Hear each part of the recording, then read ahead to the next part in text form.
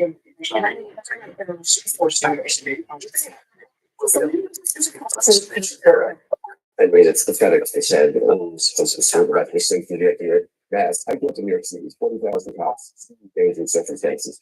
None of them were masks. It was like extremely rare cases, and they're going after some damn reading, like I shells and the rest of that. If you know, if they could, the ICE agents in this country, they didn't wear masks, we shouldn't wear masks. It's total nonsense, and it's amazing. This is a way to protect from it's ridiculous.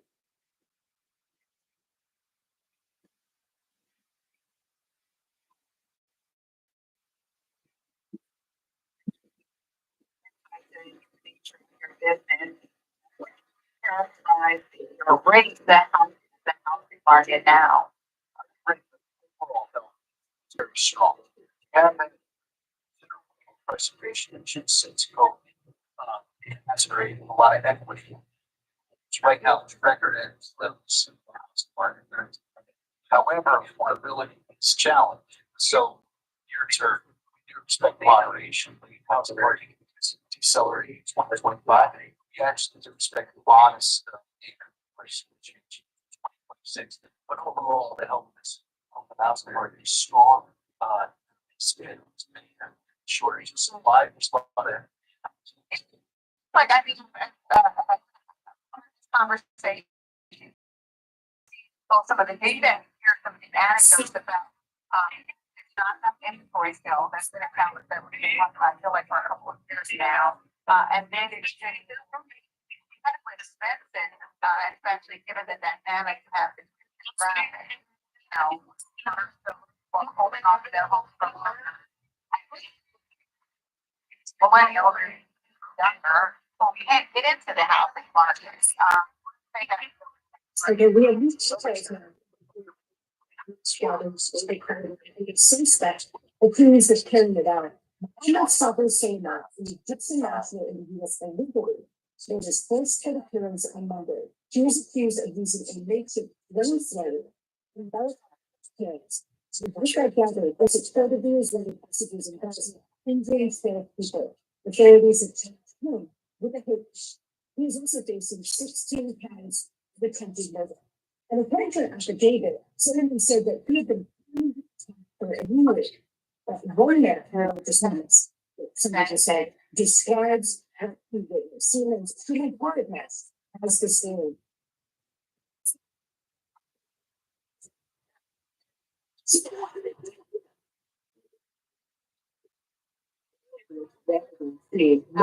The horrific which I submitted at the time, and a massive zero in bogus Colorado. So let's return to the theme for the first time with DNA.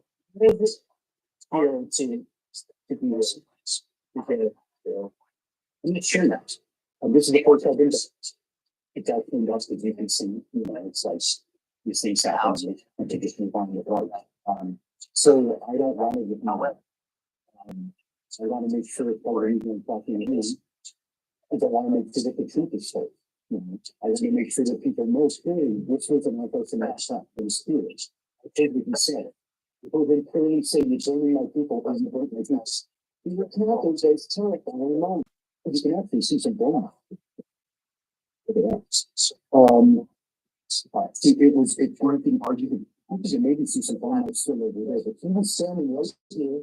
And this is where he is right. At one point, he flipped the top of one of his shoes, and so they do something with that. But I didn't that's the market at all. Again, I don't know what instance of why I did that. It said he's attended many of these works, supporting Israeli hostages. He didn't come off with it. It eventually carried out. I related it because I just felt like I need to make sure my community is safe. Yeah. But he also didn't. But please, I didn't figure that I do that. I really was like, this guy standing here, the guy here, smoke here, water here, smoke coming, literally coming from a human being, devastated, horrified, traumatized. Jonathan Love is the executive director of the Golden Jewish Community Center. He says he personally knows the victims, among them a Holocaust survivor. How could you not say? How can you not have fear? Safety is clearly a critical component of how we have to think about and respond to instances like this, and that fear giving way to anger. I can't believe, I actually can believe we live in a world where I have two kids, a 24-year-old, 21-year-old, and it's fun to just graduated from high school. This is the world we're living in. This is the world we're living in. We have a job to make it as big as we can for them, and this shouldn't help. So the victim's children were the Holocaust survivor.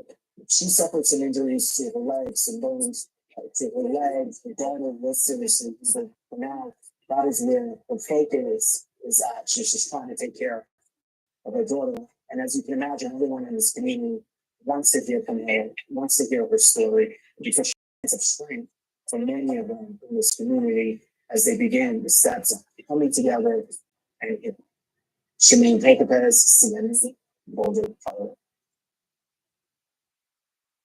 IV, accumulation, Ukrainian dreams, halfway eclipse, Russian Siberia, second, able to Ukrainians, winners, bonus.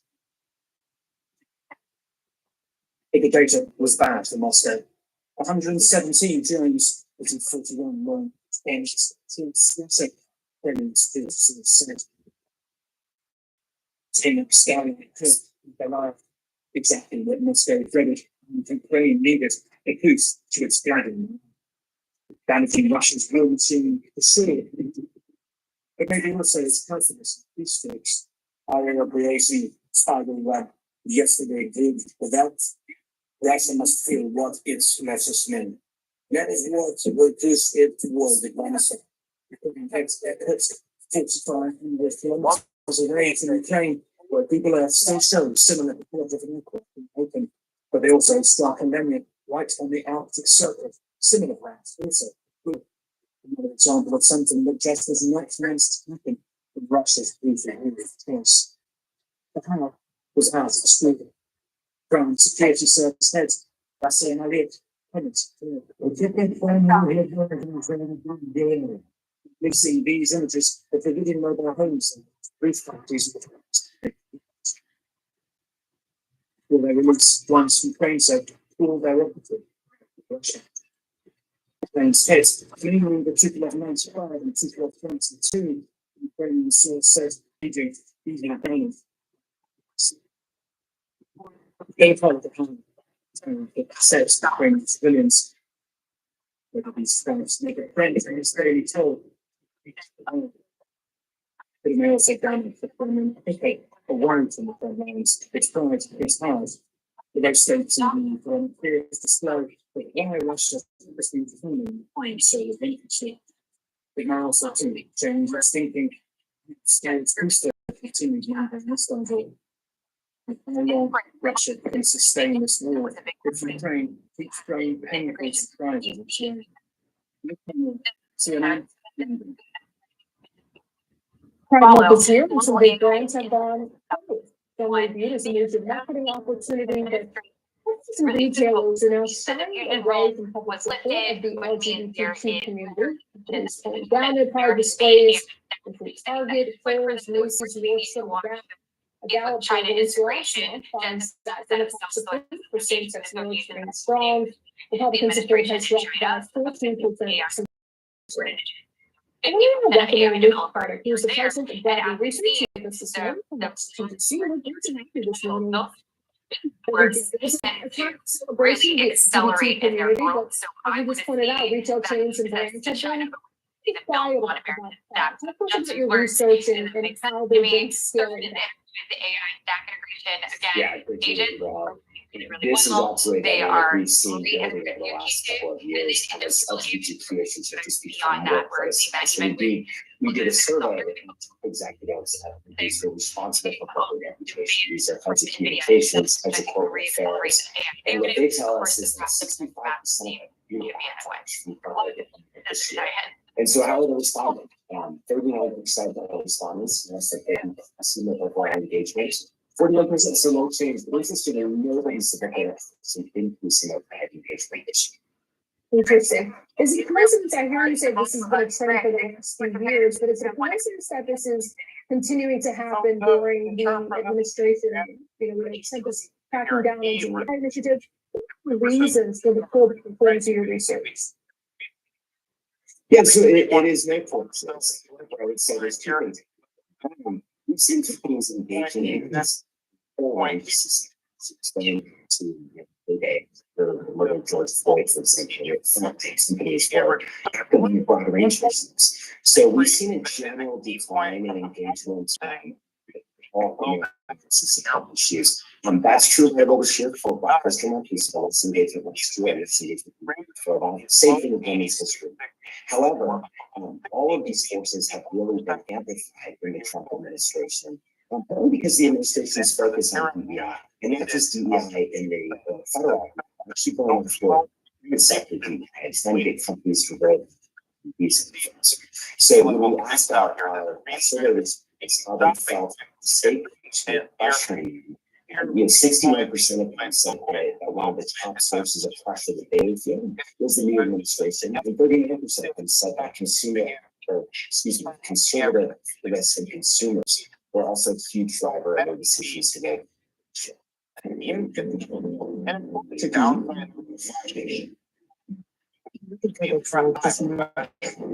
kicks off with Ballerina. Ernest joins the showy world of assassins in the John Wick universe. It was on June 6th. To me, being invalid. More family-friendly fare arrives with the live-action adaptation of How to Train Your Dragon. Two for some pickups take flight June 14th.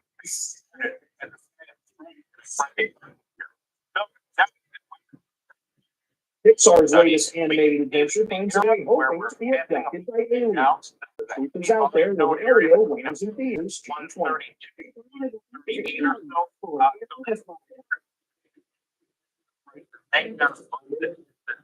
Brad Pitt races for pole position in F1 the movie. Green flag drops June 27. Channel. Also on the 27th is Megan 2.0. AI robotic girl proofs the theater. Selecting seats in advance in Hollywood and Rick Jones. You know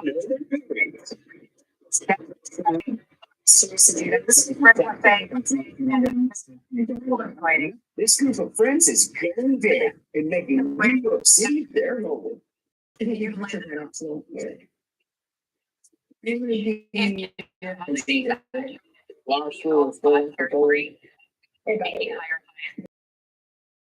New series Wednesday.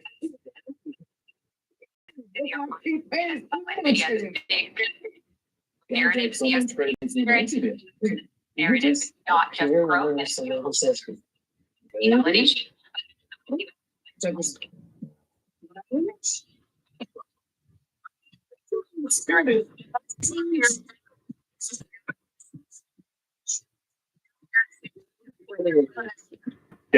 See fans do take them up once in here. Risk of a very narrow rally keeping up the market, as we see with NVIDIA now outperforming. And really a timeline of events after COVID, which we can go into a lot more detail on.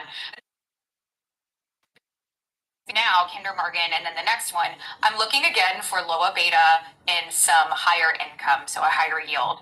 KMI showed up technical scan first and foremost, where I look for a crossover of the 1326 average to give me an indication of prices increasing, because I like to look at the market quarterly. So that was one that caught my attention. Then I saw the low beta at 4% dividend yield, and that went over to my thesis of let's just smooth out some of that volatility now that we're nearing those all-time highs.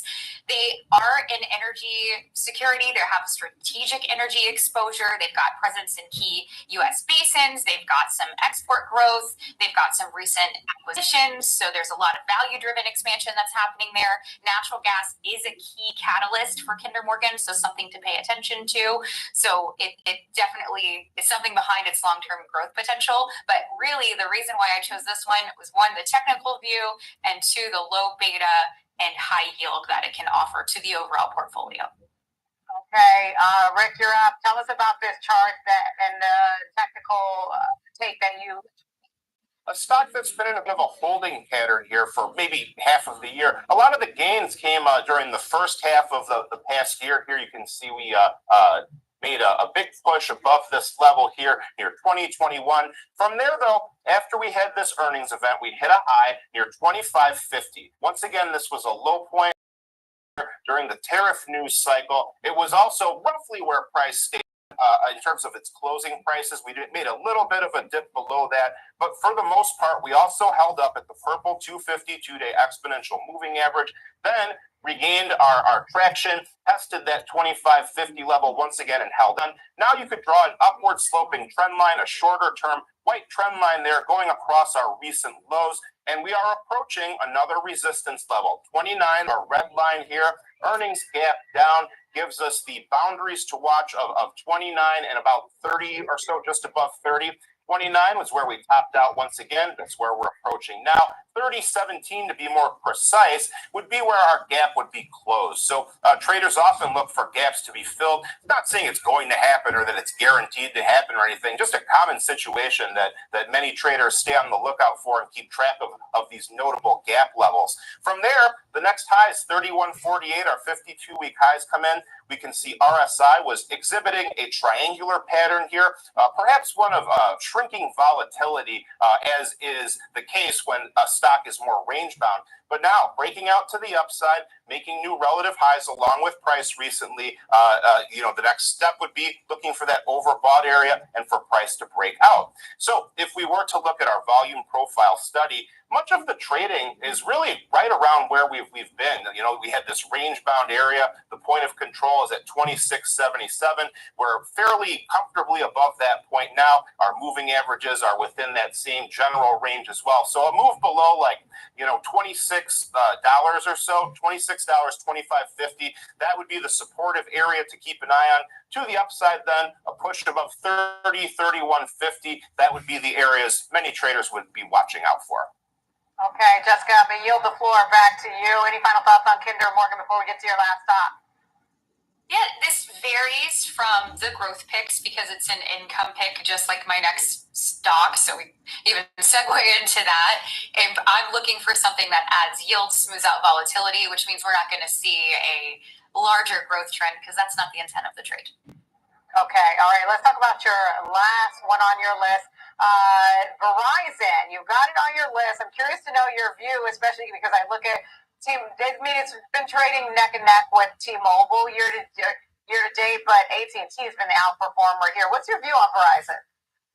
Yeah, so I think Verizon has been the underperformer because it's limited tariff exposure, which is ironic, but that means that it's more U.S. and domestic sales, whereas AT&T is more global. And if we go in a big macro picture, there's a lot of global exposure that's happening, and especially over in Europe as well. So I think that has to do with performance. But because of that performance decline, if we look at the dividend and then the yield that it produced, it actually was 6%, which is a very, very high number, and again, a lower beta. That, to me, is another opportunity just to add some income to my portfolio. I actually had covered calls on this a while ago, and I was called out, so then it rallied to my strike price, and then I don't own it anymore. So we can buy it outright. You can even sell a cash secured put to do that. There are risks associated with that, so please be aware of that. This one is one that limited tariff exposure is still in play because it is domestic, even global trend is happening. That's the tariffs is an and I like the known that is involved with this because the market does not like unknowns. And then second, of course, is the yield that it's adding, and then the low beta to smooth out the overall volatility if you have a growth-driven portfolio like I do. Okay, so you like the known. So Rick, then the chart is obviously known, and you have some levels that you're paying attention to here. What do you? So this is another one where we're seeing kind of triangular price activity here, range bound, lower volatility, which can often be the precursor to high volatility as the lines in the sand grow increasingly entrenched. The breakout then that can trigger can be significant. So the clear lines that stick out to me based on this chart, right around here, this green line, low points, high point, and then more lows here, right around 41. Kind of a general area here is where price found traction many times there. To the upside, though, 44.50, small gap here. high point, and then breakout, and then retreat, high point once again, repeated stopping point, most recently a couple weeks ago there. So 41 to the downside, 44.50 to the upside. A couple more interesting things about this chart I would just mention is we had a kind of an inverse head and shoulders type pattern here, a more bullish pattern that lines up with our neckline that we were looking at. So that kind of lends even more emphasis on that general area. We can also see RSI has shown its own symmetrical triangle type shape here, bouncing around that 50 midline. Look for a breakout to accompany price. For now, RSI is within our trend lines here. Price actually is pushing a bit to the upside. It is hanging out above this downward sloping trend line, above our moving averages for the most part here. So be on the lookout for a rally that would take us further above that 44.50 level. That's the upside area to watch. You can see as well, our point of control is right here. We're right in that general area. This is the heavy trading area near 43.67. This would be another significant point to keep an eye on if price starts to slip below it. But if you were interested in some kind of cash secured put strategy, the downside levels that stick out based on the resist or supportive areas here, 41 is another one really, not only because of how many times it stopped there, but also that's where the volume picks up again. And I'm certainly not saying you should or shouldn't do that. I'm just saying that would be one level that many traders might be looking out for, that 41 area, based on some of these technical factors. All right, thank you, Rick. Let's look at the chart for Verizon. That's our Rick Duquette lead and Jessica Inskip of StockBrokers.com. Thank you both. Coming up, we are going to spotlight the retail sector, discount retail, and in particular how tariffs have impacted the sector. Several names in the space report earnings. Dollar General, a key gainer today. That's next on Trading 360.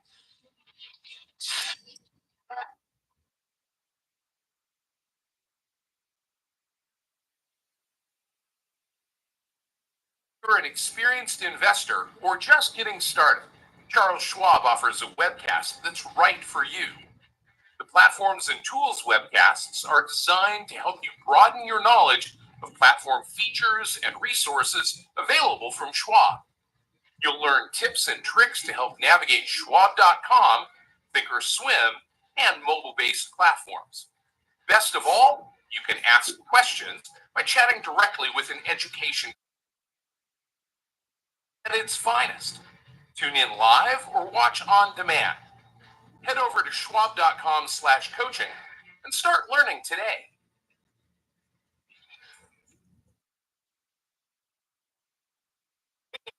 Games every day.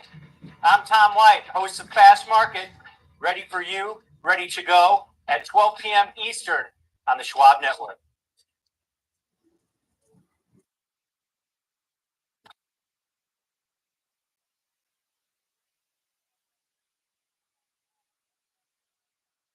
The Spotlight Discount Retail Space. Joining us for Insight, we've got Jan Rogers Kniffen, CEO of J. Rogers Kniffen WWE. Jan, it is so good to see you in person. All right, why don't we start out with a look at Dollar General? Shares rallying more than 10% right now off the back of the latest results, helping to give a lift to other discount retailers like Dollar Tree, like Five Below. In their most recent quarter, they reported EPS of $1.78. Sales rose 5% year over year to more than $10 billion. So they really were doing well. And then they had strong guidance here. In terms of the bottom line performance, it ends this, for lack of a better way of expressing it, kind of dry spells, this streak, right? Where there was just weakness overall. So what's your take on this? Well, they reported a good number, and Ollie's reported a good number too. And, you know, that's that same basic customer. So when I looked at it, I said, okay, Jolts this morning was better than anybody expected, back up to what, 7.4 million. Yeah. So everybody's got a job, and now they think if they lost their job, they could get another one because, you know, Jolts is great. And so that customer is also seeing their wages go up more than inflation. They haven't seen that change yet.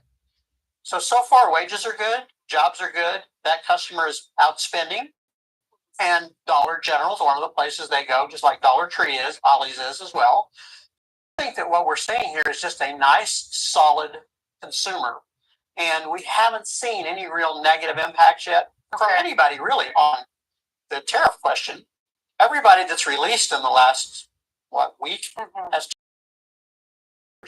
so, but look at it right now. I'd say expect that Dollar Tree will be good tomorrow. They'll have a positive comp. Okay. We just saw good comps out of these lower end players today. I don't think the consumer is struggling at all yet, and I don't think anything has really affected the pricing on tariffs. I don't think it's going to be a big deal. I still think the tariffs are going to be 10% everywhere and 30% on China, not 145%. And if that's true, you only have to raise your prices somewhere between 2 and 4%. That's not that big an impact on the consumer, especially if you can push some of it back. So it's really only 2%. For the lower end consumer, it might be an impact. And look, to be fair, this CEO saying, they say they're well positioned to serve the consumer in a variety of economic environments, right? But they did talk about that uncertainty. It exists for the remainder of the year. As for the potential impact of tariffs on its business, they said it does have plans in place to mitigate if they return to the higher level. So to be fair, you don't expect it to rise to those draconian levels that we saw at the beginning of April. I have thought from the beginning, 30% on China, 10% on everybody else. I still think that. I think we'll get there with Europe. I think we'll get there with China. Because if China has 145% tariffs, they're shut down. We're not bringing stuff in. There'll be substitution. We'll be going other places. Okay. There may be a few shortages, but I don't expect that to happen. I think 10%, 10%. And if that's the case, that customer you're talking about is saving more on gas right now than they're going to be paying. Well, some of them are catching the bus, not gas. That's true. It's true. But yes, will there be, they just went through 9% inflation. Are they going to react negatively? They'll trade down. They'll substitute. But they're not going to, as long as they've got a job and as long as Jolt says you can get the next job. We've never seen them stop unless jobs become a problem, and we're still looking at 4.2% unemployment. Okay, so you make a good point, because I do think, to your view, that the job market holding up does bode well, whether we're talking about the lower income consumer all the way to the higher end. Now, the company also, though, saying consumer spending, the support could be pressured by tariff-related price increases. In your view, does it depend on how much the price increase is? Yeah, absolutely. Prices have always increased at about 2% a year, right? It was really bad back in the 70s when I was in the business and we were seeing 11%. It was really bad recently when we saw 9%, because you feel that, you see it, and it really changes your life if you're especially a lower end consumer. But that gradual being boiled like the frog in the pot at 2% a year, we've all adjusted to that. Wages go up a little bit. You can live with that. You kind of go like, fine. Yeah, you roll your eyes and say, fine, I have to pay for this. Yes. And you may change something in your life a little bit, but you don't quit shopping. You don't go into your shell and say, I'm done. Because as long as that job number looks like it does, and as long as you're not over borrowed, and the consumer's not right now, their payback ability is as good as 2019. Okay, you say they're not over borrowed, but there's one piece where we don't have great visibility on. Klarna, yes. The NPL, and I was exactly, you read my mind thinking, Klarna. So what's going on there? How do we account for that? How do we interpret that? That's the thing I'm most worried about. I'm not the most worried about tariffs. I'm not the most worried about jobs. I'm worried about that I don't understand what buy now, pay later really does for the consumer, right? From the point of view of pressures that put on them. Clearly, we're seeing people walk away from their buy now, pay later obligations at the moment.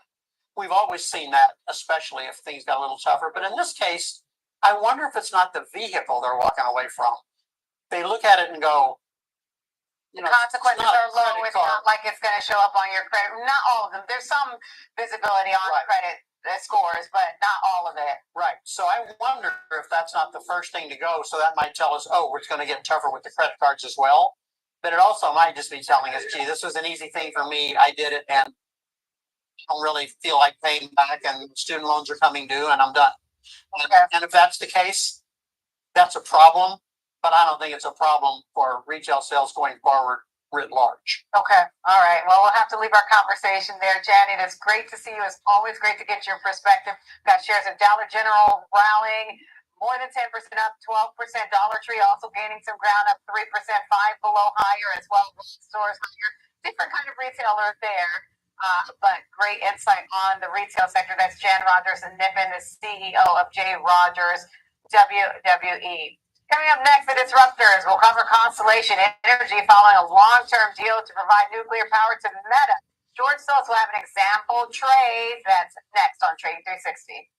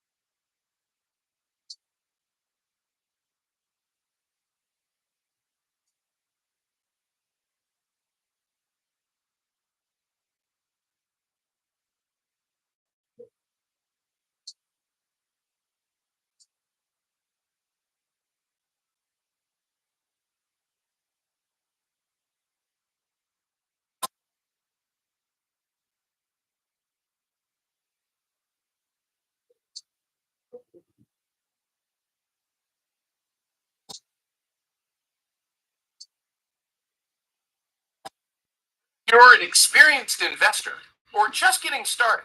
Charles Schwab offers a webcast that's right for you. Are you an active trader? Our active trading webcasts are designed to help you develop a deeper understanding of technical analysis, options, futures, and more. Best of all, you can ask questions by chatting directly with an education coach. It's interactive learning at its finest. Tune in live or watch on demand. Head over to schwab.com/coaching and start learning today.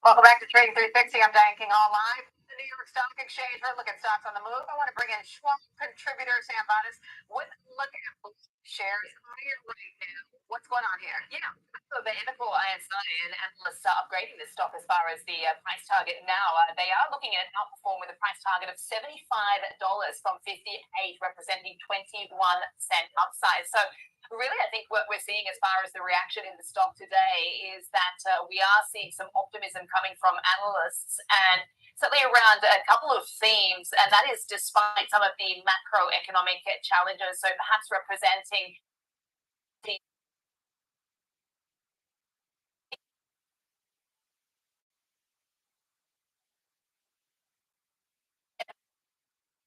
talking about is citing several reasons for this. One of those being consumer trends. The lower end consumer in particular, they say, showing steady spending despite some of the macroeconomic challenges and uncertainty right now. Also the Cash App expectations that lending will not be as aggressive. They had been worried about how they were actually going to make up for that block, but they seem to have put that in the rearview mirror for now. At least some of those worries have eased. They do seem to be a little bit more confident about this company's risk tolerance at the moment. Also encouraged, certainly Evercore ISI, about new product releases too. But this comes alongside other upgrades also from Jefferies, for instance, as far as price targets are concerned. It does look like analysts are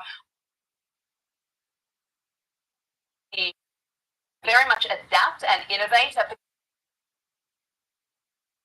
their platform. I think it has very much been on the competition, the likes of PayPal, for instance. But as we know, in the last quarter earnings, we did see them highlighting some of the macro uncertainties. For instance, the T-word tariffs, as far as what some of those details are going to look like. We know, of course, Diane, that this company relies heavily on those consumer trends as far as some of that confidence, which is holding up for now, but you could say it is looking fairly fragile and a bit cautious at the moment. Absolutely. Thank you, Sam. Great perspective there on Block shares in focus today.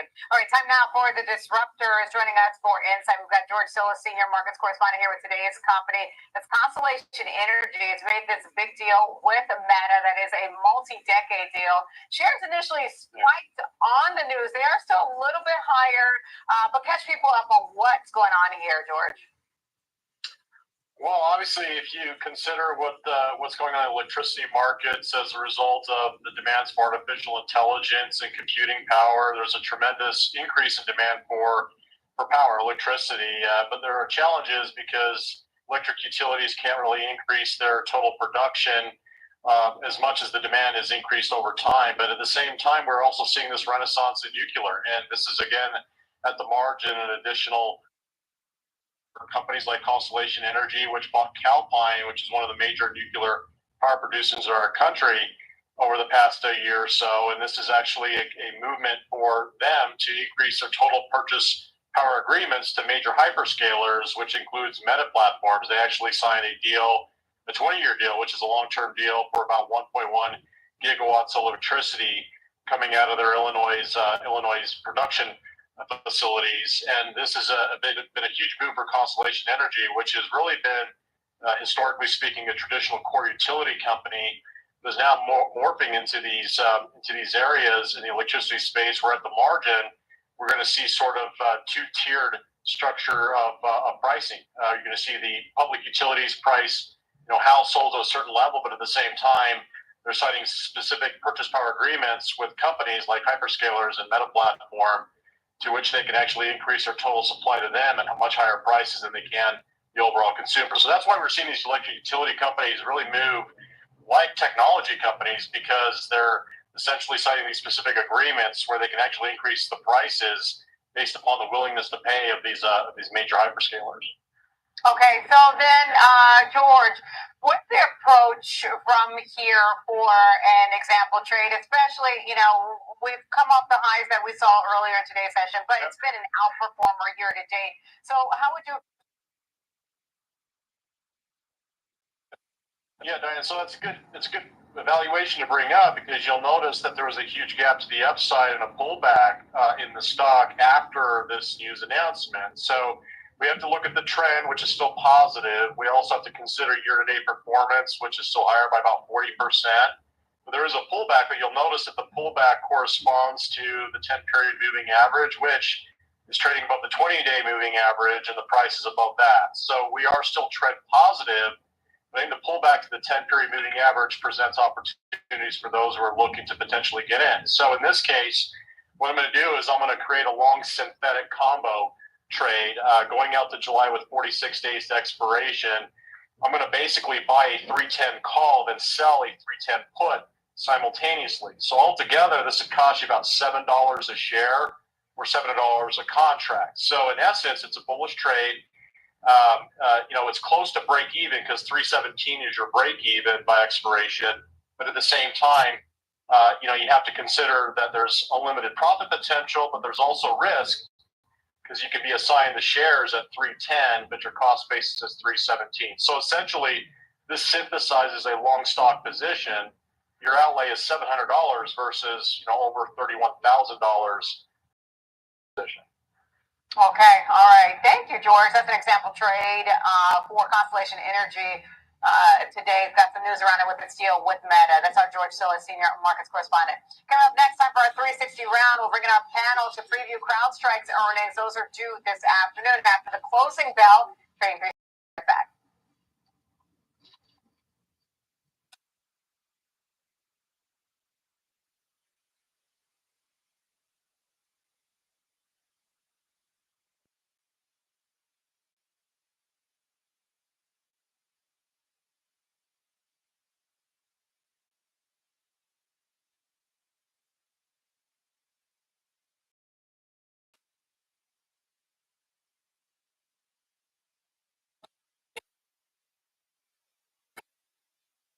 even more specialized trading support. Connect with our Trade Desk, our team of passionate traders ready to tackle your trading questions, no matter how complex.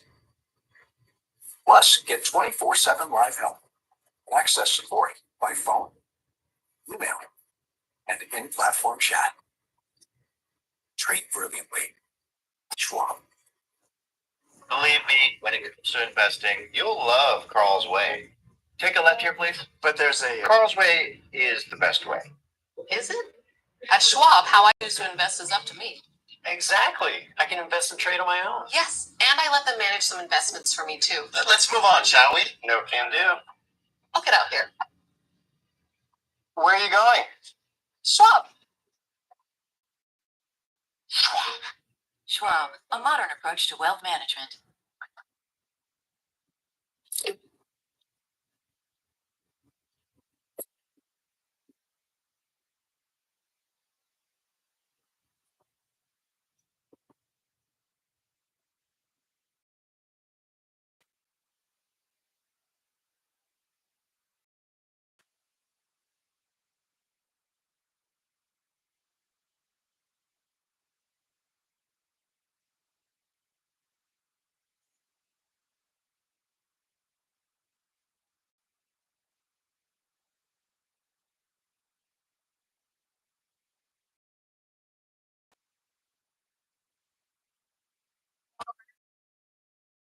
.360 round for that. I want to bring it up.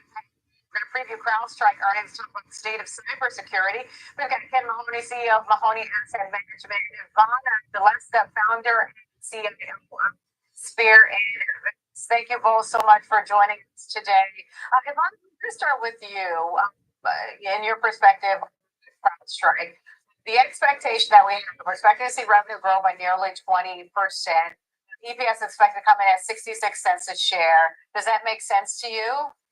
Thanks for hearing me, Diane. So that makes sense to us, and the company pre-announced earlier this quarter. So we think that they're going to slightly beat expectations, and that's already in the street numbers. So as we look forward to the call, though, investors are going to be looking at net new ARR metrics. So basically, metrics that tell you what new customers are doing and what new business is trending. So that's going to be really key. It's not so much for this quarter. It's going to be more about this forward-looking metric. We're going to try to get a glimpse of the future. Okay, Ken, do you share a similar view of when you think about your expectation for CrowdStrike's latest quarter? Right, so the 66 cents, that's not a rear view mirror, so it's really all public guidance. It's kind of interesting that under over 7%, so its implied volatility is pretty high. It's kind of like NVIDIA. I mean, up 7% or down 7%. You know, they missed some time ago guidance, so kind of a little bit cautious. It's expensive. It's not cheap, but then again, they're in the strongest sector. You need this. It's not a company that say, "Oh, we'll do without internet security. We'll just do our, supply. We'll just do all the data things and we'll put it over here in cloud. We don't need security." Obviously, the right spot, but the forward PE is 139. So to me, it's a show me meaning. This is Russian roulette. Jumping in front of earnings, we feel, is like Russian roulette. We prefer to actually see the company beat and raise guidance, and we'll be looking for the recurring revenue. That's something that's really important because, again, we believe their products and services are sticky, and if that's the case, then you may want to enter. But I would only enter after we see the numbers, even if they pay up a little bit more for it, to have better certainty of where this is going.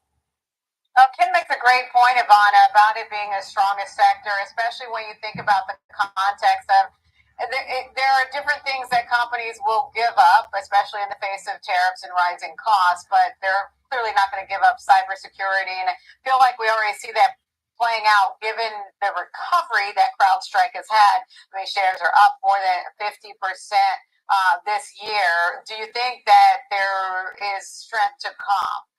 So that's right, Diane. I think you're spot on with your observation. Cyber stocks have done particularly well this year, and it's a function of the fact that they're not going to be affected by strong fundamentals. So a lot of it, though, is already priced in the stocks. So you have to be very selective, and it's very stock specific. Other areas of B2B technology that we focus on have a little more short-term upside, just given how beaten down they got. as part of the tariffs and the data center skepticism.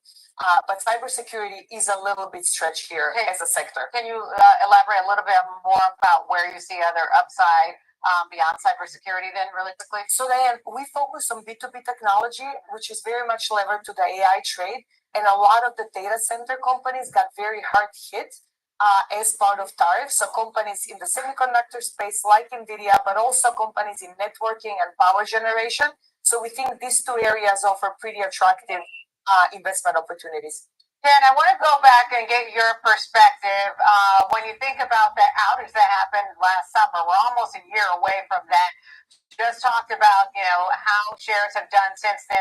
They do have some legal overhang still when you think about the Delta lawsuit. Do you think all of its troubles with regard to that are essentially in the rearview mirror?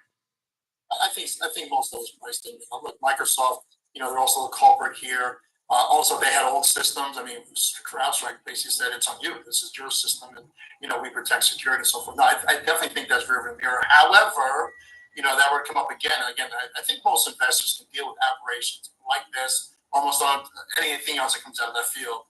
But if it happens again, then it looks like a pattern. So I would say definitely rearview mirror, but don't let it happen again because it looks more like a pattern. No, I mean, exactly. Don't let it happen again. No one wants to see that happen again. It affected so many different companies. Luckily, our company was unscathed in that, but many companies were not. Ken, quick 30-second final thought on what you'll be looking out for, what you're paying attention to in the cybersecurity space. Yeah, look, they're the market leaders. They're the go-to. We want to see top line. Obviously, we want to see margins increase. We want to see it all. I think I pay 140 for PE. We want to see it all, and I think we may see that. Remember, the Magnificent Seven. We now call it the Sidestep Seven. Those companies that are not about the tariffs in China and the supply chains. This is one of those companies that can sidestep some of the headlines because they don't need China. They don't have to go through supply chains, and hopefully, we'll hear more about that tonight's earnings.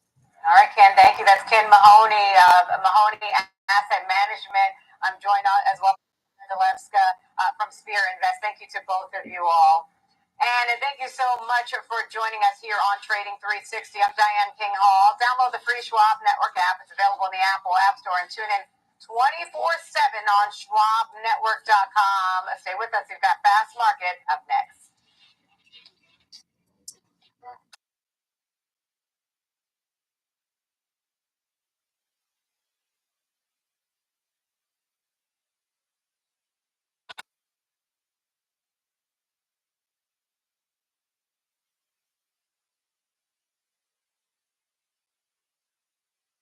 Schwab Bank Investor Checking, the checking account built for investors, named highest in client satisfaction by J.D. Power for 6 years in a row. With Investor Checking, you get the award-winning features of our checking account, plus cash management solutions, all designed for investors like you, with unlimited ATM fee rebates for cash withdrawals worldwide, no overdraft fees, and enhanced security features to keep your money safe. Also, because your investor checking account is linked to your Schwab One brokerage account, you can manage your checking and investing in one convenient location. Moving funds between your accounts is easy. Cash moved to your brokerage account is available in seconds. That means you can stop waiting and start investing in stocks, bonds, money market funds, and more. Get more with Schwab Bank Investor Checking, the checking account built for investors.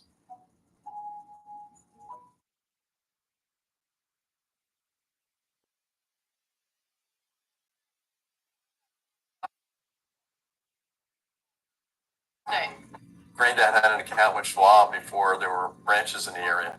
He really started with nothing. He worked hard, and after he passed away, the torch has been passed to me, and my advisor, Jennifer, she was with me with the journey, helping with the estate distribution. The 2 grandchildren, planning for their college educations.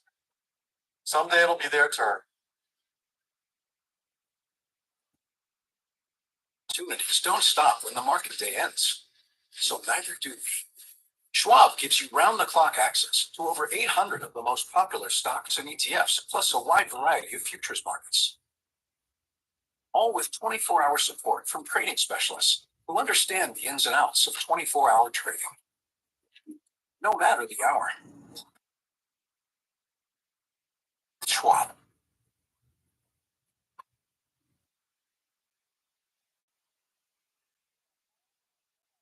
Catch the latest market action on Morning Movers with me, Diane King Hall, live from the floor of the New York Stock Exchange, only on Schwab Network.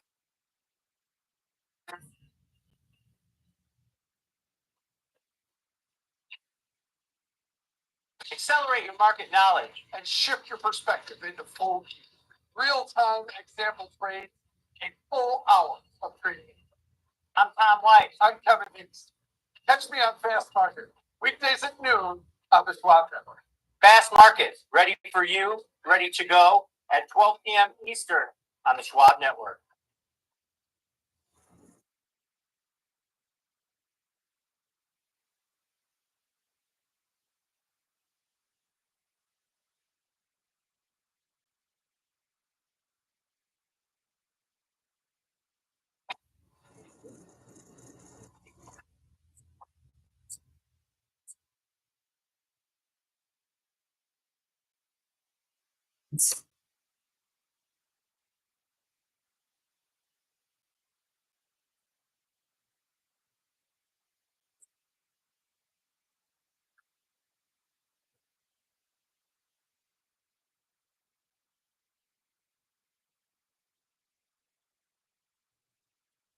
Hello, everyone, and welcome to Fast Market on the Schwab Network.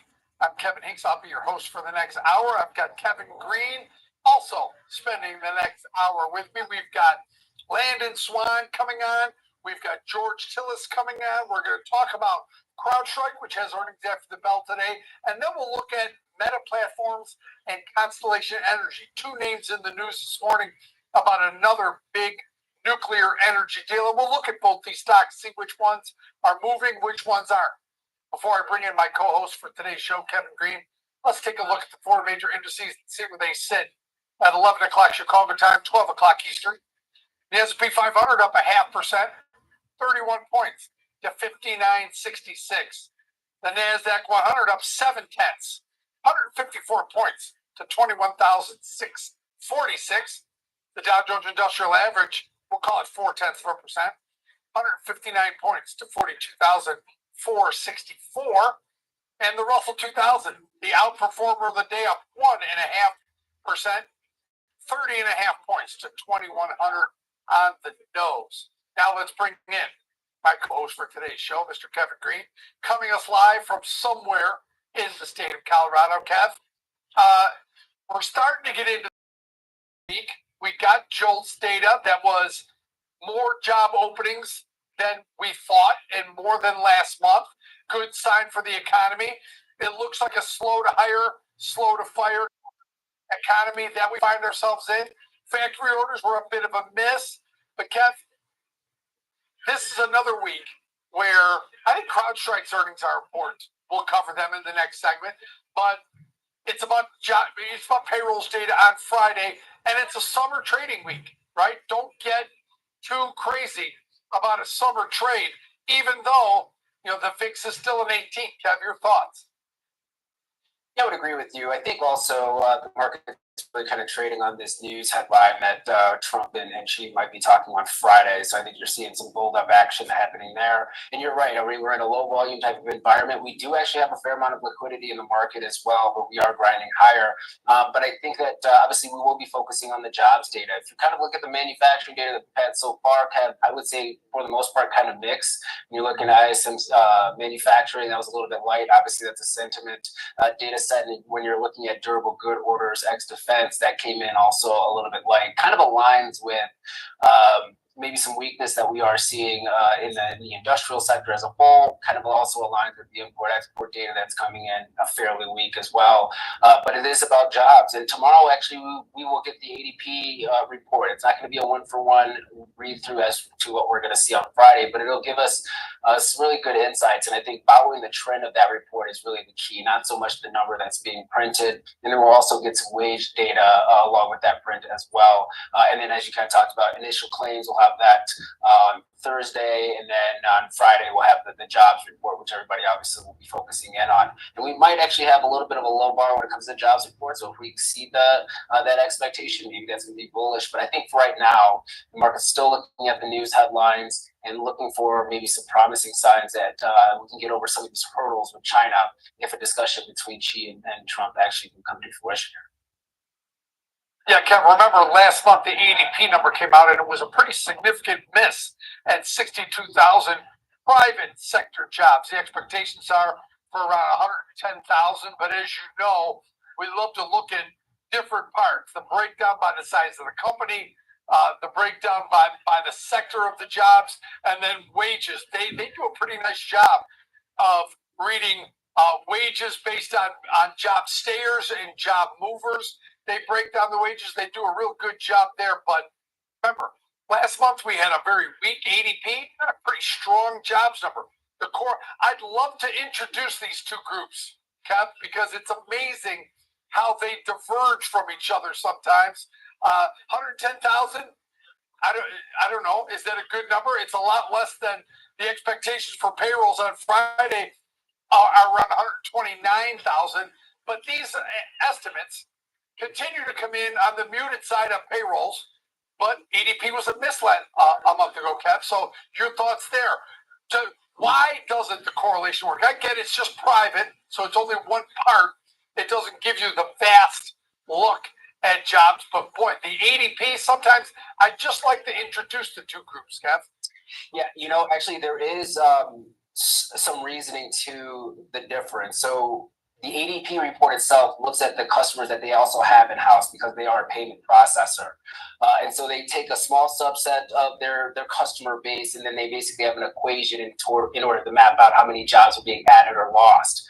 The thing about that, their data set, which they actually did adjust the equation or the methodology, I want to say about a year ago, maybe 8 months ago. So it's getting better, but there's still going to be a disconnect. They tend to oversample services and undersample manufacturing. And so that's where you kind of get this odd split within the number, which is why I go back to say, look at what the trend is. Just look at a trend line of the direction, not so much the actual number that's being reported because of that disconnect. Whereas the Friday job report, a couple of things are going to happen.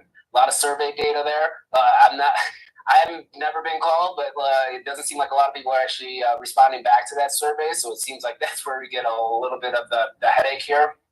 And then we'll get a little bit more of a broad section when it comes to manufacturing, which once again, ADP, they do a great job. They have exposure there, but they don't really capture the manufacturing side of it. So I just look at the trend. Let's see what happens on Friday. I'm actually looking at average hourly earnings. Let's see what that trend is going to be on Friday. If we start seeing that decelerate a little bit, let's say the amount of jobs added starts to plateau here a little bit. I think that gives the Fed maybe a little bit more ammunition if they can see a cut here in the near term. Barring we don't have anything that majorly changes when it comes to tariff policy. But Kev, I've looked into this. It's a methodology issue. I don't blame ADP. It's just a different way of doing business, and you got to understand kind of those weightings, and you got to kind of undercut the services side for ADP, and then maybe overestimate the manufacturing side, which what they report, and that kind of gets you to that blend of what we'll see on Friday. Kev, another day where the market opened soft and firmed up pretty quickly and rallied off that soft opening. I've got 7 sectors of the S&P higher. I've got 4 lower as we start today. The leaders on the upside, energy. Leaders on the downside, looks like a tie between consumer staples and not financial. How about communication services? So those are the 2 sectors that are the weakest on the day. Google Alphabet not having a great day, as you know, but NVIDIA is having a nice day today. I think an upgrade. Kev, we've got jobs data on Friday. Here's some of the expectations. From 177 last month in jobs to 129,000. Unemployment expected to be unchanged at 4.2%. Wages from 0.2 to 0.3 on a monthly basis, and wages year over year 3.8 to 3.7. Kev, here's the basic question. All right, if all those numbers were to come in line, 129, 4.2, 4.3, 3.7, what does the market do then, Kev? Does that have any effect, or is a number that comes in relatively in line a big nothing burger for this market? Well, if you have the jobs report, the non-farm employment change, if that does come in line to that number that you talked about, I'm looking at around 130,000. I think that also then shows you the direction or that trend that the amount of jobs being added is obviously decelerating. And I think that probably bodes well if you are looking at the Fed to try to take some action. Maybe there's some weakness here. Maybe that actually does well. Average hourly earnings. The reason why I'm looking at it, Kev, is because it's a wild card number, very volatile. It can be very volatile at times, and it's also going to be very skewed compared to what we see for the actual amount of participants in the market. And I think that's where it gets a little bit murky. We know that we are seeing maybe a little bit of because of artificial intelligence, white collar jobs might be lost there. We might have immigration slowing down here that could also impact the unemployment rate. That average hourly earnings. So if it does come in at that 0.3%, I think that's actually still a positive. You don't want to see a blowout to 0.5, 0.6%. It's not the fact that we don't want to see people getting paid more. Obviously, everybody wants to get paid more, but there's also a measure of inflation when you do see that rate actually readjust here. But you look at 130,000 jobs being added, 120, 130,000. That kind of goes in line with that 3-year trend to the downside that you're seeing here. And I think the market's going to be okay with that. What you do not want to see is a negative trend.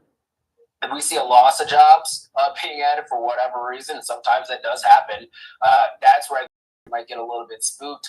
But once again, that's where that Fed put probably kicks into the market as well. A lot of this data is going to be skewed. I think that unfortunately and fortunately, the jobs data is probably the best data set that we're going to look at over the next couple of months. GDP, in my opinion, is completely irrelevant because the import-export data is just so skewed. I mean, you're seeing what the estimate 4%, 3.8%, 4%, Atlanta Fed GDP now forecast because we saw 11% drop or imports over the last month, which is something that's out of the ordinary. So I think there's a lot of difficulty with the data, but if the Fed just focuses on inflation and jobs, I think that we will be on the right track. And I think hopefully vol kind of settles in at those at these current levels. You know, Kev, we're consuming, digesting all this economic data. There seems to be an underlying discussion about bonds and yields and why the 10-year yield is so worrisome at 4.4%. Kev, it's lower than where we started the year. It's been relatively range bound, even though there's been a little volatility in there. It got down to below 4 slightly. It got up to touched 4.5. Why is the market so concerned about a 10-year yield that's down on the year and sitting 4.46? Why is that so worrisome? I mean, the historical numbers on the 10-year is higher than this. The beginning of the year, higher than this. Why is the market so concerned about where yields are? Everything you hear about, bonds, yields working higher. Kev, this is a pretty benign, boring bond market right now. It was movement when the whole market was moving, but it's settled into a pretty tight range here, Kev. Your thoughts, why are we so worried about a 4.46 10-year? Well, Kev, I will say on the other side of that, bond volatility is still elevated compared to historical norms. I think we could agree with that, even though if you're looking at the rates themselves, you are seeing a consolidated range, but it's still a pretty wide range. You're looking at 4% to the downside, let's say 3.9% to the downside, upper end around 4.7%, 4.75%. It's a pretty wide range to digest over the last 5 months, 6 months or so. We do see a little bit of a calming when it comes to yields. The equity markets will be able to digest that and move forward. The reason why you're concerned about higher yields is obviously credit availability, and the cost of capital goes higher. And if you have elevated rates over time, obviously that's going to impact consumers as well as businesses. And I understand historically, 4.5%, 4.6%, back in my day in the 90s and all that. And I get that. But the rate of change, I think, is a little bit more aggressive than what we have seen in the past, going from 0% interest rates 3 years ago or so to now at 4.5%. That's just a different regime that I think several different generations are just going to have to get used to at this point for now. But the curve looks like it's doing okay. And until we actually see some of a blowout on the back end and you see just massive steepening on a bear steepener, and I think we'll be able to to hold up here. The concern is not treasuries. The concern is JGBs, Japanese government bonds, and the concern would be credit default swaps. Those are the two areas of the market I get concerned about. And until we see a blowout in those areas, which Japanese bonds have blown out, but until you see a really big cracking when it comes to credit default swaps, I think we're going to be able to hold in here, at least for now. But I get what you're saying historically, but once again, there's millennials themselves. I don't remember until a 4.5% 10-year or a 5% 30-year that was investable over the last 20 years. And so I think it's just a little bit of a new regime that's taking place. And the economy is going to correct itself. You're seeing that with housing right now, pending sales dropping off, new home sales for the most part dropping off. If you look at the available new homes that are built compared to buyers that are out there, we're at like a 20-year high there. The housing market is definitely cracking. You'd like to see those prices coming down a little bit. And then we get the Fed to cut rates here. I think that'll actually give an opportunity for a lot of individuals, new home buyers to really step into this market. But it is going to be some pain right now. And I think we're experiencing that. In at least the housing market, maybe not so much in equities right now, though. I think you're right. There's a younger generation of home buyers and traders who think that these interest rates are historically high. They're not historically high. And frankly, they're not going back down to zero rates. And if they do, you're not going to like why they go down to zero rates. That said, the Trump administration wants lower interest rates, just like every administration wants lower interest rates. I think you've got inflation going in the right direction. Jerome Powell's, quietness, or the Fed's willingness to stay on the sidelines and wait, I think has a slight upward pressure on yields. But all things considered, this is still a healthy U.S. economy that historically rates are much more aligned than they were. Remember, zero interest rates punished savers and the elderly. That's not happening anymore. They've reverted back to their mean where they spent a lot of time. So I think yes, I understand why the go ahead, Kev. Yeah, real quick though, do you think that there's still a problem that I think still needs to be addressed, right? That has not been addressed. Maybe the can has been kicked down the road for the last 5 years, 10 years or so, probably even more than that. I get that. You get yields moving back to the upside here. You're getting back to 2006 levels. But guess what? Prices themselves when it comes to homes are not going back to those levels at all. And so you still have a situation where new buyers or even those that are trying to move up from their first home to their second home have a little bit of a disconnect when it comes to the available equity that they can get out of their homes to try to move back up, because we have this normalization. So I get it, but there is a structural problem that's still out there that has not been fixed. And unfortunately, it's either going to resolve itself in housing prices dropping very dramatically here as yields kind of stay at these current, or I think it will be yields kind of going lower. Now, should we go back to 0%, 1%? No, but I would not be surprised if this is kind of our upper end. This 5% area is our upper end that we try to control, and maybe you look at the lower end at around that 2.25% to 3% level, because once again, there's and I don't know if you know, maybe you believe this. I believe that there is definitely a housing bubble under the surface here that's been pacified over the last 15 to 20 years. That if we need to really address it and or we need to pacify more. And I just don't see how you push rates even higher than this in order to kind of keep that market still intact without having some form of an 08 type of style correction, if you will. That's just my 2 cents. What are your thoughts on that, though? Well, the one thing I go, remember, the first home I bought was more than the first home my parents bought. The first home my children bought were more expensive than the first home I bought. Prices going up over generations, that's just normal. I mean, you can't get away from that. But let's take our first break of the show, come back with our first trading segment, and that is a paper money trade on CrowdStrike that comes out with earnings after the bell today. Let's take a quick break.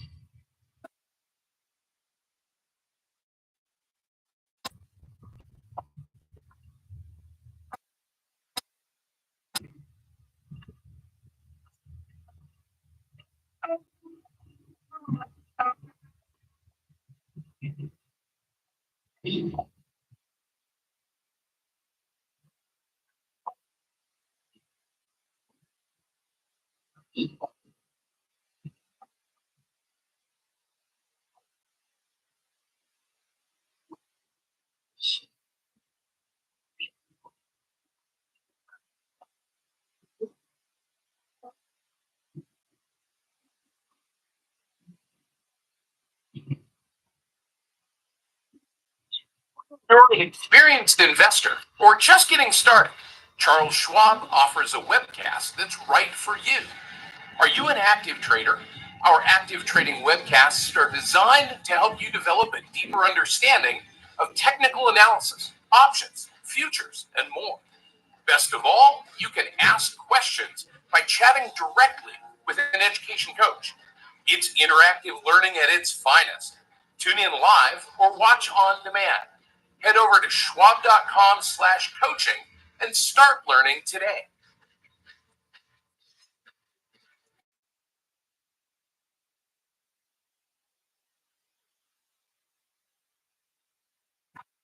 No politics, no noise, from bell to bell and beyond. Available anytime, anywhere, on any device for free. Work.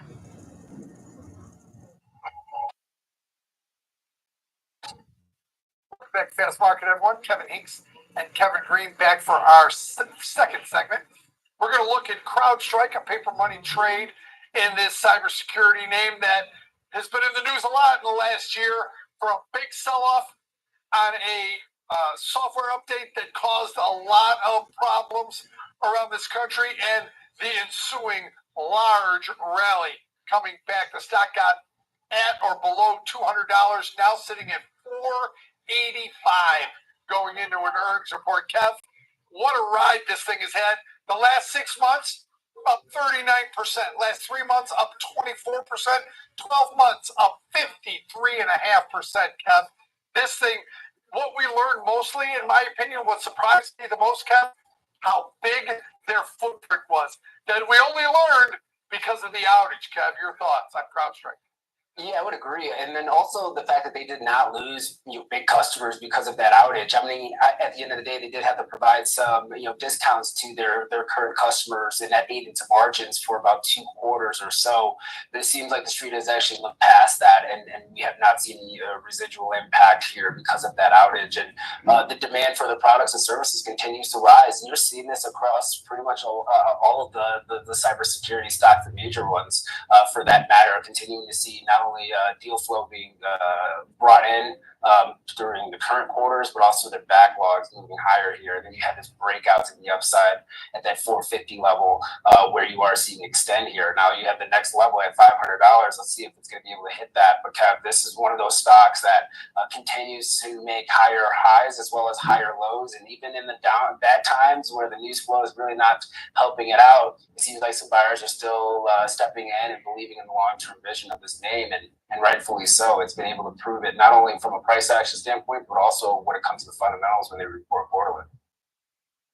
Kevin, I read one article today that said some of the earnings estimates that are rising aren't rising fast enough for how high their demand is, and their headcount reduction. Remember, they reduced about 5% of their headcount, is really going to help them with margins. But there is worrisome things on the horizon.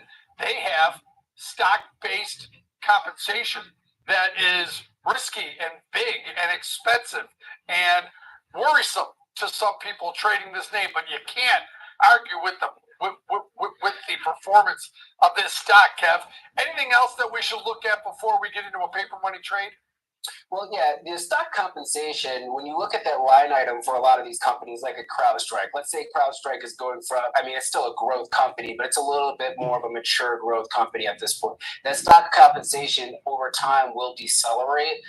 And yes, I had the initial shock of kind of that deleveraging probably will have an impact on the market. But I think you can kind of overlook some of those dynamics just based on the forward growth that you were seeing with top line revenue, Kev. So I agree with you. There's a lot of companies like Snowflake's another one that if you look under the hood of Snowflake's stock-based compensation and how much it's actually eating into a lot of their underlying metrics on their balance sheet, it's concerning. But over time, I think the market really kind of discounts that and looks for top line growth and margin expansion. And that's going to be the key, especially on a gap basis.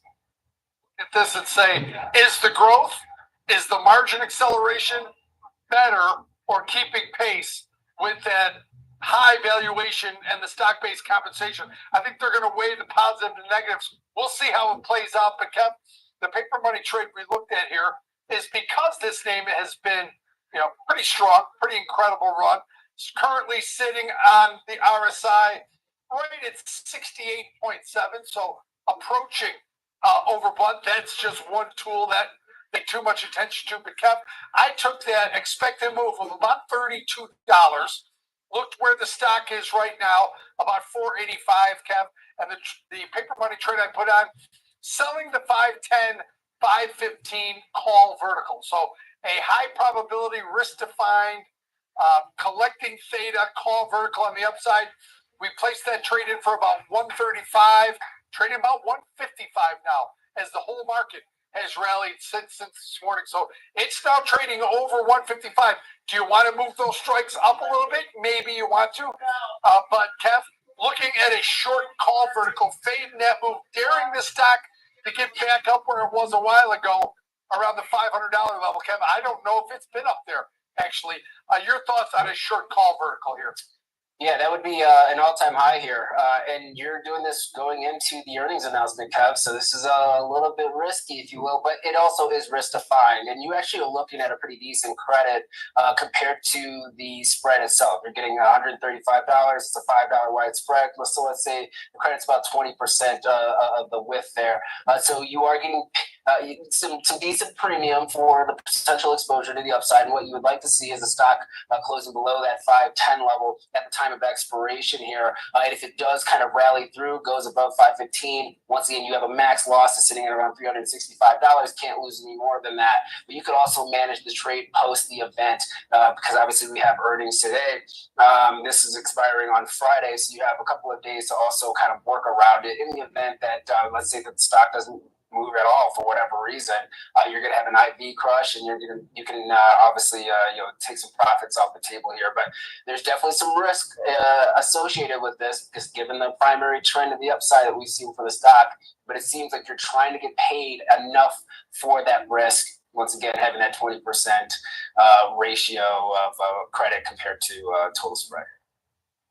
Probability of finishing out of the money right at 72%. On the June 6th, 510 call. Obviously, you're defining the risk by buying the 515. The risk on the trade is the width of the strikes, $5 minus whatever credit you take in. All right, Kev, let's take our second break of the day. Come back with Landon Swan. He's going to talk about Meta Platforms. Big announcement by them. Take another 2-minute break. Come back with more Fast Market. See you next one.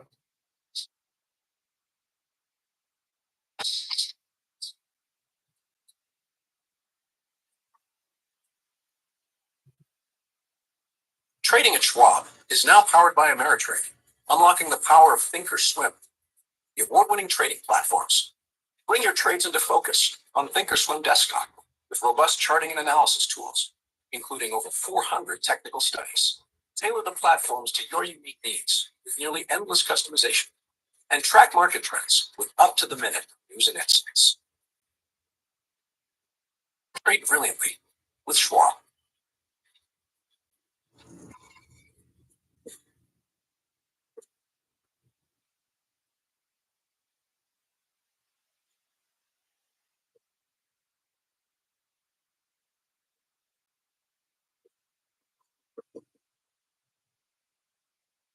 What's up, Carl Nation? It's your #1 broker with the best full-service wealth management skills in the biz. Actually, I'm seeing something from Schwab. Uh-oh. Yeah, Schwab lets you invest and trade on your own. And if you want, they can even manage it for you. Not to mention, Schwab has a team of specialists for taxes, insurance, and estate planning, all with low fees. We're experiencing technical difficulties. Carl. Schwab, a modern approach to wealth management. Whether you're an experienced investor or just getting started, Charles Schwab offers a webcast that's right for you. Do you like using charts when analyzing your stocks? Our technical analysis webcast series breaks down different charting techniques like trend analysis, price patterns, moving averages, oscillators, and much more. Best of all, you can ask questions directly to an education coach. It's interactive learning at its finest. Tune in live or on demand. Head over to schwab.com/coaching and start learning today.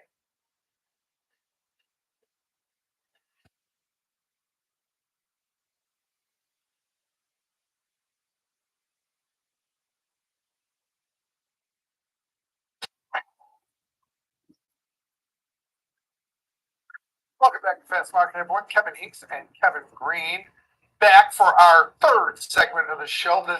Now let's bring in the co-founder of Lightfolio.com, Mr. Landon Swan, to the show.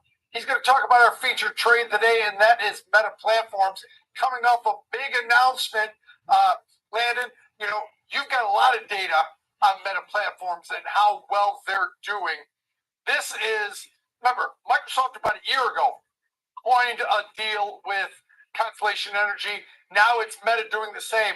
Is this the large cap tech world just acknowledging that we're going to need a lot more energy than we thought or we have available, and they got to cut deals. They got to stay ahead of the curve here, Landon, and nuclear might be the best way to do it. Your thoughts? Yeah, I mean, I don't want to get too much into politics, but we've got to get more nuclear going. I mean, it's crazy the technology that's available to us, and it became a boogeyman, and it shouldn't be. And so I'm glad that we're finally moving in that direction. I mean, some of the estimates out there, like one is that by 2030, data centers are going to be 7.5% of all U.S. electricity, which is the equivalent of 40 million homes. I mean, that's just data centers. And this is only going to continue to grow. Now, I know that, Goldman Sachs said that they think that's going to peak around 2026, and then it'll slow down because of efficiencies. But yeah, you're not just going to get more and more efficient. It's going to use electricity more efficiently, but our reliance on technology is only going to continue to grow. And as it can do more things, we're going to build more and more tech. And so, yeah, the tech that's there is going to be more efficient, but I think that pie grows much faster than the efficiency grows. And I think that energy consumption is just going to go through the roof. And so we've got to do this. I mean, we've got Meta, Amazon, Google, and obviously Microsoft. They've all joined a pledge to 3x nuclear by 2050. And 3x by 2050 seems like a no-brainer. You got to go more than that, but at least it's something. And you can see that it's not just about feel-good stuff. It's not just about environmental stuff. We need this. There's a bottleneck, and it's power. And so as that realization continues to hit, and the benefits of signing these deals continue to hit for these companies, Microsoft first, now Meta, others are going to continue, and I think it's going to be great for the world, great for the U.S., great for these companies, and so obviously very bullish on this trend overall, but it's coming from, again, this technology. I mean, if you look at what Meta has built, they have all kinds of opportunities coming up. I mean, on their last call, they talked about 5 different AI opportunities, better advertising, which is going to lead to more businesses, advertising with them. They envision a world where businesses can say, this is what we need, basically just in human language. And then the AI goes and builds campaigns for them, including visual media, optimizes it, just takes it from there, right? There's going to be better content recommendations as AI starts to learn what gets more clicks, more views, more saves, more shares. And actually another one that's kind of interesting is as businesses adopt messaging, start using AI for messaging. WhatsApp, Messenger, Instagram DMs are going to be used more heavily by businesses. Obviously, that's a big opportunity for Meta.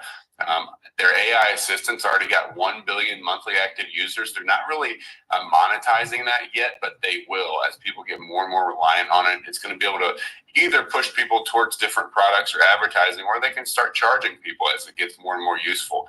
And then, of course, the AI devices. I think this is a bit of a sleeper. We're talking about like glasses here, things like that. I think it's a sleeper because the first, couple iterations that we've seen over the last 5 or 6 years were goofy and nobody really wanted to wear them. And it's like, that's not great. But as that camera gets smaller and smaller, and you can't tell the difference between normal glasses and those glasses, and people can see things in their glasses that you can't, I really think that one's going to be kind of a sleeper hit that people don't see coming, and Meta's on top of it. They, you know, I would say that they failed early on it, but they're the leader, and they're going to be the leader when it becomes a thing. And so between all of those, plus their, you know, their Llama program, which is an open source AI that's competing with OpenAI, it's very attractive to a lot of businesses because the businesses own their own data. They install the software on their servers, and they can, you know, actually don't have to worry about API kits and you know, sharing the data with OpenAI. They own it. They've got a lot of opportunity there, and you can see the platform, you know, growing tremendously, tripling over like the last year and a half or so. So, you know, they've got a lot of good things in the works, Meta does, and it all requires a ton of power, and they're not the only ones. So this deal makes sense. There's going to be a lot more coming soon, I think. Landon, what do you think is one of the biggest risks for Meta over the next 6 to 12 months? Obviously, you talked about a lot of the positives, the product offerings, managing a power, artificial intelligence, but what's some of the risk around this name that kind of, I wouldn't say keeps you up at night, but maybe a little bit of a concern for you? Yeah, I'd say the main thing is that they don't invest enough into technology. I don't see them doing that, but if they did that, that's how they lose. I mean, if they, you know, again, this is not the path that they're on, but if for some reason management decided that they've got so many users and they're going to make sure they squeeze every drop out of the advertising, and they don't really worry too much about technology, then I think that's the big risk for them, that someone's going to beat them to it. That seems to be the opposite of their game plan right now. And so I think really probably one of the biggest risks that they have, given that they're very tech forward, is lack of power, and they've just mitigated that. So, I don't see a ton of risk right now going forward because they've got that user base. And, you know, what we're going to see over the next 6 to 24 months is software is going to become sort of dime a dozen. Everyone's going to be able to make incredible software. The advancements in AI development are incredible. It's unbelievable how quickly you can develop things. So what they have as far as software, as a software lead, is going to become less and less relevant, and it's going to be more about distribution. That's why companies like Walmart are going to win. They've got the distribution. Well, on the tech side, companies like Meta are going to win because they have the distribution. Yeah, you can build a better Instagram, you can build a better Facebook, but it doesn't matter if nobody's using it, and they've got the lead. So, you know, even if someone does build something that's better, they can, you know, just improve theirs and distribute it to all of their billions of users, and you know, the competition's instantly squashed. So right now, the risks that I see, they're not falling into those traps, and so I'm actually pretty bullish on the way they're handling this. I just worry, Landon. I'm interested to know your thoughts.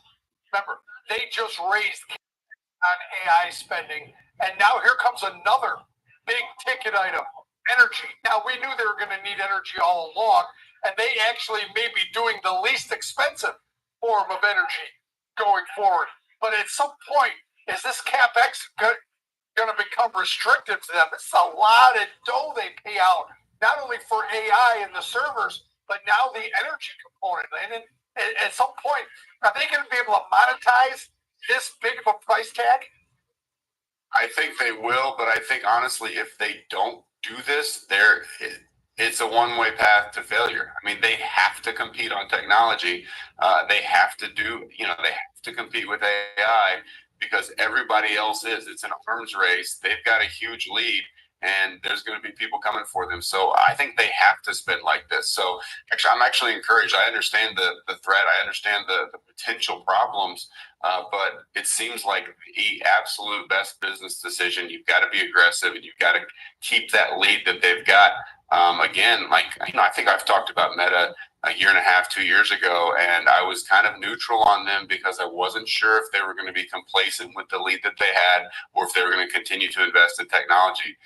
All of those fears have clearly been answered. And so, yes, it's a big number, but when you're this big, you have the ability to make aggressive bets and I can't tell you how bullish I am on just AI in general. And so the fact that they're betting power play and all of the technology improvements that they're going forward, I know they're going to be one of the winners. Like the fact that they're using AI to streamline the advertising, right? Because remember, that's their revenue. If they can make that more efficient and better and a better experience for the users, now you're talking about things that actually bring in money or potentially more money or draw in more advertisers. I think there's a lot of competition for advertising. You know, where people are putting is more and more people move away from linear and towards streaming. Landon Swan, we appreciate you coming on as always and bringing the knowledge about Meta platforms. It's a big day for them and a big topic, I think. Thanks for coming on, Landon. Money trade for us and Meta platforms. What do you got for us? Yeah, I mean, if you look at the chart, obviously it's been to the upside here. We are seeing a attempted breakout of that $670 level, and we did have some areas of support sitting at around that 630. And so if we continue to see that trend, I'm actually looking at selling a put spread here, kind of selling the 630, buying the 625, doing this for the June 20th expiration. Getting a 75-cent credit on this, so the max profit for this trade, $75, max loss up to $425 with a break-even point of $629.25. This is just, once again, capitalizing on the higher implied volatility here, this bullish to neutral strategy here, and then also leveraging put vertical, the June 30 put, an 82% chance of finishing out of the money. The trade-off there is you collect a little bit less premium, right? You're outside the expected move, but some people will say this is a way to control risk, is to move outside that one standard deviation expected move. Sure, you collect less premium, but the percentages of winners go up. Kev, your thoughts on the trade-off between more premium and a higher probability of finishing out of the money?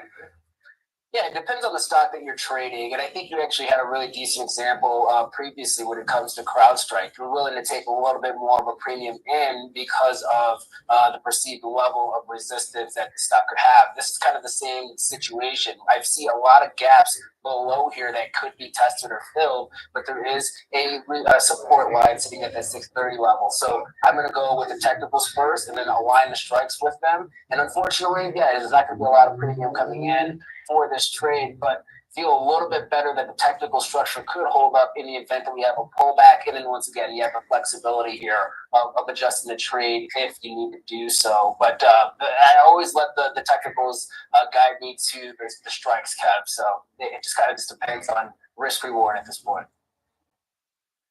June 20th, 630, 625 put vertical. The risk on this trade, the width of the strikes, in this case $5, minus whatever credit you take in at 75 cents, then your risk is $425. Like I said, chance of finishing out of the money. All right, Kev, let's take our final break of the show, come back with a market update, and then George Tillis, Kevin, and I will talk about the beneficiary of Meta Platforms purchase today, and that's Constellation Energy.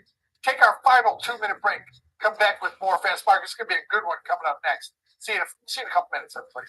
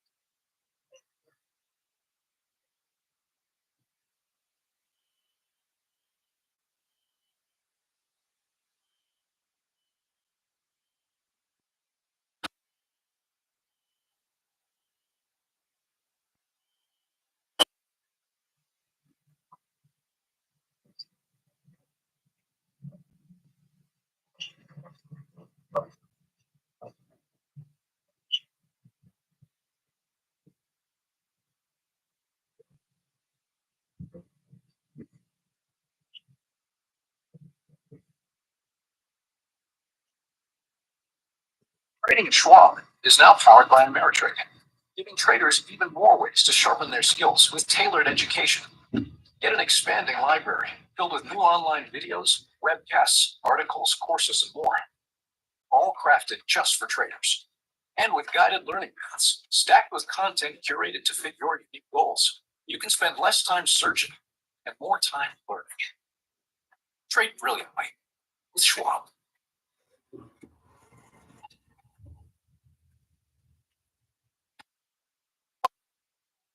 Kevin Hinks and Kevin Green now back for our final segment.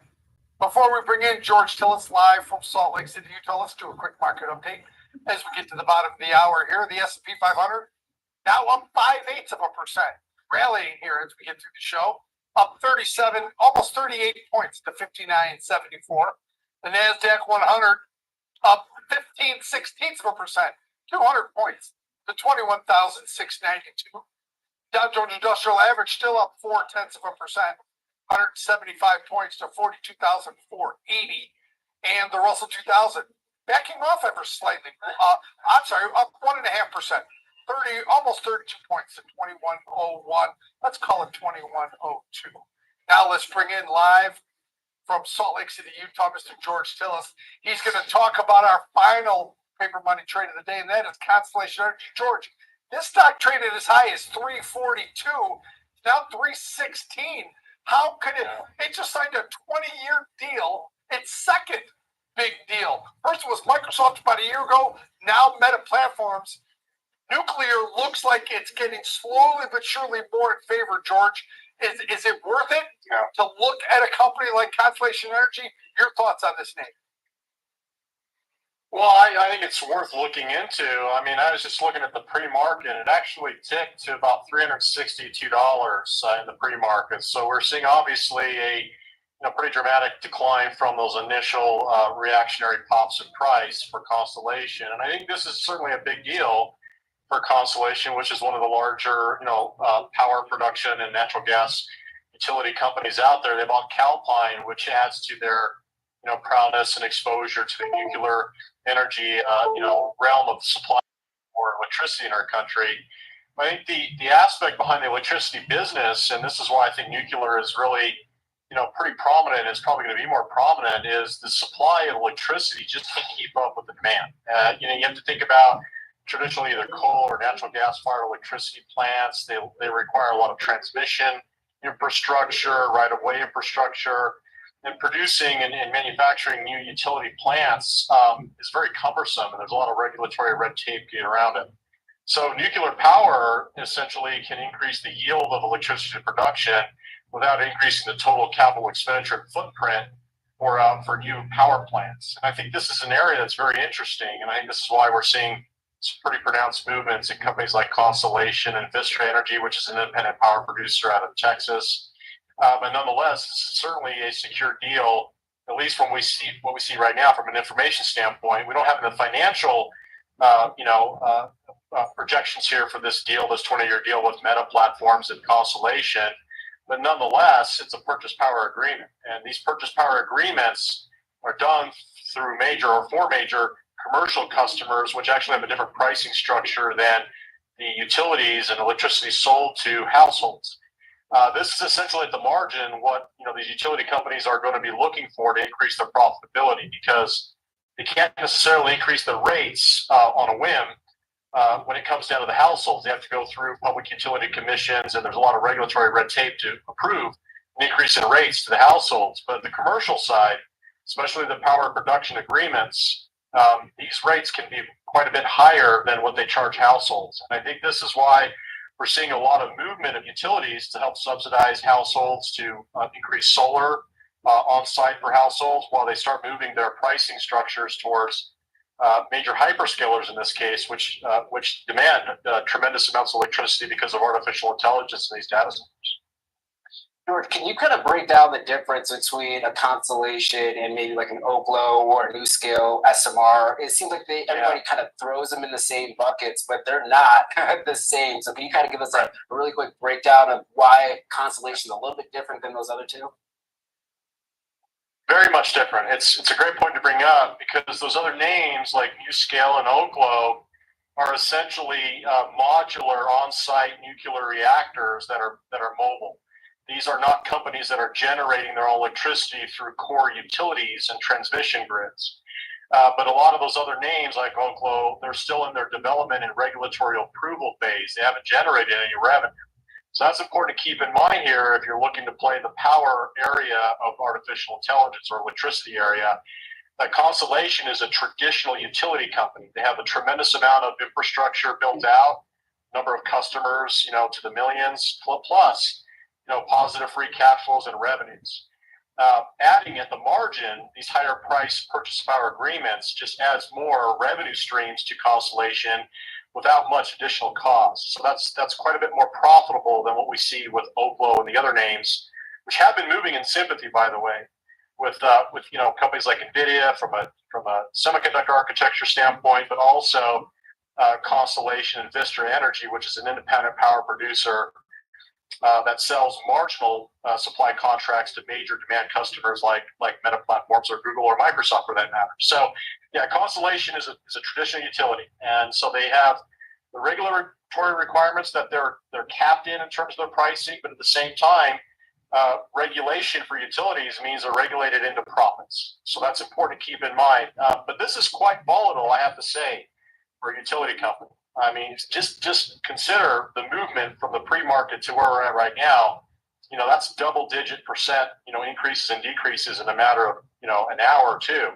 But nonetheless, this is a company that does have revenues, cash flows, and positive profits. George, it's an amazing story. And, Microsoft, remember a year ago, did a similar 20-year deal with Constellation Energy for 3 Mile Island. That was a 20-year deal.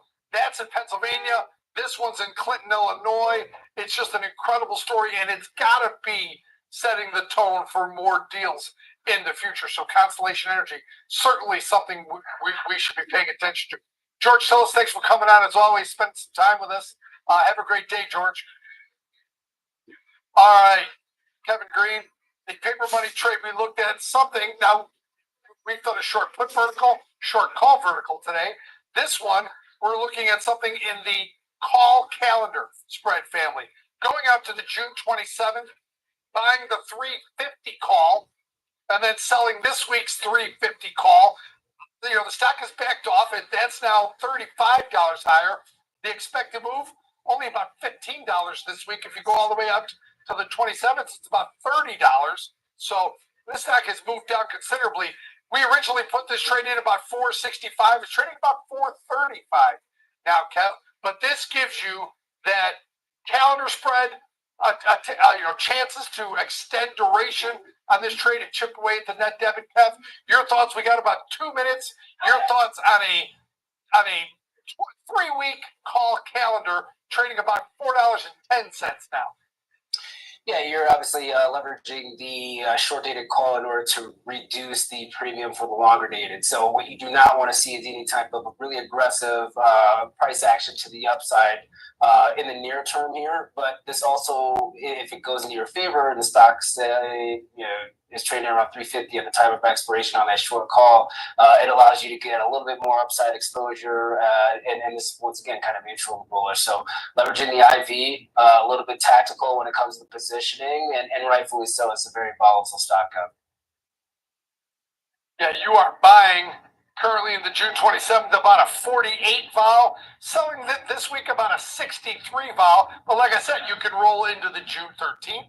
You can also roll into the June 20th expiration, each time chipping away at that net debit. Now, maybe based on the stock selling off, do you want to adjust those strike prices? Yes, you can. You can look at it. Using the risk profile is a good way to do that. Test these out and see where they look. If you're visual, using that risk profile is always a good thing to do for giving you the Greeks, judging the risk, things like that. But this is a risk-defined strategy. Buying the June 27th 350 call, selling this week's June 6th 350 call. Spending, like I said, it's moving around a lot, somewhere around $4.40 now. All right, that's our show for today. I want to thank Kevin Green for hanging out with us for the entire hour. Also thank Landon Swan, George Tillis for hanging out with us.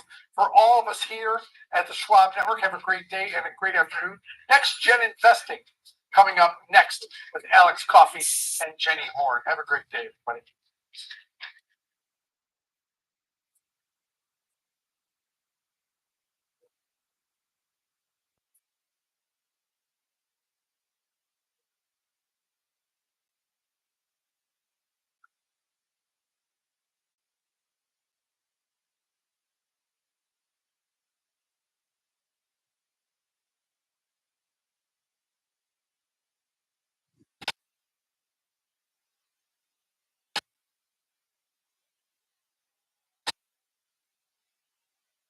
Schwab Bank Investor Checking, the checking account built for investors. Named highest in client satisfaction by J.D. Power for 6 years in a row. With Investor Checking, you get the award-winning features of our checking account, plus cash management solutions, all designed for investors like you, with unlimited ATM fee rebates for cash withdrawals worldwide, no overdraft fees, and enhanced security features to keep your money safe. Also, because your investor checking account is linked to your Schwab One brokerage account, you can manage your checking and investing in one convenient location. Moving funds between your accounts is easy. Cash moved to your brokerage account is available in seconds. That means you can stop waiting and start investing in stocks, bonds, money market funds, and more. Get more with Schwab Bank Investor Checking, the checking account built for investors.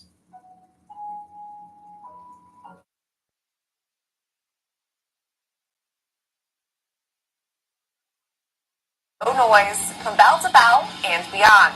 Available anytime, anywhere, on any device for free. Network.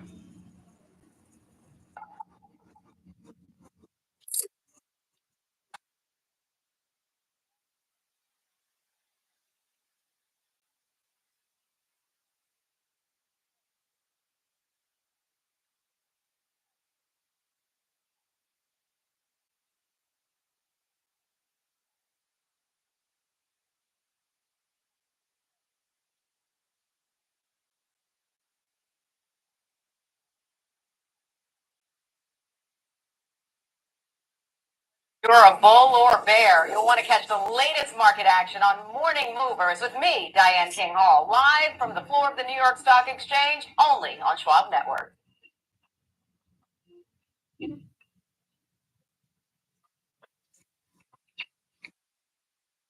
For the experienced investor or just getting started, Charles Schwab offers a webcast right for you. Are you a long-term investor? Our investing webcast series breaks down different investing styles, including growth, value, income, and more. Best of all, you can ask questions by chatting directly with an education coach. It's interactive learning at its finest. Tune in live or on demand. Head over to schwab.com/coaching and start learning today.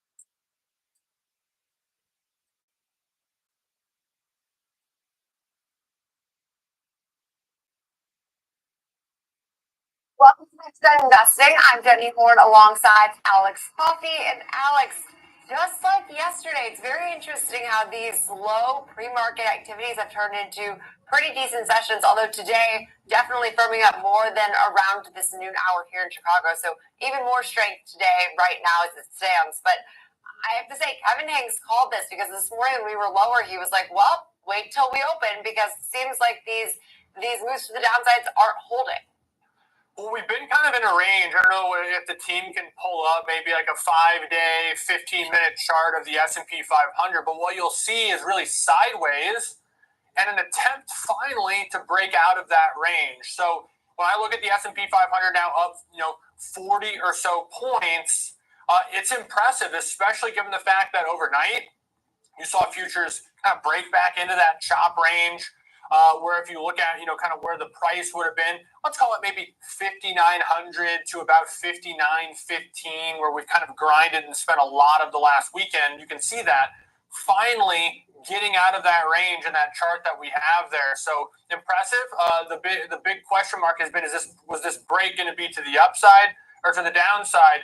There were moments on Friday in particular where it looked like it might be to the downside, but able to weather that storm, post the economic data, and then move higher here now. So good first step. I mean, the only way we're going to get to all-time highs was to break up to the upside here. And so just closing in now on 6K, another 25 points.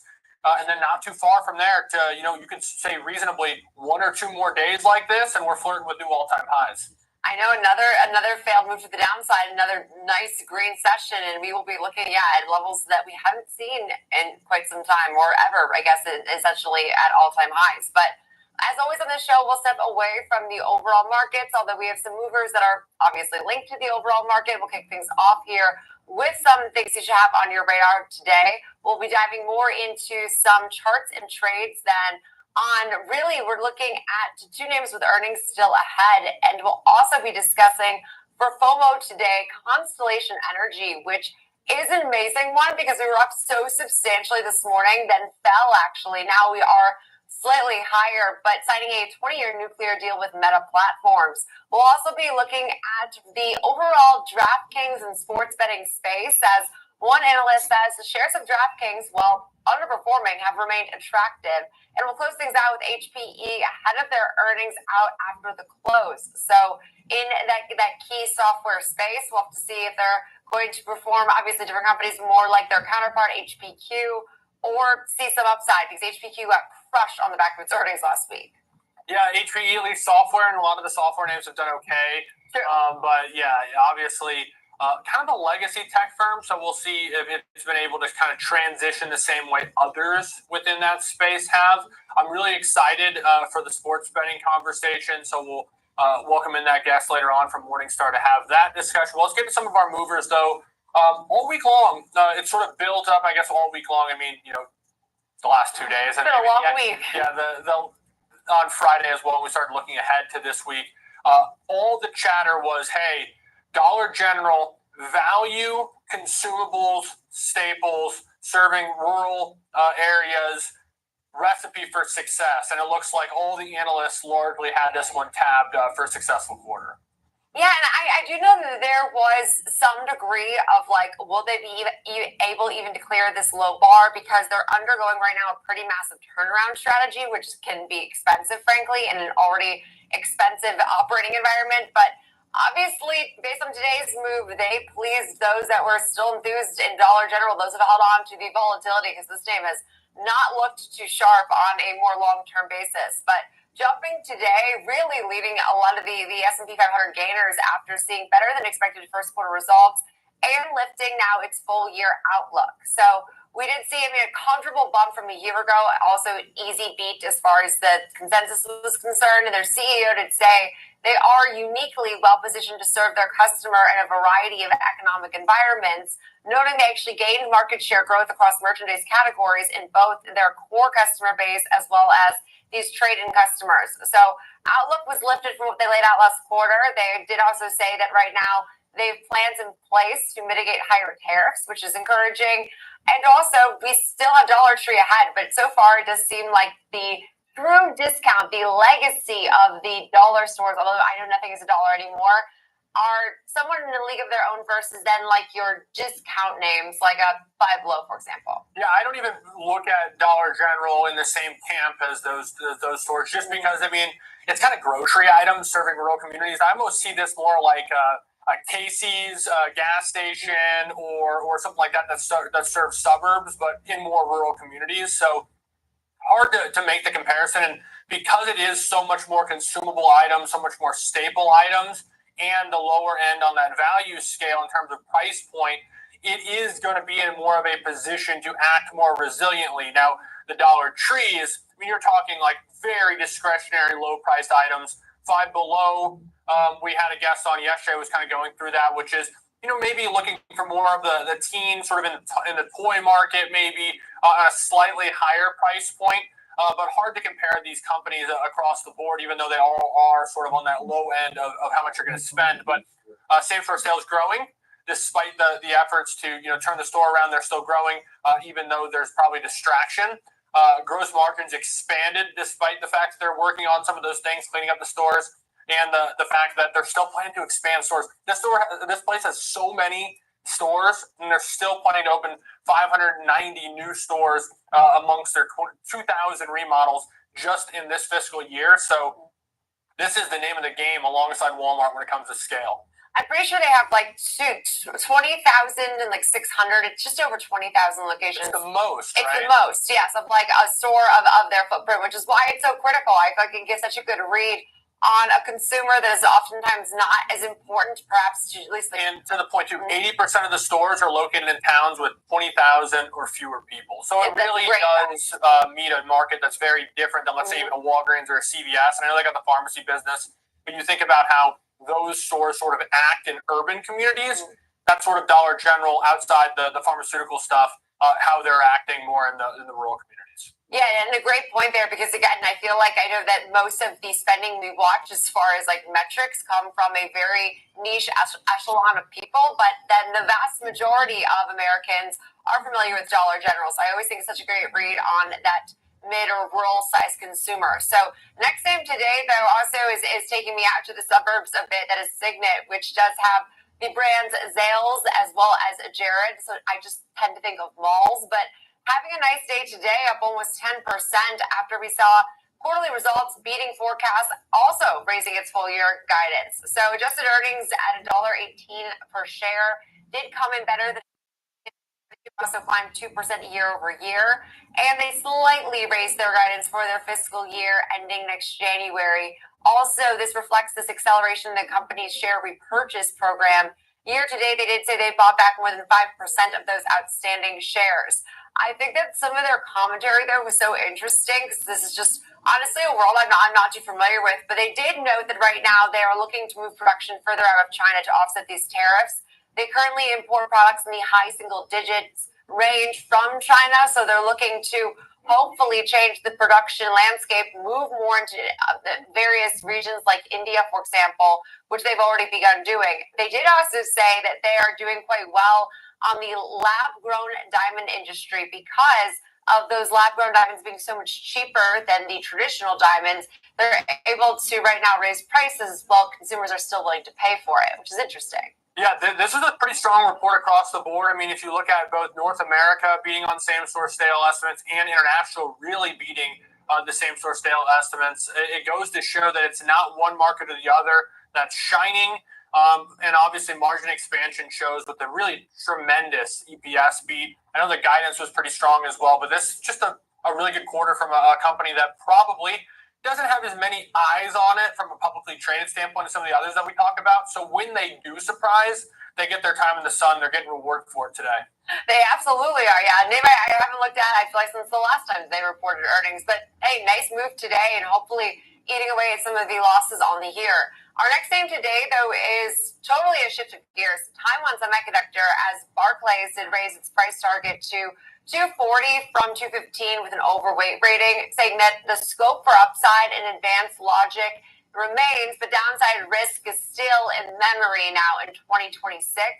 They did also highlight that after the shareholder meeting that Taiwan Semiconductor said U.S. tariffs were having some impact on the company, but to quote, their CEO said tariffs do have some impact, but not directly. That's because tariffs are imposed on importers, not exporters. They are, of course, an exporter. However, they did note tariffs can lead to higher prices. And, of course, when prices go up, demand could go down. So just, economics 101 for you there. Now, Street right now is still very much enthusiastic on Taiwan Semi. There's 18 buys, 1 hold, no bears.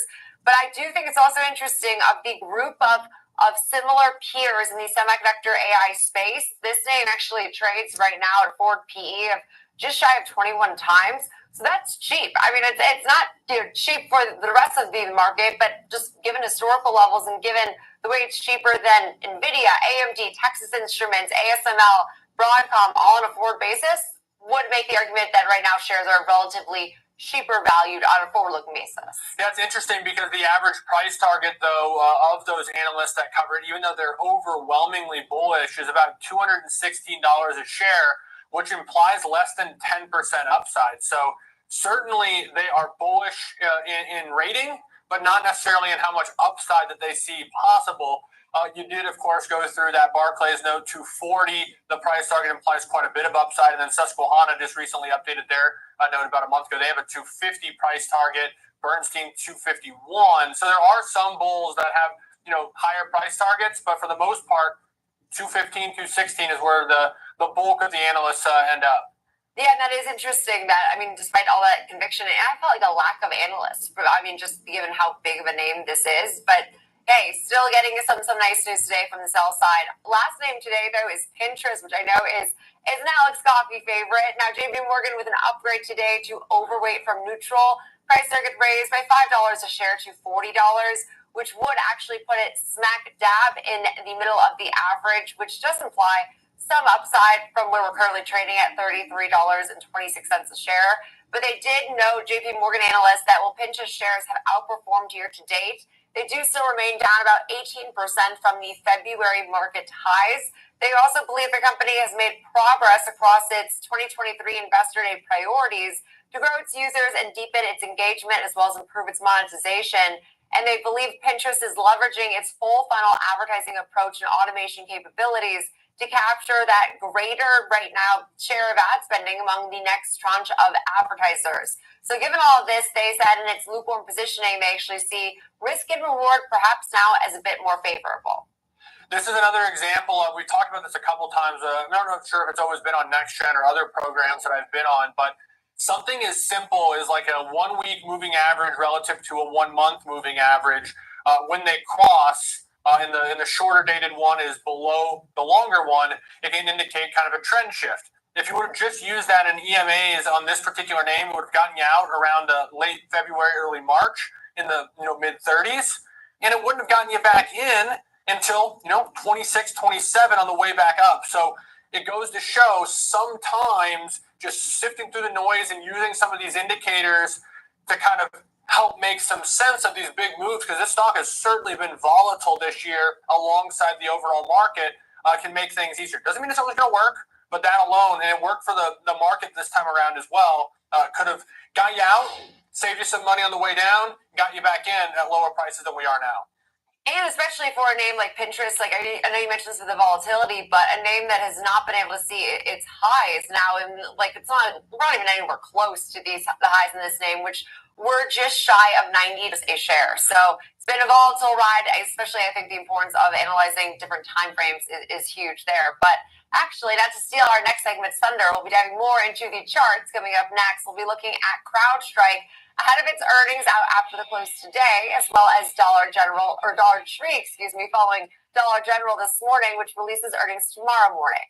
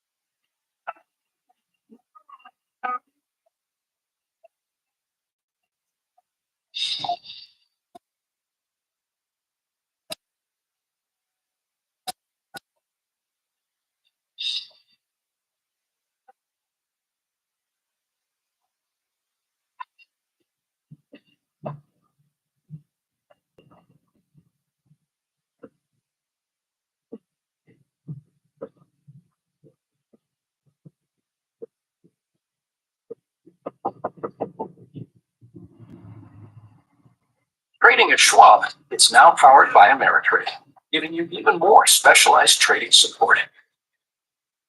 Connect with the Schwab Trade Desk, our team of passionate traders ready to tackle your trading questions, no matter how complex. Plus, get 24/7 live help and access support by phone, email, and in-platform chat. Schwab. Trading the trending names every day. White hosts a fast market, ready for you, ready to go at 12 p.m. Eastern on the Schwab Network.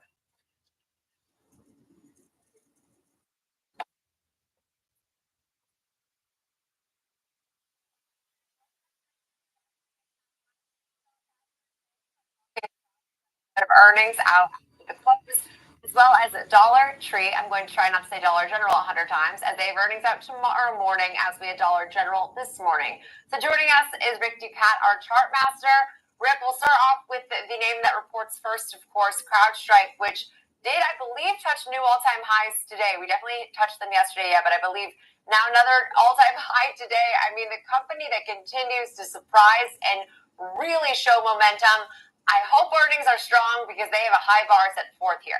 Yes, and on pace for a new closing high today as well. We'll have to wait and see where that winds up, or if it indeed hangs on. But for now, it's looking like a fairly interesting setup for the bullish crowd here. We can backtrack a little bit and see that our previous set of highs came in near 455.59. From there, we had our W-shaped recovery here, and we held the line at this level near 309, which represents a high point before we had a gap up. So we held on to a significant support area before rallying and taking out the old highs. Now we can see that once again, this measure of support has held. We can see that we bottomed out recently near that same 455, 456 level. Now we are continuing to the upside. However, earnings could be a major potential catalyst here. It could really rewrite the story. So, as always, it's important to keep an eye on when these earnings events are and what could happen for your particular trading strategy here. The momentum as we head into earnings, though, actually looks fairly strong. Oftentimes, momentum slows when a stock approaches a known event risk situation like earnings. In this case, we are, for the most part, moving upward. I can't tell right at this moment if we're making a new high on the RSI. It's like right on the nose here. But what you would want to see would be the RSI to make a new relative high along with price and perhaps even close in that overbought area here. That would be a sign of strength heading into earnings. My big concern here is, I mean, we were talking about all the analyst notes yesterday, but that there's just such a now high valuation on a forward basis. I know that the growth has been there, but there's going to be some pretty big shoes to fill when you have this strong of price and this obviously high of a valuation. So again, when we're watching big picture into this print today after the close, what are you keeping on your radar? I guess my response to that would be just because something is high doesn't mean it can't go higher. Maybe it might not make sense in the short term, but it can still happen, and you don't want to be caught unawares in an adverse move here. So if we were to move higher, we don't really have prior price action to gauge where we might look for potential resistance. One study we can use is standard deviation channels. We take our linear regression line, our line of best fit, which is our solid blue line here. Then we could take one standard deviation to the upside. That's about where we have topped out recently. 2 standard deviations, 1 further standard deviation away from that linear regression line, comes in right about now near 534.60 or so. And bear in mind, this would be a moving target as we progressed into the future of price change. This is kind of just a snapshot of where you might expect to find potential resistance right now here. To the downside, we can see that our volume node comes in here near about 430 or so. Beyond that, we have our linear regression line that we just mentioned, right in line with our orange 63-day exponential moving average. Those both come together near 414. Okay, so a lot to consider here. And of course, we are up about 1.5% today, again, into this report. So CrowdStrike, the unstoppable force. Will earnings be the freight train? We'll have to see. And so now when we look at trading CrowdStrike into this report, I feel like there's, again, an added focus because there's not really a whole lot of major other earnings But with all this in mind, walk us through your thinking for an example trade. Yeah, we've looked at this name a few times in the last week across our programming, so I wanted to do something a little bit different. We've looked at bullish trades, we've looked at neutral to bullish trades. This time we're going to look at a neutral trade going into earnings. It's actually structured in a way that you could argue maybe neutral to bearish because it's slightly off-centered based off where the current share price is. What we're looking at here is a neutral iron condor selling the 525, 530 call vertical alongside the 425, 420 put vertical. And what you'll notice is the current share price around 485 would actually be a little bit closer to the call side. So you got about $40 in cushion to the upside, but you got closer to $60 in cushion to the downside, which may make sense for those who look at this and say this stock is getting close to fully valued. Perhaps there is greater risk to the downside if there is a miss or some sort of disappointment, allowing that to have some room. Now, it's a $5 wide spread, collecting a $1 credit, which means you risk 400 with a chance to only make 100, but it all expires at the end of this week. So break evens would be 424 and 526. It's a $102 wide range where this stock can end up in by the end of the week, and this can be profitable in some capacity. So, Jenny, neutral strategy, slightly off-centered. But of course, also strikes could be adjusted if you wanted to be perfectly neutral or even a little bit bullish. So that's where the individual trader's personal preference comes in, and they can adjust the trade as it fits their potential outlook for the stock. And I think that it's important to illustrate, like you said, this is leaning more neutral to bearish. The importance of strike selection, though, because if you looked at things like, a few hours ago, it was more just neutral. So obviously keeping your eye on things as they unfold, especially given CrowdStrike's just notorious volatility around earnings and after earnings, and sometimes even without earnings. But now to look at Dollar Tree, their earnings out tomorrow morning. I have to think that you have positive sentiment from a name like Dollar General. I mean, raising guidance, far better same-store sales than had been expected, and actually positive same-store sales with that. So to me, these names operate like basically in the exact same world. Dollar Tree also has a massive store footprint. So what are we watching here from a technical standpoint? Yeah, it could be an interesting pairs trade idea, see if the correlation between them starts breaking down. We don't have time to get into that, though. But as we look here, we can see the general shape.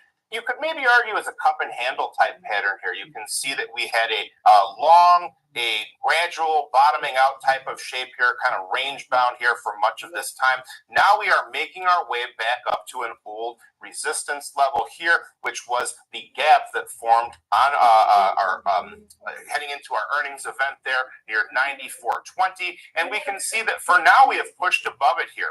Typically what you might expect with the cup and handle type setup would be that once you reach the level of the old resistance, price backs off a little bit, then continues on in the current direction. Not necessarily happening here, but we do have this major potential catalyst of earnings once again to consider. So 94.20, that's our green line there. That's a level to hold. That might be a supportive level here. That's our gap point that we could keep an eye on here. We can also see our moving averages here. Our yellow 21 day, our fastest of our three moving averages, has crossed above its slower moving peers here. Most recently, our purple 252 day EMA.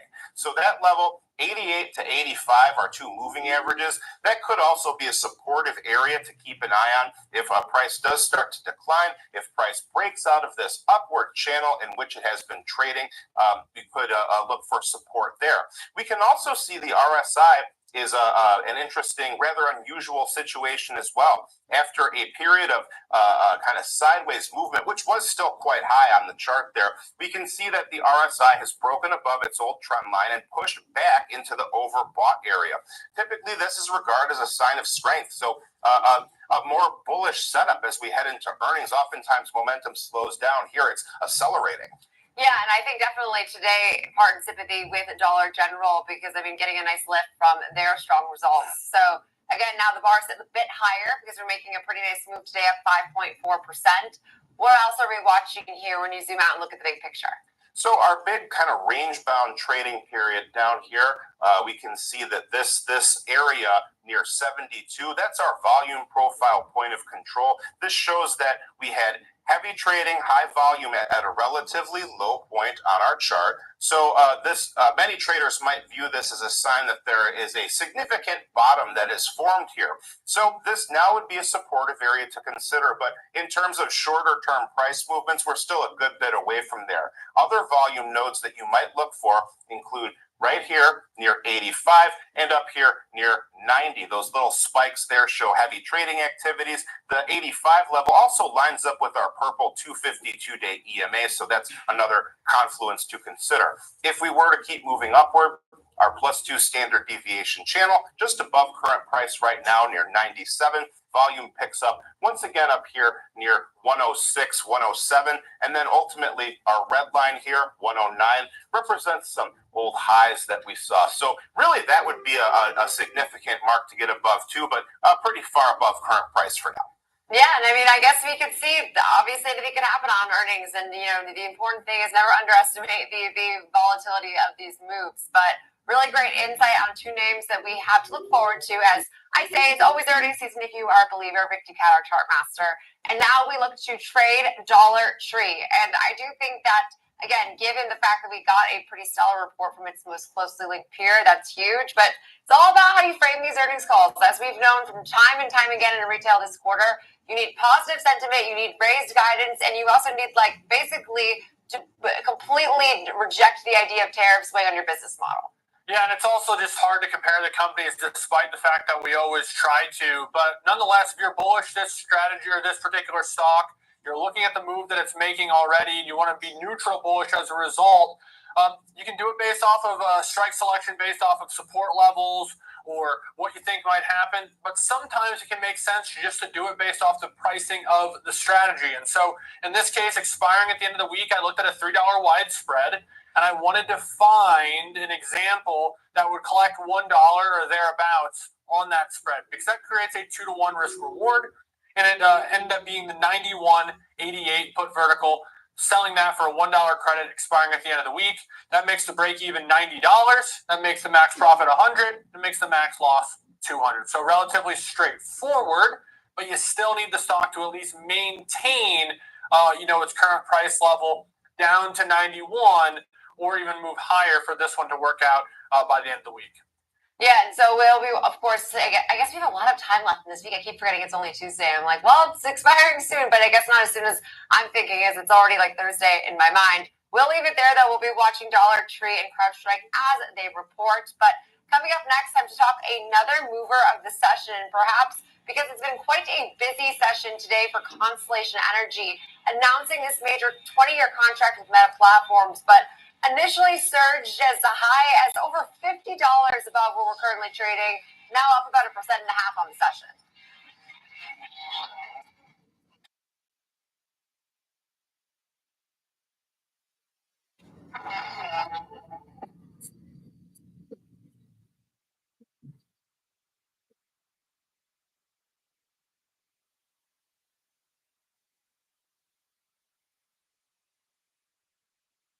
Trading at Schwab is now powered by Ameritrade, unlocking the power of Thinkorswim, the award-winning trading platforms.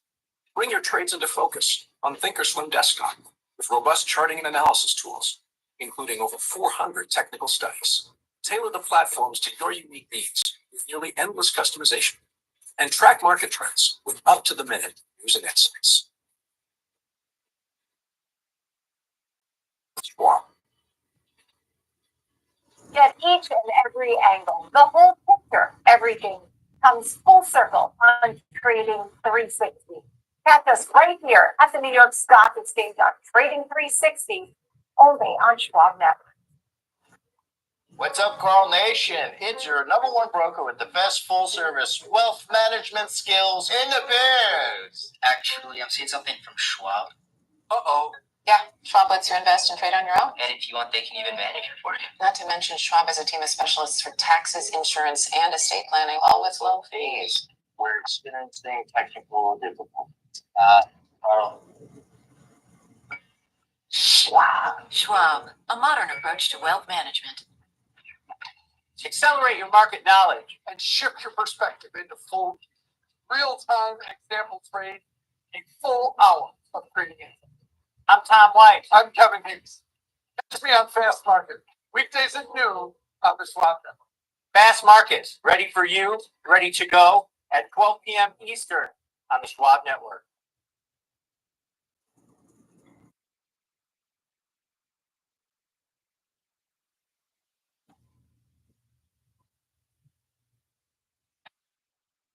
Investing, it's now time for FOMO. Today we are talking one of the biggest moves of this morning. I'm not sure it's still that way, as we've seen a whole day of volatility in Constellation Energy after announcing that major deal with Meta Platforms. So joining us now to discuss more is Schwab Network contributor Sam Vadas. So Sam, thank you so much for being with us here today. I mean, where to begin? Because I couldn't believe my eyes when this name was lower after looking at it up 15% pre-market this morning. Good afternoon to you guys, and nice to see you there. Thanks for having me. Yeah, it certainly is off the session's highs now after that initial pop in double digits of around 15%. We saw that nice rally. It has come off, as I said, from those highs, but still long now sitting up around 1.5%. So still fairly perky. It's interesting when you talk about FOMO trade. I had one investor over the last year or so telling me that utilities are bringing sexy back, and that is really because of this sort of broader AI trade that we're seeing, these secondary effects. And really this speaks to what we're seeing between Meta and Constellation right now, sort of partnering up now to really power all the energy demand that they need for all the AI. So it has been certainly an interesting performance as far as the stock is concerned today, but really this is part of a broader trend that we are seeing in this space. Now, it is the first for Meta as far as this deal is concerned, and there has been some suggestion and chatter out there in the market that perhaps it isn't the last, that maybe this could be just a part of a broader strategy, but no doubt this is not the first time for Constellation, remembering that we have heard this company has been partnering up also with the likes of Microsoft to power their data centers as well. So this is certainly part of a broader trend. What this news very much ensures now is to really lock in that power for all that data center demand on the tech side, but also to keep these power plants running, because there has been some suggestion that this particular one at Constellation Energy was going to face a shutdown. So certainly an interesting theme moving forward that is very much a focus, very much for investors at the moment. As I said, not a surprise really, this news, but we do need to, of course, lock in that power for all that AI demand, but it is really, I suppose, the market chatter, the speed as to which these deals are happening, that is the surprise to the market at the moment, guys. I could not agree more, and I think that also the speed in which, or lack thereof, maybe in which they actually come to fruition. It does feel like we are still a bit of ways away from actually like utilizing all of this energy and this power, but it still has been definitely a fascinating part, a huge part of the AI story is the nuclear and the renewable energy companies that are chasing some of that coveted market share. But we so appreciate that insight, and thank you so much for joining us today. That's Sam Vadas, the contributor here at the Schwab Network. And now, Alex, as we look to, trade a name like Constellation Energy, I have to say this name was really, at the end of last year, something that we talked about probably once or twice or 3 times a week. It was basically a daily recurrence. Now it's somewhat fallen off with given just everything else going on, but we actually held in quite well on the year. We're up almost 40% now year to date, which I just hadn't realized how well this name has come back. Yeah, the 1 week moving average around 310, 1 month moving average on an EMA front around 287. So that goes to show that sort of indicator we were just talking about, where the shorter term upward sloping is above the longer term upward sloping, suggests an uptrend. And even with this pullback we're seeing today, it kind of goes right back to that 1 week EMA, which could suggest a reasonable place for this name to potentially find support amongst this uptrend. So huge moves, obviously, possible with this name. And since it's our FOMO segment, Jenny, I thought for our example trade, we would look at something, defined risk, but that could really benefit greatly if it did make a move, let's say, back towards all-time highs, as that would be sort of what our target for this strategy would be. What I looked at was a 350 call counter. The all-time high in this stock, at least, let's call it year-to-date high, if it isn't all-time high, is 352. And so that would correspond pretty nicely with that 350 call calendar. Selling the June 13th, that's not this Friday, that's next. Buying the June 20th 350 call, that's the June monthly, which is 2.5 weeks from now. Looking to spend somewhere around $1.25 on this trade. The debit spent is going to be your risk. So if you did get this for $1.25, that would mean $125. The risk profile is a mountaintop like shape and basically peaks out at whatever the strike selected is. And so in this particular case, Jenny, the 350 strike was selected. It's FOMO, your fear of missing out to the upside. Big news, obviously, with this Meta story. A lot of optimism in this space right now, so it's the bullish version of this. And then the target selected close to those all-time highs, as I suggested earlier. So hyper customizable as long as there's strikes available. A trader could look at that within Constellation if that met their time frame and potential target for the name. But you got to be right with this one. You'll notice that mountaintop has it down slopes on the backside too. So you can overshoot and actually lose money on a bullish strategy. Say this stock went to like 450 in a really short amount of time. It could overshoot your strikes as well. So something to note, although it's a bullish strategy, it's more of a throwing a dart strategy, and that dart's being thrown near those all-time highs. Yeah, this name has been, all over the place today. As I said, it traded, well above where we are currently looking at around $363 a share. Now we're at $316, $317, we'll call it. But definitely even today, seeing that volatility, so always good to be mindful of that risk, of course, when looking at example trades. Now we'll leave it there, but coming up next, time to discuss the latest with job cuts as we're seeing Microsoft as well as Disney announcing several hundred of layoffs across their companies. We'll also be discussing the sport gaming outlook as we do still have NBA playoffs. We have a lot of sports to parse through, but also DraftKings, how they're benefiting from that and how one analyst still believes that there's opportunity ahead despite the underperformance we've seen in shares.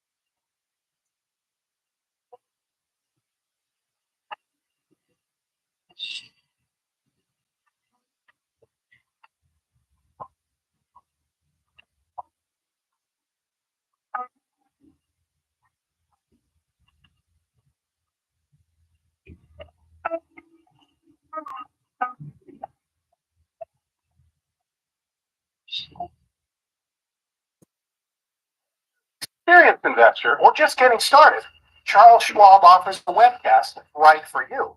Are you a long-term investor? Our investing webcast series breaks down different investing styles, including growth, value, income, and more. Best of all, you can ask questions by chatting directly with an education coach. It's interactive learning at its finest. Tune in live or on demand. Head over to schwab.com/coaching and start learning today.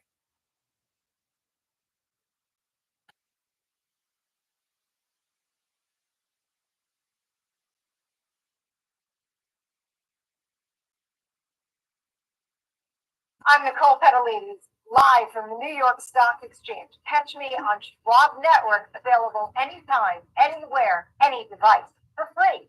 Schwab Network.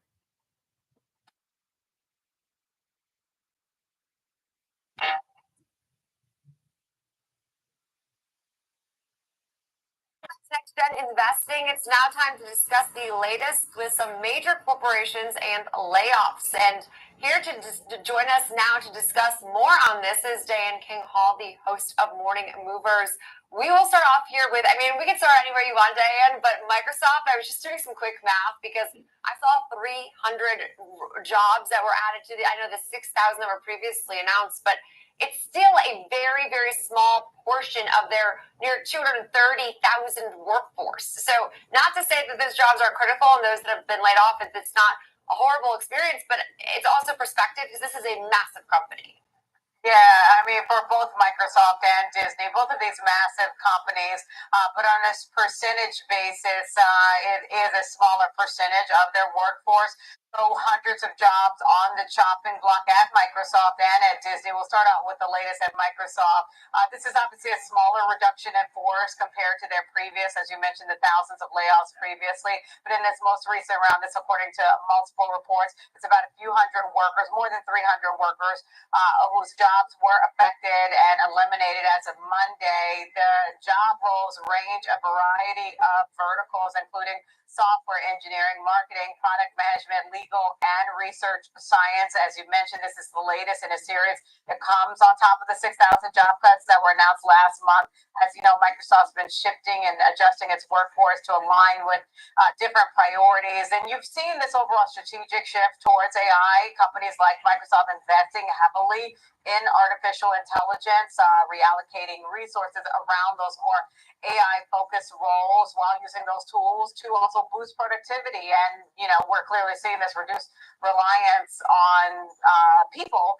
But again, this is just a few hundred roles. I know obviously every person whose role is affected, certainly this hurts. But at least the good news is we know that there are job openings out there.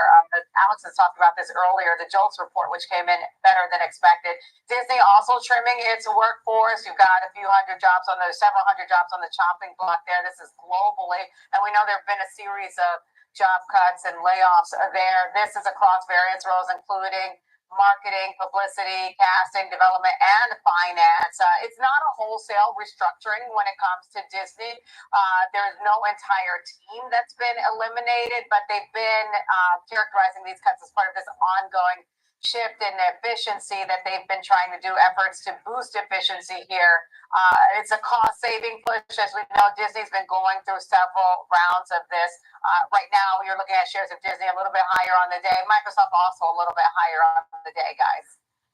We appreciate it as always. The host of Morning Movers on the platform here. Always a pleasure. So say goodbye to Diane. I want to welcome in Dan Wasilak, Senior Equity Analyst for Morningstar, to discuss the sports and gaming and casino space. Now, the news that's kind of on the forefront here is this almost transaction fee, that's coming out of Illinois. Obviously, there's been things like that proposed at times, even for things like the market, and always the pushback is sort of liquidity concerns. Is that really something that people would be worried about in the sports betting, or is this just something that's going to be a haircut on margins?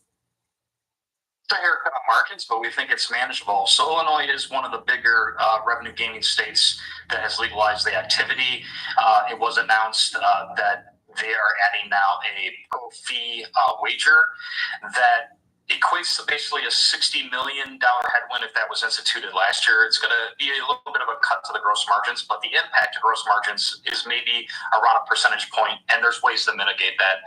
They can cut back on marketing expense in Illinois and focus on other states that maybe have higher returns, and they could pass some of that fee on to consumers as well. Okay, so it pains me to be from the state of Illinois as I see Illinois fee, and I know it all to be true from just the various fees we pay in the state, but nonetheless, I know that the gaming environment has looked a little bit different this year, as we did hear from a lot of these companies like FanDuel, DraftKings, that it was the most lucrative for the consumer in this past NFL season for the first time really in I think like 2 decades. So has it remained to be a challenging environment then for these companies to still grow at the same pace they're expected to? Yeah, as far as the consumer-friendly outcomes that were, not in the favor of DraftKings and Flutter, you're right. That occurred in the Super Bowl. It also occurred during the NCAA tournament, and it happens when the favorites tend to win. I think the percentage of favorites for the NCAA tournament winning games was 82%. That was about 10 percentage points above the historic average. That tends to be true. It shouldn't be something that is ongoing. We do think what is on sports revenue generated 14 billion in revenue. We think that grows to above 30 billion by 2030. Not only from existing states continue to gamble more, but also new states that we think are going to legalize. For example, one being Texas, which as a percent of the U.S., the population is about 8-9% of the total U.S. population. When you look at this situation as a whole, Dan, whether it's DraftKings or other players in this space, take some of the legacy players out of it, but maybe the FanDuel operators or somebody who's a little bit more online only first and foremost.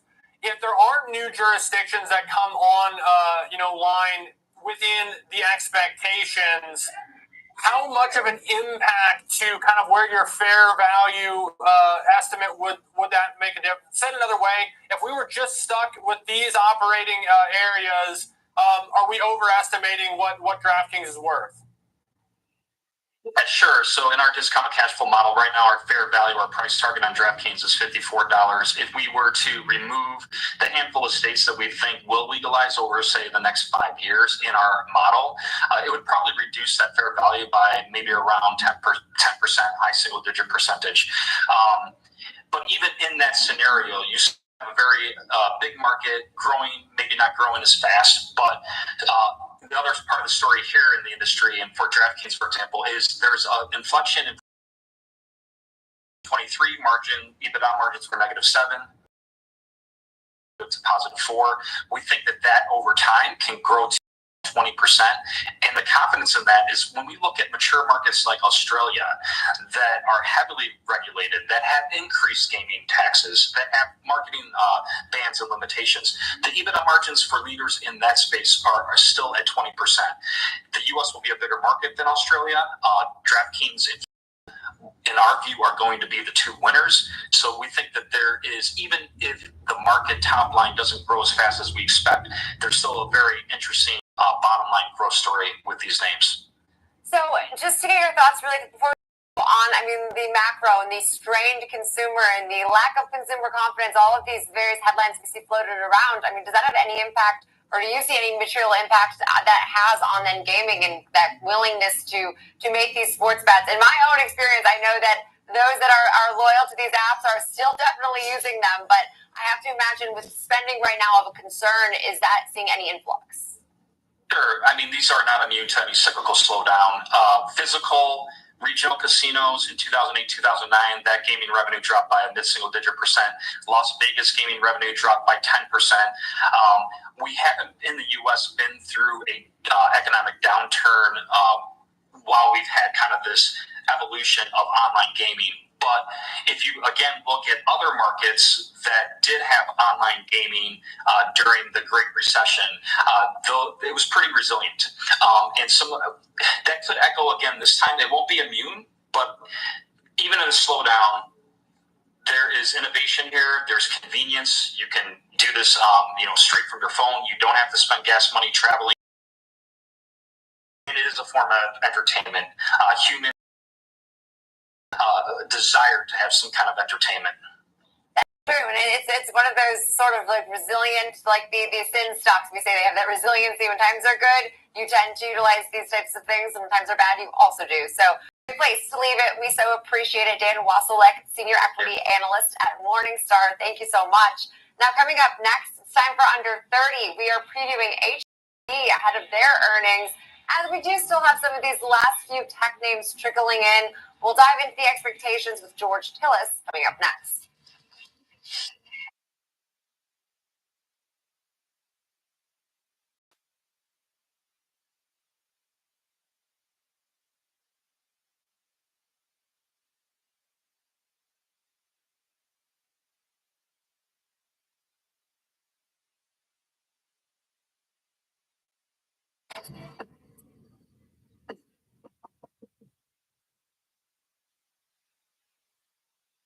Trading at Schwab is now powered by Ameritrade, giving traders even more ways to sharpen their skills with tailored education.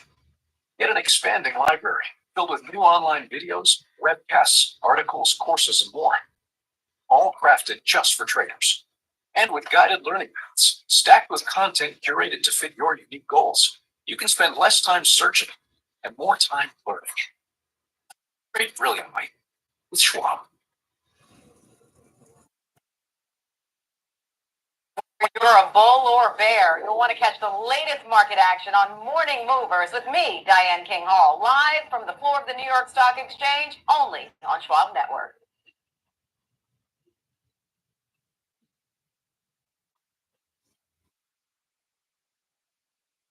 Pop and join trends anytime, anywhere, on any for free. Schwab Network.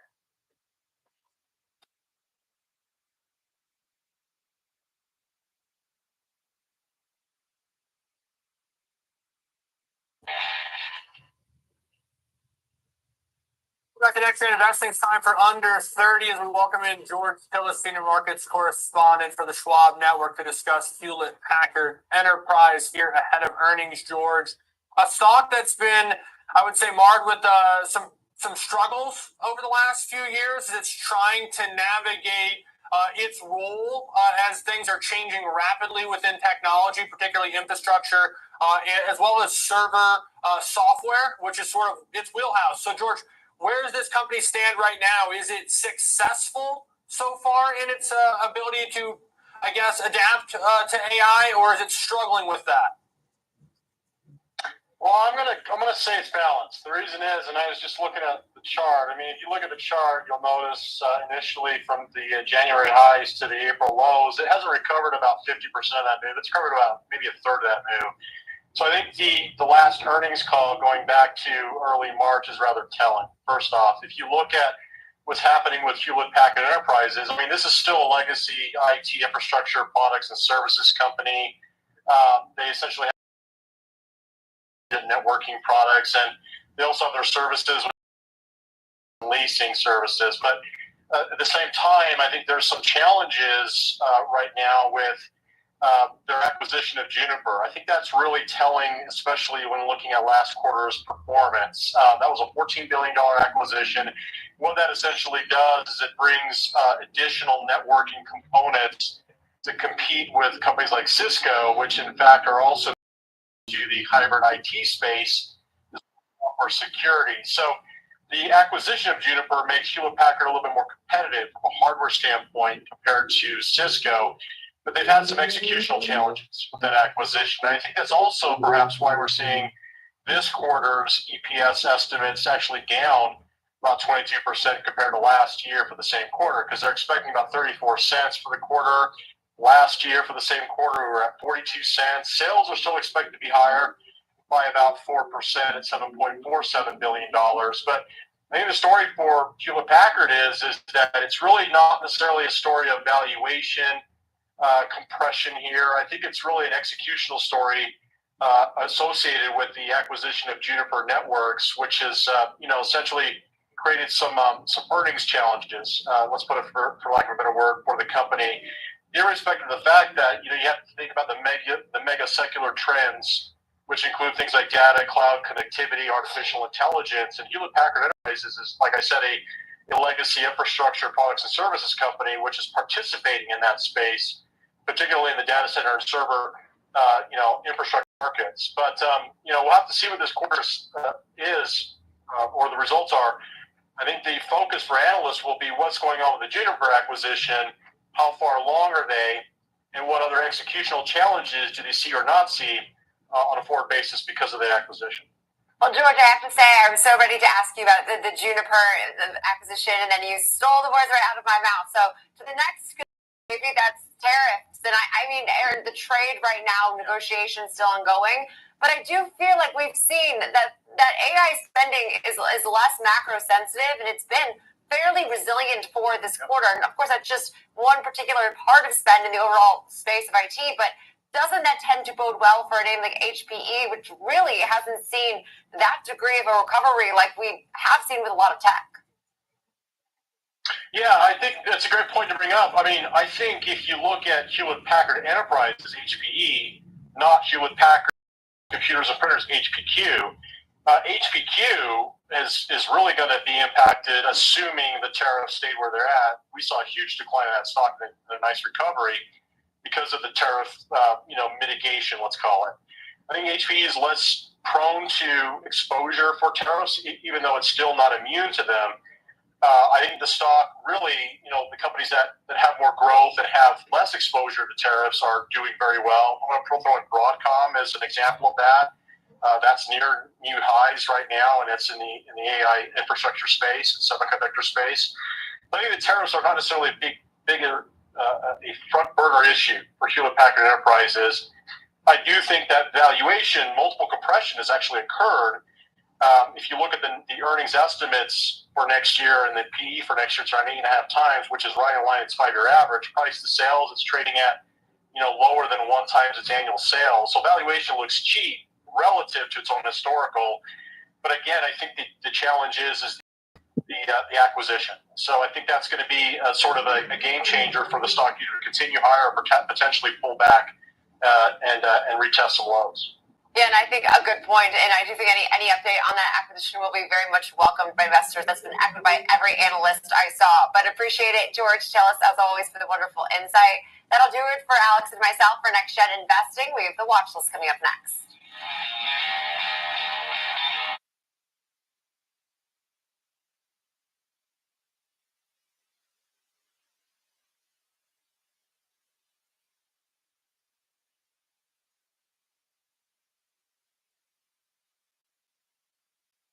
Schwab Bank Investor Checking, the checking account built for investors, named highest in client satisfaction by J.D. Power for 6 years in a row. With Investor Checking, you get the award-winning features of our checking account, plus cash management solutions, all designed for investors like you, with unlimited ATM fee rebates for cash withdrawals worldwide, no overdraft fees, and enhanced security features to keep your money safe. Also, because your investor checking account is linked to your Schwab One brokerage account, you can manage your checking and investing in one convenient location. Moving funds between your accounts is easy. Cash moved to your brokerage account is available in seconds. That means you can stop waiting and start investing in stocks, bonds, money market funds, and more. Get more with Schwab Bank Investor Checking, the checking account built for investors.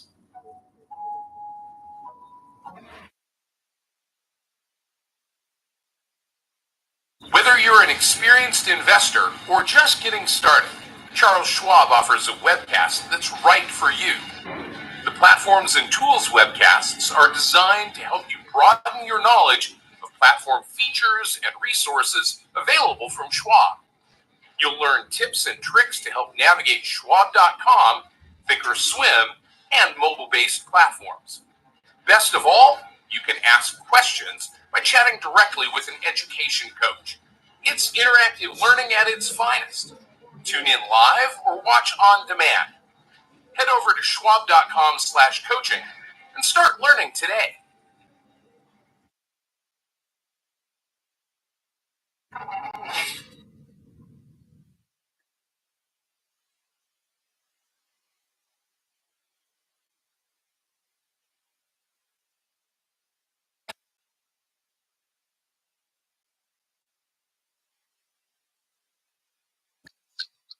Opportunities don't stop when the market day ends.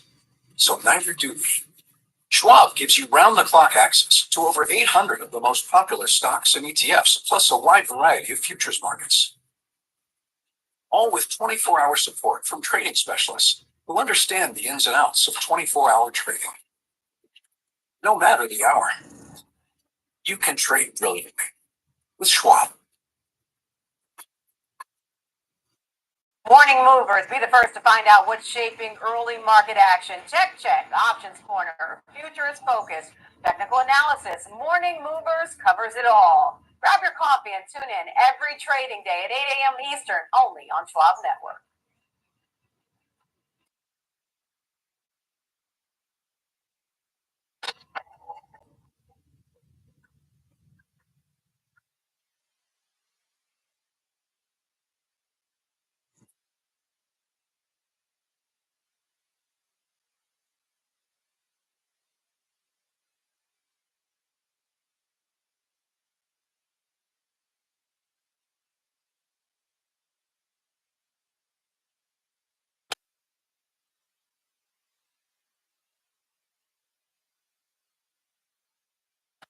Good afternoon. Welcome to the Watch List. I'm Nicole Petalides. It's 2 p.m. Eastern Time. We're coming to you live from the New York Stock Exchange. So glad you're with us. Markets have turned around since this morning's action, which was back and forth. We came under pressure with the economic organization's outlook, growth outlook that was slower than expected, and that weighed on stocks. But here we are.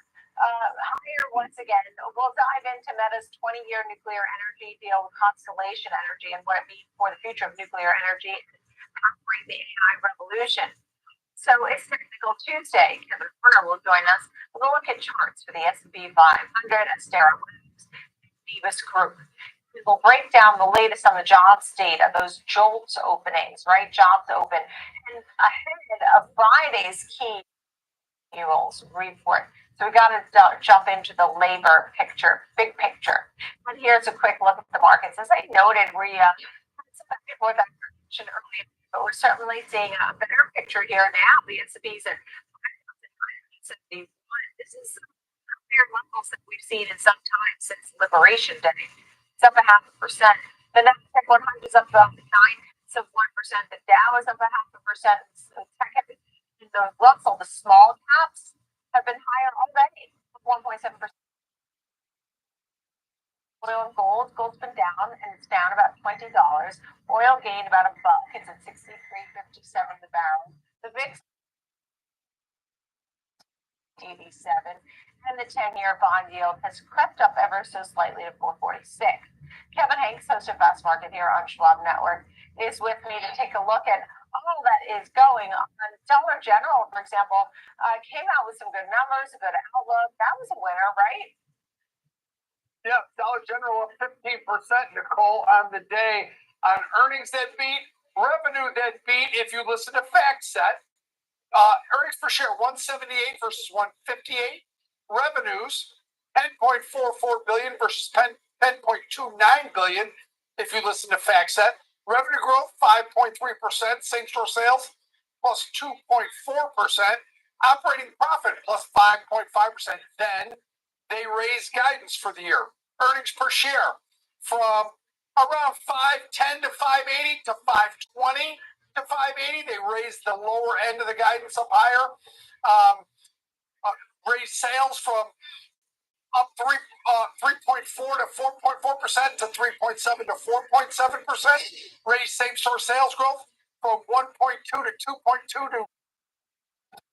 So good solid number, beat and raised by a name that had been beaten up over the last year or so. So Dollar General having a nice day, up 15%. Cole. Yeah, I mean, pretty impressive, and we'll hear from Dollar Tree tomorrow. But, you know, they seem to like what's going on with the consumer. The consumer is spending more. Of course, the ticket price, the items cost more, but the ticket that they were spending was good news. They didn't necessarily have as many people walking around. Arun Sundaram told me that the foot traffic was a little less, but that people shopping spent more. Yeah, you know, I think, remember, the interesting thing about Dollar General, and we'll get Dollar Tree after the bell today, is the massive footprint, number of stores that they have. So that's what, you know, the regional aspect of them. They're in, you know, they're a smaller, lower priced retailer, and like I said, big in terms of stores, big numbers. Cole. Yeah, you know, I know we have a lot to talk about here, but I really am impressed that the S&P 500 is up to 59.62. I mean, this is the highest level that we've seen in some time since Liberation Day, that's for sure. Let's talk about CrowdStrike. This is the name after the bell. I know you're looking at this name.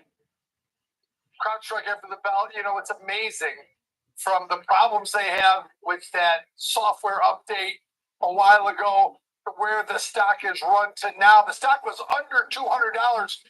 Now it's $484. And why? Well, what did we learn during that outage? The massive footprint that this name has. And they keep bringing in clients and adding to their footprint. Not only that, they've lowered their headcount by 5%. That helps with margins. It looks like a lot of analysts are saying that some of their growth is not priced in to where the stock or even the estimates are. So they're looking for a big beat and raise there.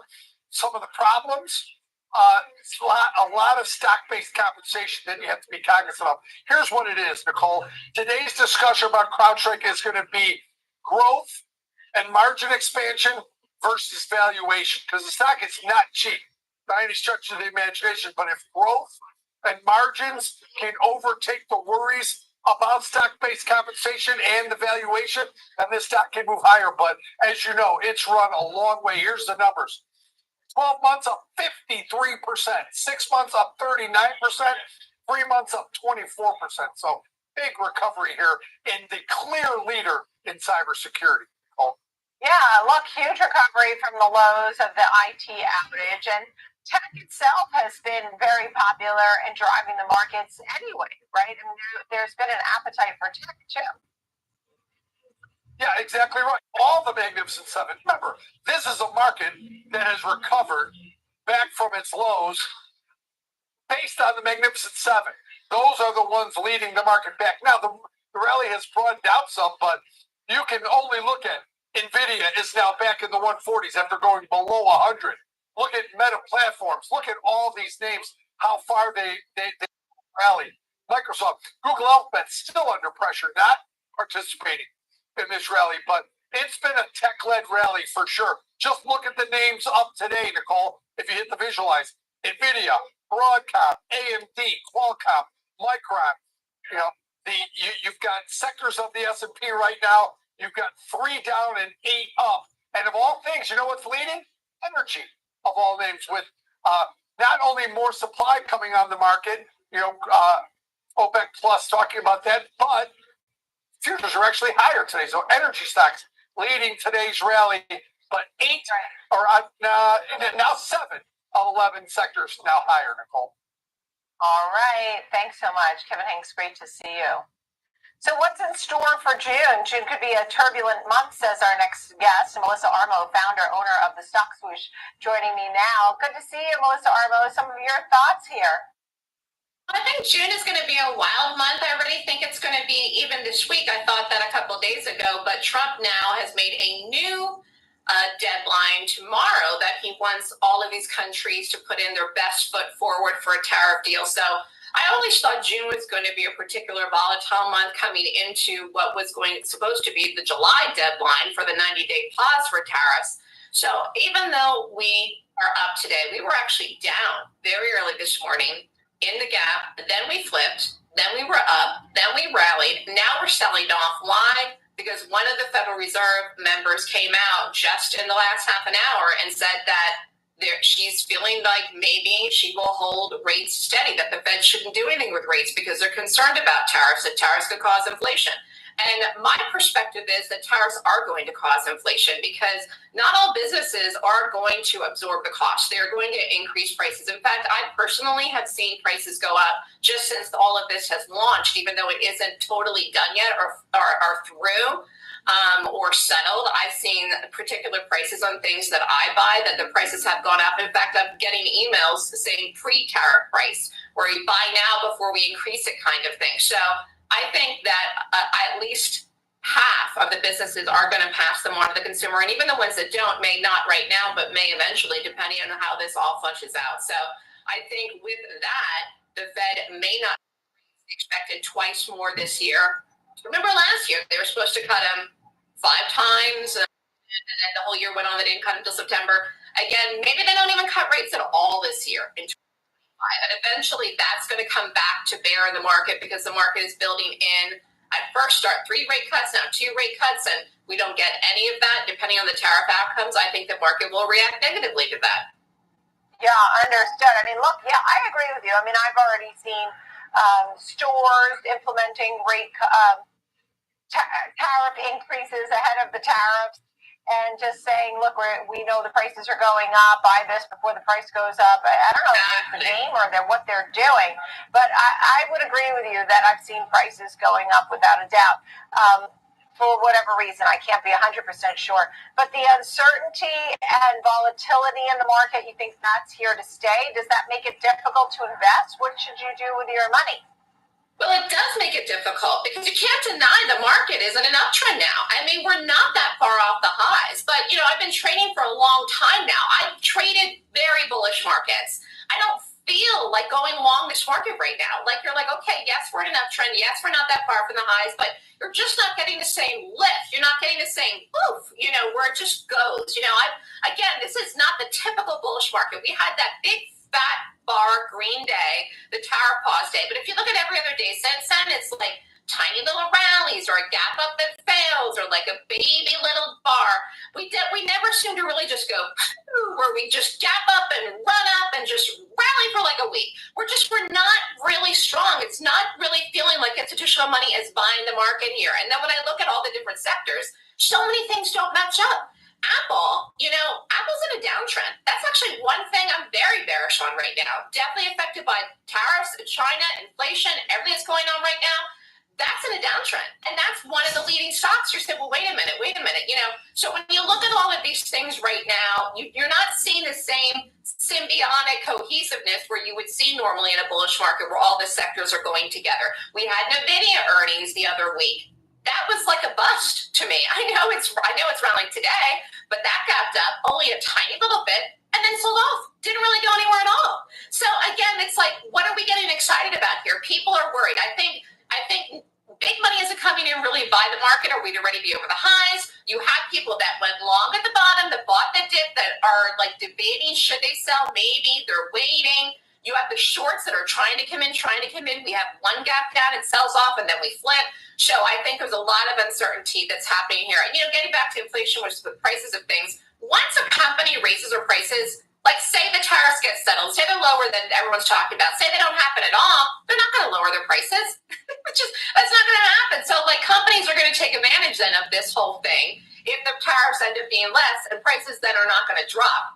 So, you know, that's a shame for consumers. And it's also going to be a shame if, in fact, they don't even lower interest rates this year either, because people are really expecting it from mortgage rates, credit card, all of those things. People are being fed all of this if their rates are going down. Well, we haven't seen that yet, you know. And again, it's interesting because Scott Bessent has been on TV doing a fabulous job trying to talk everybody off a cliff and settle everyone down about these tariffs, companies and consumers, but he doesn't control the bond market, and he doesn't control the Fed, and he doesn't control interest rates. So what stocks would you buy if we were to sell off or have some pullback at this point now? Because I know you think it's a difficult market. I think most people would agree with you. But, you know, you got to be sort of ready for something, right? What are you ready for? Well, I think Netflix is a great buy, even here. I think Netflix has been super strong even with the sell-off we had. That's one thing that barely broke the 200-period moving average even when we had the tariff situation, never went into a downtrend, very, very strong. I also like Meta, of course, that had a tremendous rally yesterday, big fat green bar. I think that's probably going to run up to 700. That might be in its own without the market. It's starting to look like that stock might turn around, and that's been in a downtrend forever. So, and again, of course, I like some of the leading banks, you know, so there's different things I would pick and choose. Again, it's not like you could say, oh, I'm always going to do this one, I'm always going to do that one, because you can have something that you normally love, normally want to go along, would normally behave, and isn't going to work right. You know, and Apple, like I said, is one of those particular ones that really could be hit hard with the tide of tariffs, depending on what the deal is with the Chinese, how it ends up. So what do you think of Meta? When you mentioned Meta, why is Meta being interesting to you? Just because of the fact that, again, that has been moving forward ahead of the market. Like, if you look at the last 3 weeks of the QQQs and the SPY, it's been in a very, very tight range. Even today, we rallied up, and like I said, now we're starting to sell off the last hour, so we could close down close to where we started the day. The market's been in the range, and Meta is breaking out. It's breaking out. It's continually moving up. That's what you want to look for when you're looking for something strong. You want to look for something that's continually moving up, or you want to look for something, if you're shorting, that's continually moving down. And speaking of one of those, since we're talking about tariffs, guess what? Target had earnings, kind of tried to rally, failed. That fell yesterday. Again, that's another one that's going to be hit hard with tariffs. That chart looks terrible. And that was such a beautiful chart for so long. And again, looking at the sector, Walmart looks completely different than Target. Walmart looks strong. Walmart's holding up pretty good, even though I think they're going to end up passing some of their prices off to consumers too. But Target looks terrible. All right, Melissa Arnold, it's great to see you always. Thank you, Melissa, founder, owner of the Stock Swoosh. Coming up, Options Corner, Rick Ducat joins us and highlights unusual options activity from the day and how investors are looking to trade the triple Qs, Constellation Energy, and Western Dig. Stay with us. We'll be right back.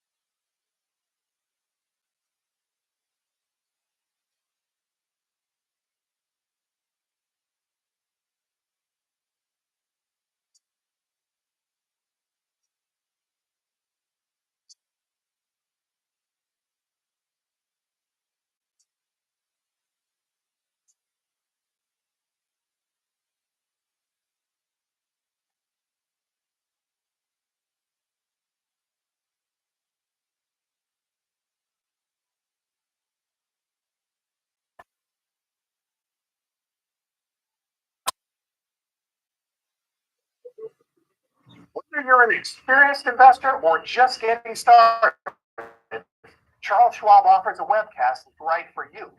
Do you like using charts when analyzing your stocks?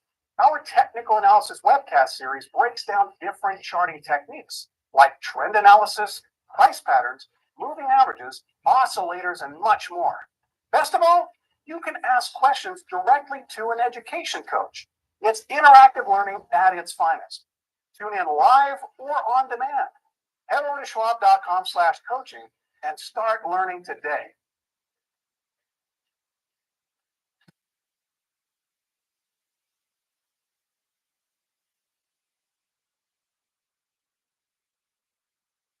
The trending names every day. I'm Tom White, host of Fast Market, ready for you, ready to go at 12 p.m. Eastern on the Schwab Network.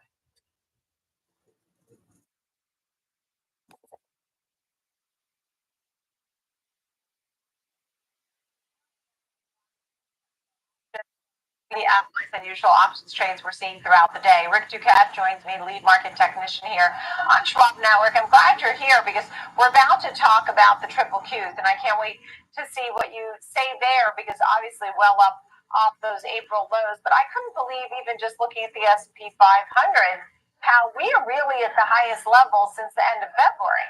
We're not the highs, but the market has really come up off of those April Liberation Day lows, and the triple Qs will go right into that. Rick, some of your thoughts? Yes, certainly a big move up off of those lows, and one that is taking us, as you said, quite close to those highs. Once again, looking at the NASDAQ futures, we can see that for now we're hanging out above a key range near that 21,500 level.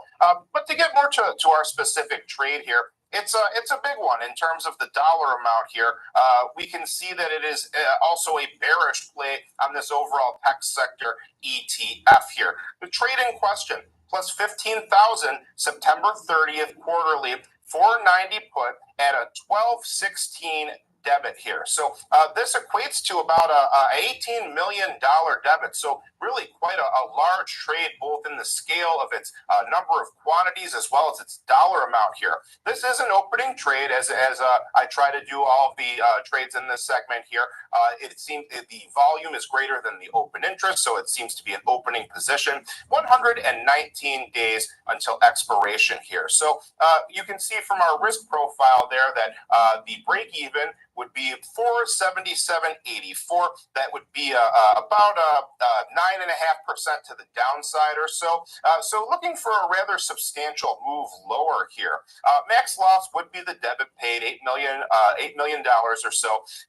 If we were to move to that expected range area, that shaded area on the left side of our chart there, showing where we would be past the profitability break even, that trade would stand to collect about $14.6 million here. So very large dollar amounts in scale. It's funny though, because you look at the overall market though, more than 2 million contracts traded. So even a large trade like this, kind of just a drop in the bucket in terms of the overall volume. The sizzle, though, the number of contracts relative to the 5-day moving average for the QQQs comes in at about 2.7.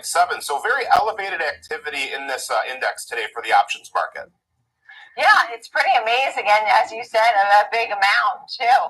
Thank you for that one. And then I take a look at Constellation Energy, which early this morning was up 15%,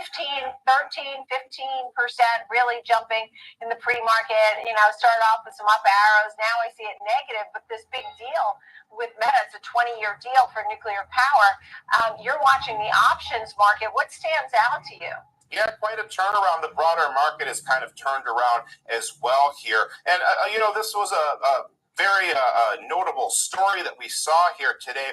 And the trade in question is looking like, just taking at face value, it looks like it would be a bearish trade here. It comes in as minus 2,000, January 16th, 370 strike calls, and plus 2,000, January 16th, 330 strike puts at a 520 net debit. So kind of like a risk reversal type of here. We're buying the puts and selling the calls, using the sale of the calls to finance buying the long puts here, defraying much of the cost here. But really, probably what this is, I would guess, is this is a strategy called a collar that's paired with an existing stock position.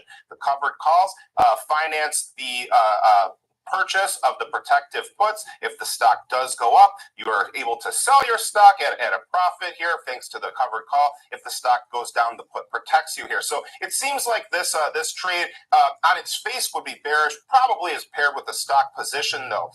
This comes in at about a $1 million debit paid here, 227 days to expiration.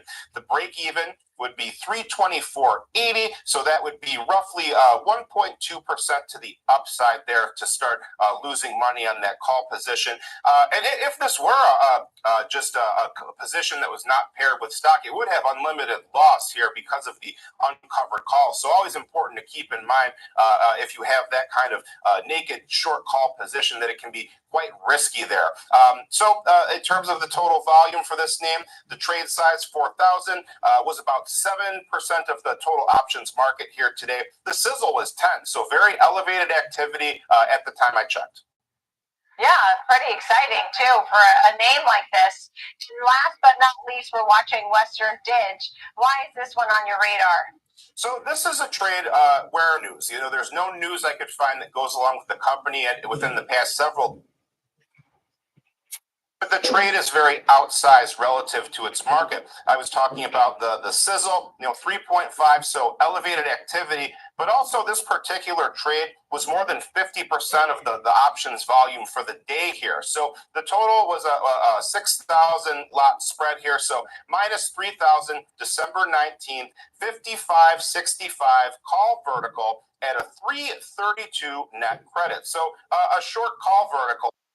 Bearish play here, coming in at about roughly a little under $1 million, a $996,000 credit. Kind of in the middle of our other trades, 199 days to expiration here. The break even for this one would be 58.32, so about 8% of a cushion to the upside. And if you were to look at the chart too, you can see that we're approaching a key inflection point for this stock. I look at things through the lens of charts, I guess you could say, from my technical background here. I see that this trader is putting on a short call spread with the strike right around a repeated resistance point. The stock has repeatedly failed to break above a big push above that 55 level multiple times. So it seems like this trader is perhaps expecting the same to continue again here, and for this stock to once again fail to break above that level. You can see kind of that range there, just a bit above where we are now. We've topped out 3 times. It would look a little bit different too on a candle chart, but the general idea is the same. We're coming up to resistance, a neutral to bearish play. Seems like the expectation here is that it will not make it above that 55 level. Yeah, well, we're from 28 to 53, 58 right now. Good point. Thanks. Good to see you, Rick Ducat, always making options trading exciting. Triple Qs. We looked at Constellation Energy, Western Dig, and it has had, and Western Dig in particular has had an incredible run. I'd say, look, 1 month it's up 20%, not bad. Good to see you, Rick Ducat. Thank you. Coming up, we have this big deal in the nuclear energy realm with Constellation and Meta. That's something we've been focusing on. But how much power do we really need? What more? Let's have that conversation. We'll be right back.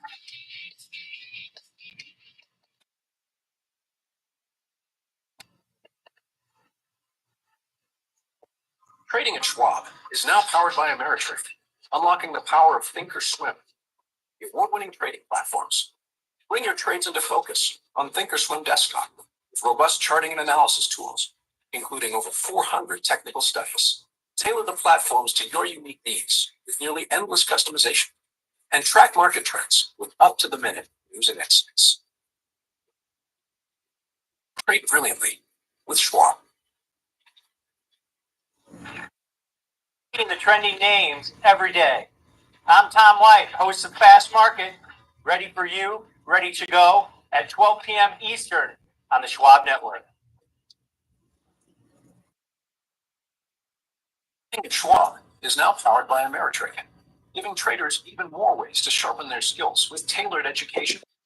Get an expanding library filled with new online videos, webcasts, articles, courses, and more. All crafted just for traders, and with guided learning paths stacked with content curated to fit your unique goals. You can spend less time searching and more time learning. Trade brilliantly with Schwab. You're an experienced investor or just getting started, Charles Schwab offers a webcast that's right for you. The Platforms and Tools webcasts are designed to help you broaden your knowledge of platform features and resources available from Schwab. You'll learn tips and tricks to help navigate Schwab.com, Thinkorswim, and mobile-based platforms. Best of all, you can ask questions by chatting directly with an education coach. It's interactive learning at its finest. Tune in live or watch on demand. Head over to schwab.com/coaching and start learning today.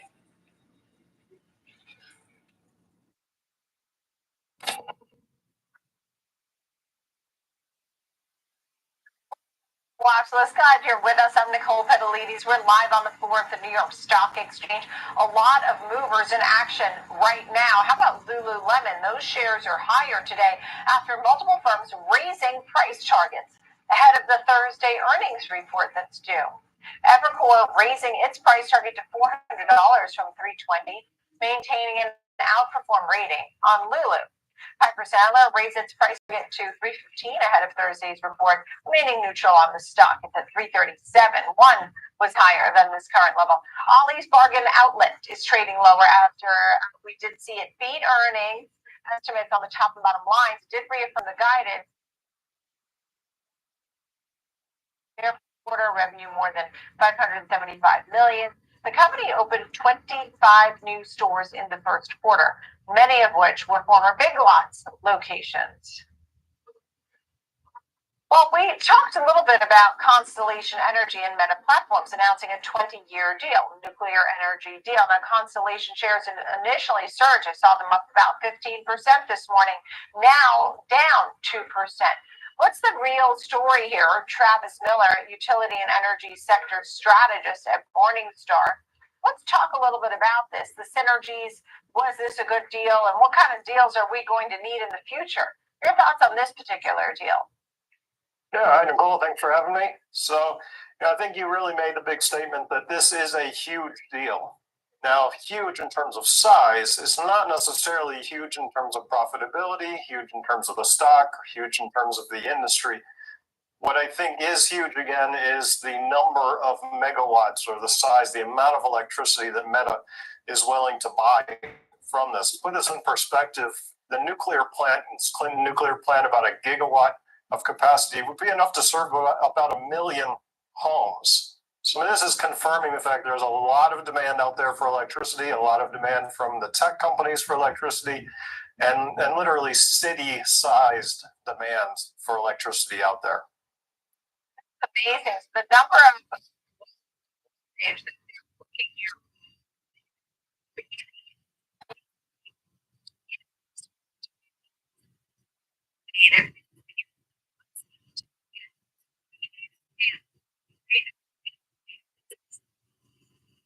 Absolutely. The grid has plenty of capacity. There's no reason to believe we are not going to be able to handle that in the U.S.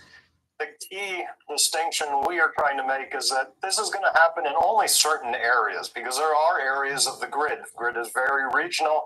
It has all different types of components and aspects to it. So the regional state of the grid is really going to determine where these data centers locate, how they buy their power, how often they operate. So we're watching that very, very closely, which regions these data centers and the tech companies decide to locate. Constellation Energy, a good company, a great company. Oh, it's a very good company. It's the largest nuclear company in the U.S. It was formerly part of Exelon. It's probably one of the most profitable power producers out there. So absolutely a good company, very well run, has some of the best run metrics in terms of their nuclear operations, and certainly is well positioned for any of these data center contracts or serving nuclear throughout the entire country, particularly in the eastern U.S. But absolutely a good company, well positioned to serve some of these data center contracts. The question is, how profitable are these contracts? That's something we're watching very, very closely. So this is not necessarily a great thing on profitability. It's a great thing in terms of the amount of demand out there. The big question for investors is, how profitable are these contracts and how much do they add to the value of the companies? Well, a moat or a market share or penetration will help to build profitability theoretically, right?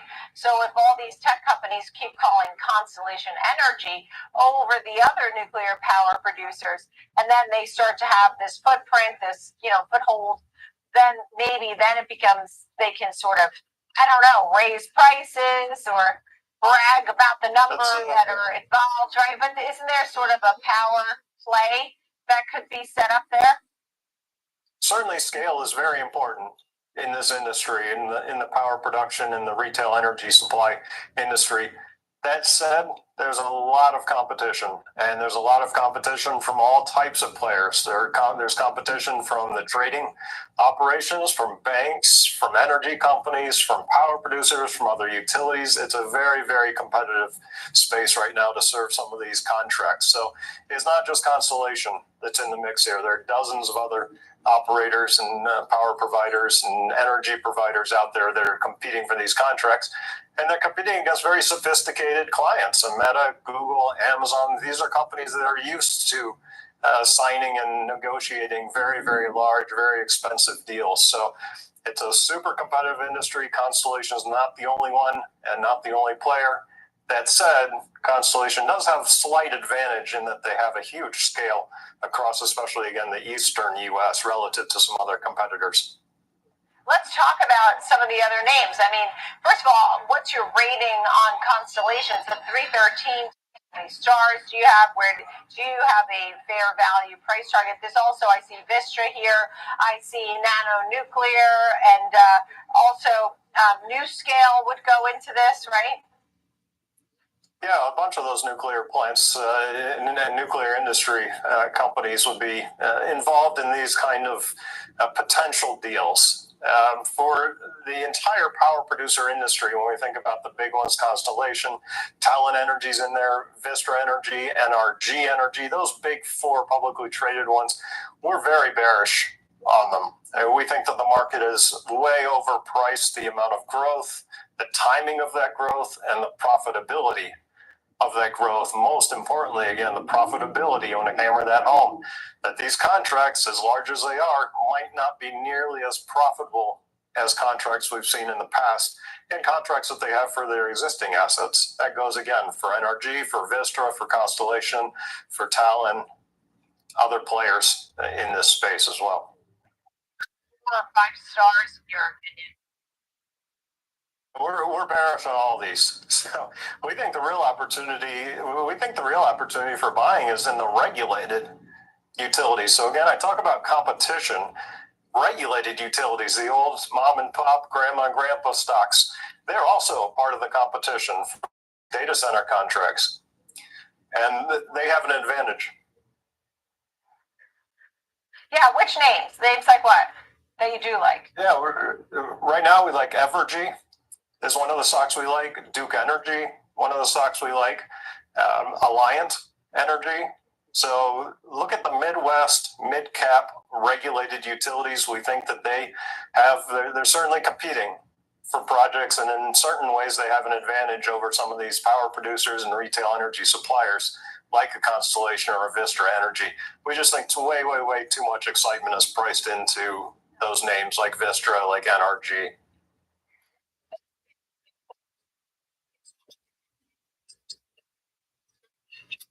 Sure.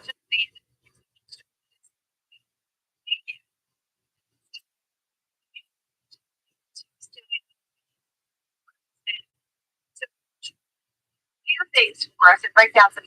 We'll take a look at the S&P 500, which is at the highest levels we've seen in a long time. So basically, late February, Astera Labs and more. The watch list will be right back.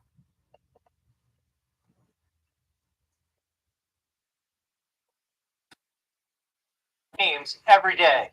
I'm Tom White, host of Fast Market, ready for you, ready to go at 12 p.m. Eastern on the Schwab Network. Trading at Schwab is now powered by Ameritrade, unlocking the power of Thinkorswim, the award-winning trading platforms. Bring your trades into focus on Thinkorswim desktop with robust charting and analysis tools, including over 400 technical studies. Tailor the platforms to your unique needs with nearly endless customization, and track market trends with up-to-the-minute news and insights. Schwab. A fresh take on the hottest trends in the market, from every click to every tick. There's no fear of missing out on Next Gen Investing. 1 p.m. Eastern, only with Schwab Network. I'm Nicole Petalides, host of Trading 360 and The Watch List, live on the floor of the New York Stock Exchange, where we bring you breaking news, experts, CEOs, influencers, and analysts. It's all available on Schwab Network.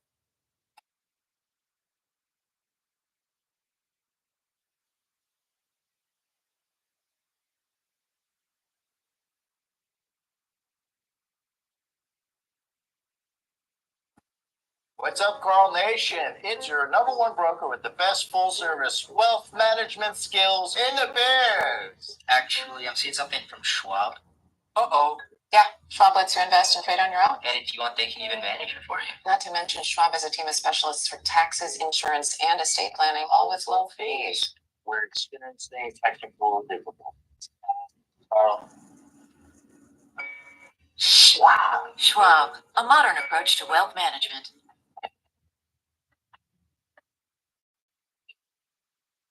Welcome back to the Watch List. I'm Nicole Petalides. It is Technical Tuesday.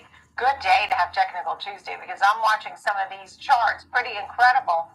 Kevin Horner, Senior Manager at Trading Services Education with Charles Schwab, is with me. And first up, we'll take a look at. We're getting closer to 6,000, aren't we? Yeah, we sure are. It seems like traders been targeting it for a while, Nicole. I mean, even on the bounce we got about a week and a half ago, the day following. So this was May 23rd, where we opened low weekly around the 20 and 200 day confluence, and it's just been upward since. We got that wonderful gap move the following Monday and the 27th, and then that low from that gap has been held over the last 6 sessions here. In fact, the intraday low on Friday and yesterday's intraday low were very near each other, but basically allowing that orange 20-day moving average to get caught up and bring bullish traders a downside exit target, meaning simply if we actually got a close under the 20-day moving average, they might start to maybe exit some of those longs that have been held since early April. We've been above the 20 days since April 22, and I think a lot of traders are really relying on it as support. So yes, we pushed into 59.75. We heard from Mr. Musk today, and it seemed to put a little squash on our overall market rally as he downplayed the big beautiful bill. Unfortunately, it kind of gave the market a little bit of a profit-taking opportunity, but ultimately, we're right at that same level, 59.75. It represents a real nice opportunity for the highest close, as you called out, Nicole, right off the jump here, the potential for the highest close we've seen since February 24. So a close like that over 59.75 would be pretty tough to look at as bearish at this point. So, could change between now and the close, obviously, but right now it certainly is a nice setup for the way we've acted today. Yeah, I was looking at Microsoft, for example, to be big since last year.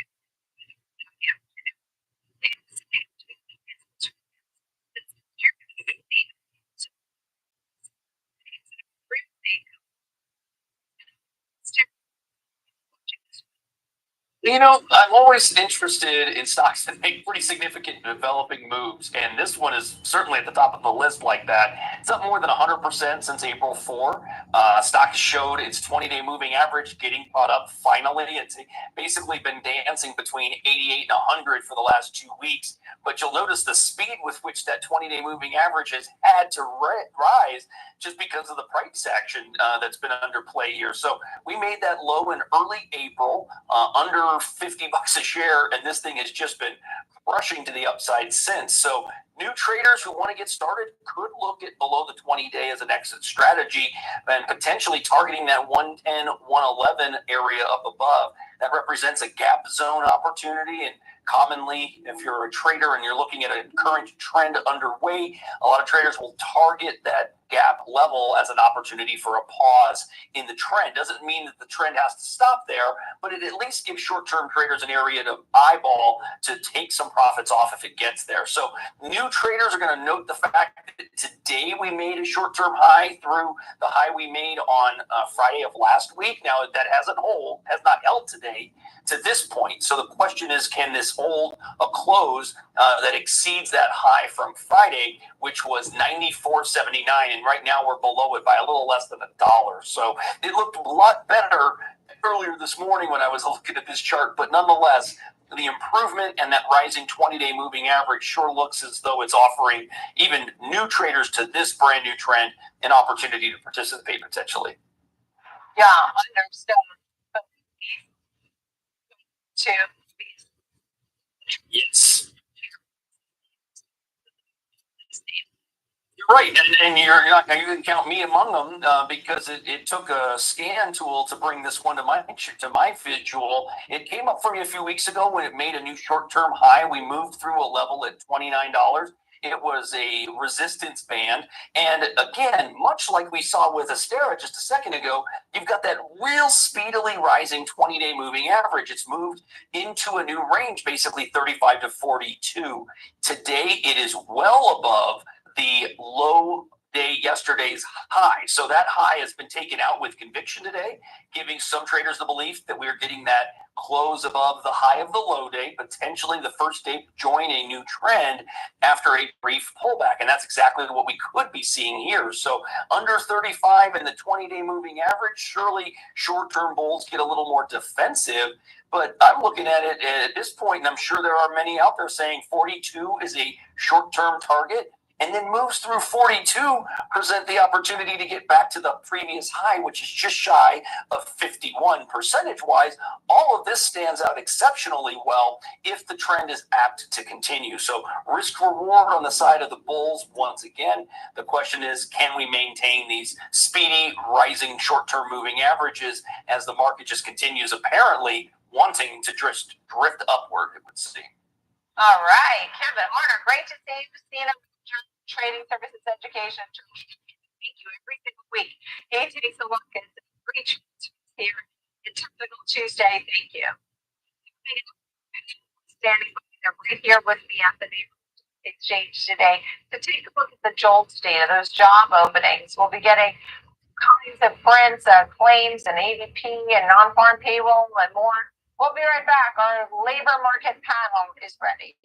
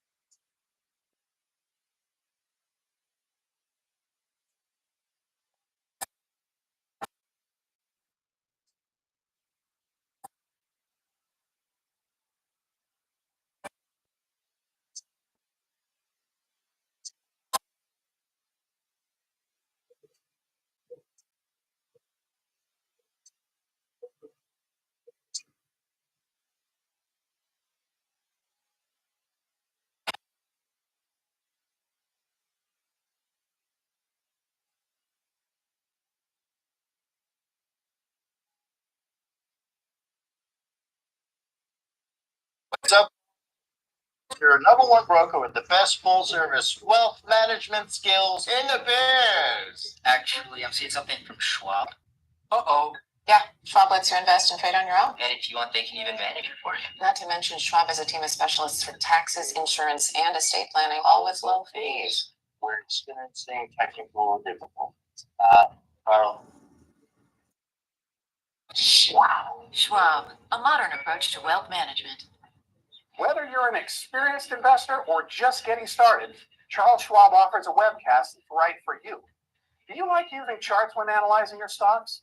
Our technical analysis webcast series breaks down different charting techniques like trend analysis, price patterns, moving averages, oscillators, and much more.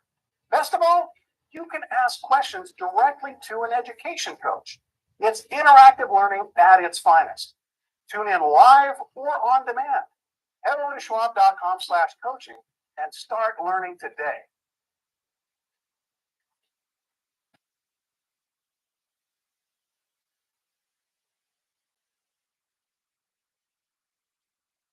Hey, Dad, I have a question for you. Sure. When did Granddad first start investing? Granddad had an account with Schwab before there were branches in the area. He really started with nothing. He worked hard, and after he passed away, the torch has been passed to me, and my advisor, Jennifer, she was with me with the journey, helping with the estate distribution. The two grandchildren, planning for their college educations. Someday it'll be their turn.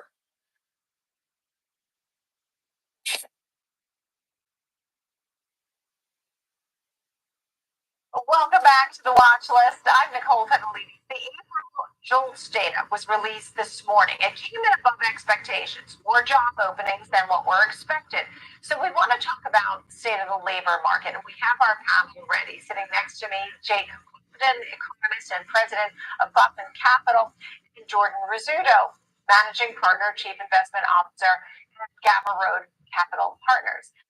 Both for being here. I'm glad you're both here today. So this shows that companies are maybe opening up a few new jobs more than what was expected. Jake, what do you make of that? Yeah, I mean, I think the report is definitely a mixed bag, right? So we had like job openings up, hiring up, quits down, and layoffs up. So I mean, there's definitely, definitely some noise going on in the labor market. But I think there is kind of this undertone of maybe a lack of confidence, especially with workers, because those quits are down. So I think that might be, kind of indicative of what we're going to see in the future. Yeah, it does feel like some of the moves, if the layoffs were somewhat steady, it's not like we're seeing something monumental in these numbers. Everything seems to be changing a little bit. It's good if a company wants to do more hiring, but, what's behind it? And there's so much uncertainty. What do you think here, Jordan? Well, I think it's definitely reflective of the uncertainty. And while overall the headline may have been a little ho-hum in terms of the lack of major change, there's definitely something to grab onto if you have a bullish tilt or a bearish tilt, right? So on the bullish side, we did see a net positive in terms of hirings outpacing layoffs and quits. The flip side of that is that the longer term trend, you're seeing hires and openings continue to fall. And historically, the JOLTS data goes back about 25 years. That downward trend is only typically during economic contraction and recessionary times. We clearly haven't been in a contraction for the last 2 years. So it's interesting that it's reflecting that kind of behavior. Yeah. We're seeing that in a number of our measures. Look it up, but I remember the hockey state.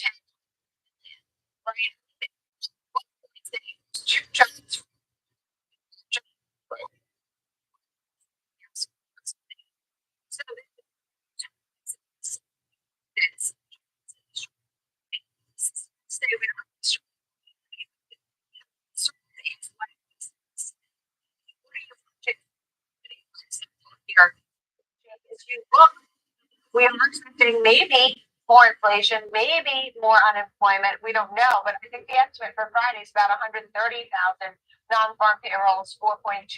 What do you make of that? Yeah, I mean, my personal feeling is we're probably going to see like a higher print for non-farm. Oh, really? Yeah, because of some of the hiring up and stuff like that we've seen. But I do think over the long term, we probably are going to see something closer to a soft landing, and some of those numbers start to come in. It'll be definitely interesting to see what happens. So are you feeling more optimistic than pessimistic? I believe so. Is that right? Jordan, what do you make of it? I mean, because you're here and you're chief investment officer, you've got to advise people where to put their money. I mean, what are you telling them? Yeah, it's definitely a mixed bag for the market, right? I mean, we've seen a tremendous rebound off the April lows. And, there as well, particularly on a sector basis, we're seeing some encouraging signs, and we're also seeing some concerning signs, right?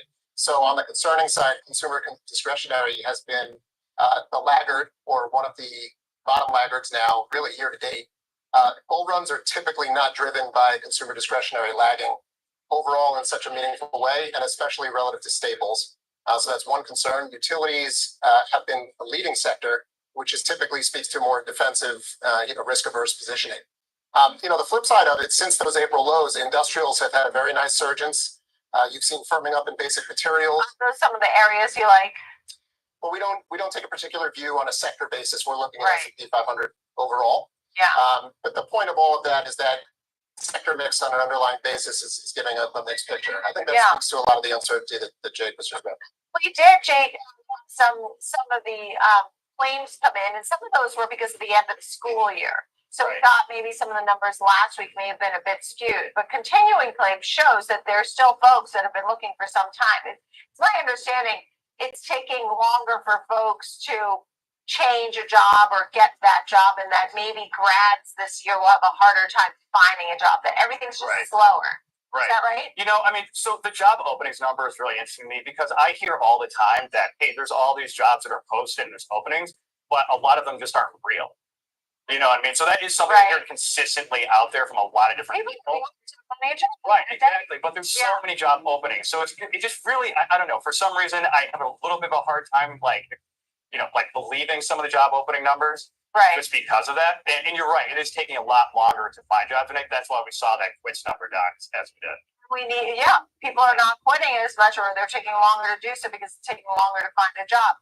There is some sort of disconnect that's happened. Absolutely. There's sort of something happening here. Do you have a year-end target when you look at the S&P 500? I mean, we're just a stone's throw from 6,000. Do you think we get there, Jordan? Yeah, our process with our framework is much more of a nowcast than a forecast. Yeah. So we don't target a level for year end. Well, and it's an adaptive process, so it's ongoing. We're chasing. We're just talking about that. The consumer confidence numbers, which is something that we focus on very much, is very reflective of the frustration and the slowness and the concern in the employment figures that we were just talking about as well. Good to see you both. Thank you so Likewise. much, Thanks, Jordan. Jake, thank you both so much. Really appreciate it. Jordan Rizzuto of Gamma Road Capital Partners, and also Jake Clifton of Clifton Capital. Thank you both. Thank you. So much. Thanks for being with me here on the Watch List live from the New York Stock Exchange. I'm Nicole Levy. So glad you're with me every single weekday. Keep it right here. Market on Close is next.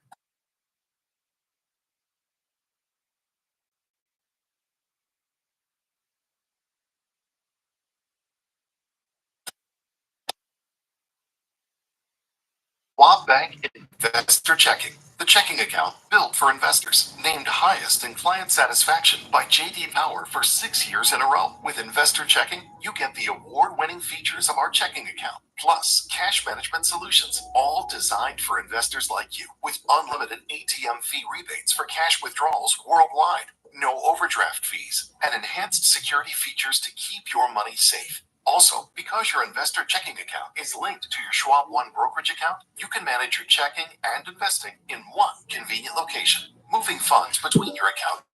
Cash moved to your brokerage account is available in seconds. That means you can stop waiting and start investing in stocks, bonds, money market funds, and more. Get more with Schwab Bank Investor Checking, the checking account built for investors.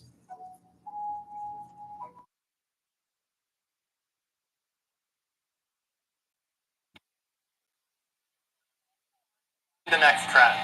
From every click to every tick. There's no fear of missing out on next gen investing. Available anytime, anywhere, on any device for free. Empower your portfolio with the Schwab Network. Horn, join us for Next Gen Investing. 1 p.m. Eastern, only on the Schwab Network.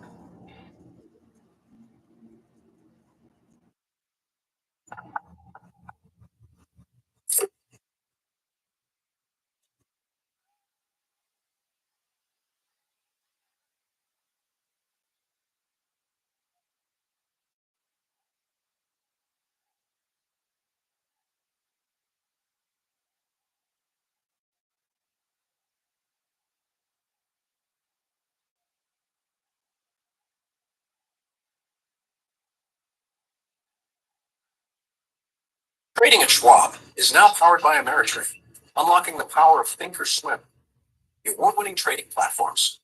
Bring your trades into focus on Thinkorswim desktop with robust charting and analysis tools, including over 400 technical studies. Tailor the platforms to your unique needs with nearly endless customization, and track market trends with up-to-the-minute news and insights. Trade brilliantly with Schwab. Morning Movers brings traders the biggest headlines to start the day, from volatile overnight swings to the earliest analyst calls. Get your watch list ready. 8 a.m. Eastern, Morning Movers, only on Schwab Network.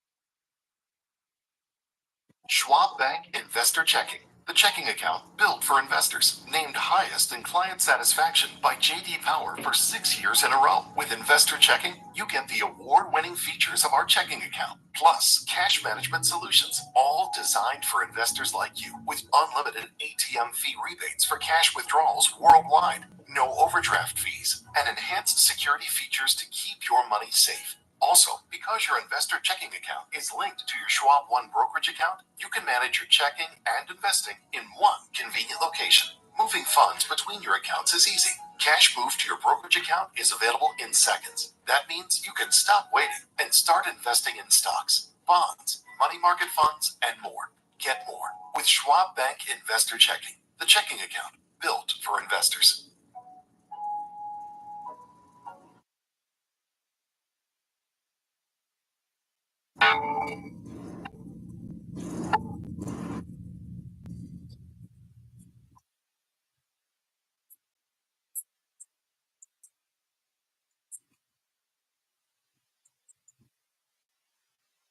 Just over an hour till the closing bell. Good afternoon. Welcome to Market on Close. I'm Alex Coffey. As we take a look at where the market sits, another green day brewing for equity markets. S&P 500 closing in on the top half of its recent trading range here, up about 40 points on the session, about 2/3 of 1%. Now, it is just off session highs, but within a stone's throw. Good enough for a round up here. Basically call this the highs of the session. NASDAQ 100 up about 0.8 of 1%, 0.9 of 1%, somewhere in that range, depending on the moment. Russell 2000 has been out in front and continues to be out in front, 1.7% to the upside. 35-point rally for the Russell. Really, really strong today. And this despite the fact that yields are relatively quiet. So you look at where the equity market sits here. Really, really nice turnaround from some overnight weakness. It's really been the MO for the equity market is a little bit of weakness maybe to start the day, maybe overnight, and then turn that around with some force as the day goes on, and certainly been that way today. Looking at some of the other asset classes, U.S. dollar bouncing back after being a little bit weak yesterday, and so you look at that back over 99 here today. Gold giving back some of yesterday's powerful rally, but all things considered, gold continues to be a freight train. It was up, $80-90 yesterday, down about 18. It's, more than one or two steps forward and half a step back. That's the recipe for uptrend and upside performance. Crude oil trying to break out of its own relatively tight trading range with an upside move here today. Crude oil has been relatively range bound between about 61 and 63, creeping above and below. Trying to do that today, 63.54, up about $1 a barrel here. And then Bitcoin, after making new all-time highs, it did retreat a little bit in recent trading weeks, but a nice day today is it's basically keeping pace with the equity markets, up 1.6% for the June Bitcoin futures. Last trade, 106,735. Talk some of the stories, though, and these are stories that you've probably heard throughout market coverage, as they have been two of the bigger ones of the day. Joining me here in studio, Jenny Horn. First, Jenny, let's talk this Constellation story. So this is a pretty major step, and the stock's been quite volatile, but walk us through what the news is. Big-time AI player signed a pretty big agreement. Yeah, I mean, a pretty partnership if you are, of course, Constellation Energy, because Meta Platforms is now turning more and more so to nuclear power for its mass amounts of energy that it needs to fuel its very lofty AI ambitions. So we got news they will be buying the power generation of a nuclear plant in Illinois for 20 years under a deal with Constellation. The financial agreement arrangements were not disclosed, but their CEO did say the Meta deal would help them cover the cost licensing, upgrades, and maintenance for that Clinton Clean Energy Center in Clinton, Illinois, which I really have never discussed more than I have today. But they did say it's billions of dollars of capital that you're basically signing up for to run a plant for 20 years. So the deal with Meta will allow Constellation to apply for federal relicensing as well as upgrades that could squeeze more and more power generation from that various plant, which is located about 150 miles southwest of here in Chicago. Meta, as well as other major tech companies, are investing huge in building data centers across the country to train these AI models. Those facilities were historically powered by natural gas, which is the largest source of electricity generation here in the U.S. But now, under what looks like this right now power flux, as the grid has to expand in order for AI to expand, more companies turn their attention to nuclear, as Amazon was one of the front runners of that push. But this is, I feel like, the first deal of its nature we've seen. So I think this will be interesting what this means for the rest of the space moving forward. I mean, Constellation produces more than a fifth of the U.S. nuclear power. So it's a major player, but it's also in a very niche world. And we do know, unfortunately, that the Trump administration has not been read as a friend to alternative energy. But nuclear is a bit different because it's relatively, it's clean, and it's also unstable. So for that reason, there's some concern regards to nuclear. But I feel like that's also like a public perception thing. Yeah, and I guess it's not necessarily not a friend. It's just some of the more green, let's say, friendly political aspirations are more mandating things. And so I guess there's less mandated transitions to other power sources. But when you look at the nuclear space, it has a bad rap from incidents that have happened over the years. But all in all, super effective form of power. There's been, a really, almost like kind of like gold bugs. There's been nuclear bugs in a way that have like really believed in this space. And with this onset of AI technology, this is sort of in the boon for this space to build things out. Now, my question to you, and some of this is, it is what it is. There's no way to know for sure. But is the read through the fact that it wasn't able to hold on to the rally, that like at some point when a stock's rallied 400% over the last 3 years, like inking some of these deals is almost built into that performance already? I almost wonder if it was like a buy the rumor, sell the news, if this wasn't like a huge shock, if there was been like those that follow the nuclear world a bit more than I do had been somewhat penciling in major deals. So maybe that's why we didn't see this. Yeah. I mean, it's been a wild session. I mean, it's doubled since the lows. It has. So at the same point, it's not just how it's performed and built up over the last several years.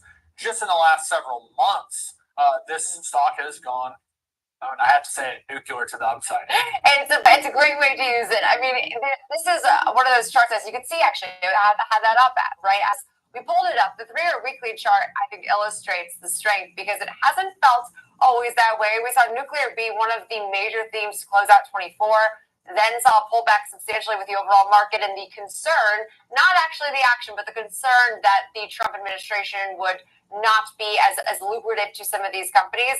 I feel like a lot of those concerns now we've seen a bit overblown, but also as we continue to, hopefully, I know we're lower now, but we initially started the session on a pretty strong note. We are off of those highs by still over 11% and some change. I also think it's a great time for nuclear, generally long-term speaking, because we also see, Apple, Amazon, Meta, so many of the major players in tech committing to be more carbon neutral or have zero emissions by, it's like 2050, I believe, is a lot of their targets, but that's still something that we're going to have to see companies rethink their energy sources, and nuclear is read as a clean source of energy.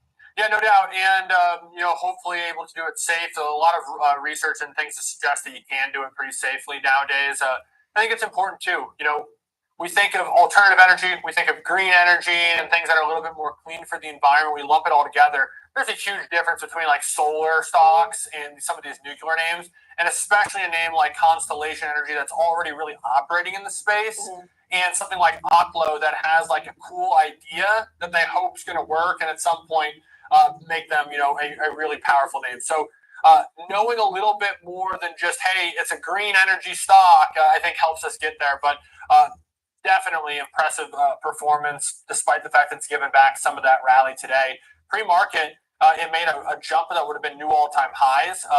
Intraday, it opened up on the highs, so kind of an ugly-looking candle today, opening up at 342 and basically straight down since, but running into that 1 week moving average, which is a relatively reasonable place to think that it could have found some support. Let's shift gears entirely. So we're talking kind of forward-thinking things with nuclear energy and AI and partnerships with companies like Meta. Let's think of something that's a little bit more straightforward, and that's convenience stores in rural, I guess, counties and cities across the country. Dollar General specializes in that, and they are specializing it pretty good, it looks like, this last quarter. Dollar General, I would have never thought when I woke up this morning that I would have talked about Dollar General as much as I have, but hey, at least on a point of optimism, raising their full year forecasts after beating first quarter expectations for earnings and revenue. They did say they're working to reduce their exposure now to China and minimize these price increases for their very cost-conscious consumer.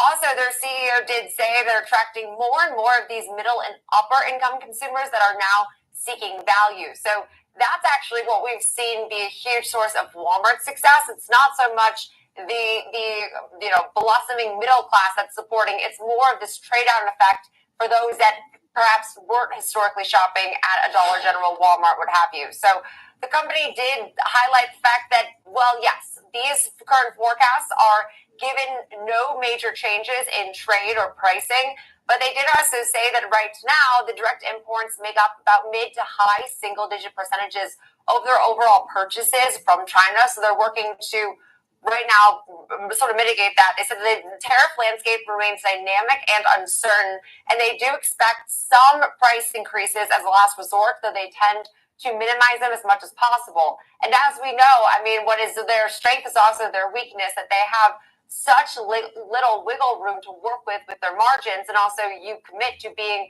a dollar-ish type store, you don't really have the same pricing flexibility. So, well, yes, that does draw in a consumer that's aware right now of their costs and also concerned with prices going up.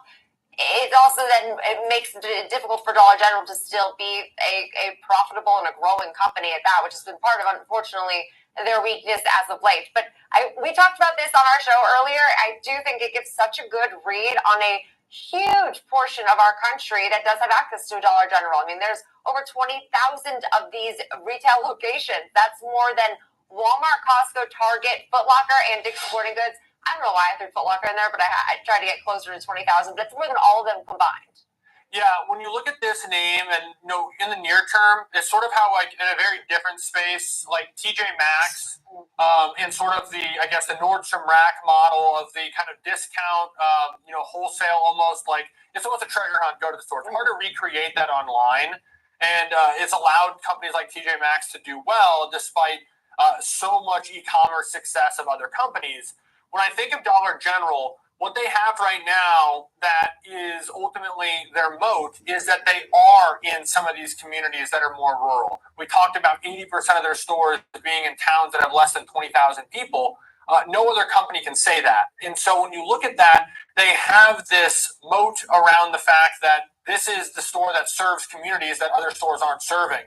But down the line, as Amazon and Walmart continue to push the envelope towards e-commerce and how fast things can be delivered, one does wonder, do companies like Amazon, start to build to where they're able to, get things to these communities at a pace that makes it just as good of an experience as going to the Dollar General around the corner or a few miles down. And so that, I think, is a long-term story to perhaps look at. But still a concern, because Amazon has that pricing flexibility, being a one of the most valuable companies in the world. And sells beyond just I would say consumables largely and lower priced goods. Something like Amazon or even a Walmart, if they continue down the road that they're going, they're going to be able to provide way more merchandise of all different types from their locations and using their kind of logistics network to get that to people fast and perhaps even at break even or losses because they're going to make so much money on other things. So tough competition. But really is.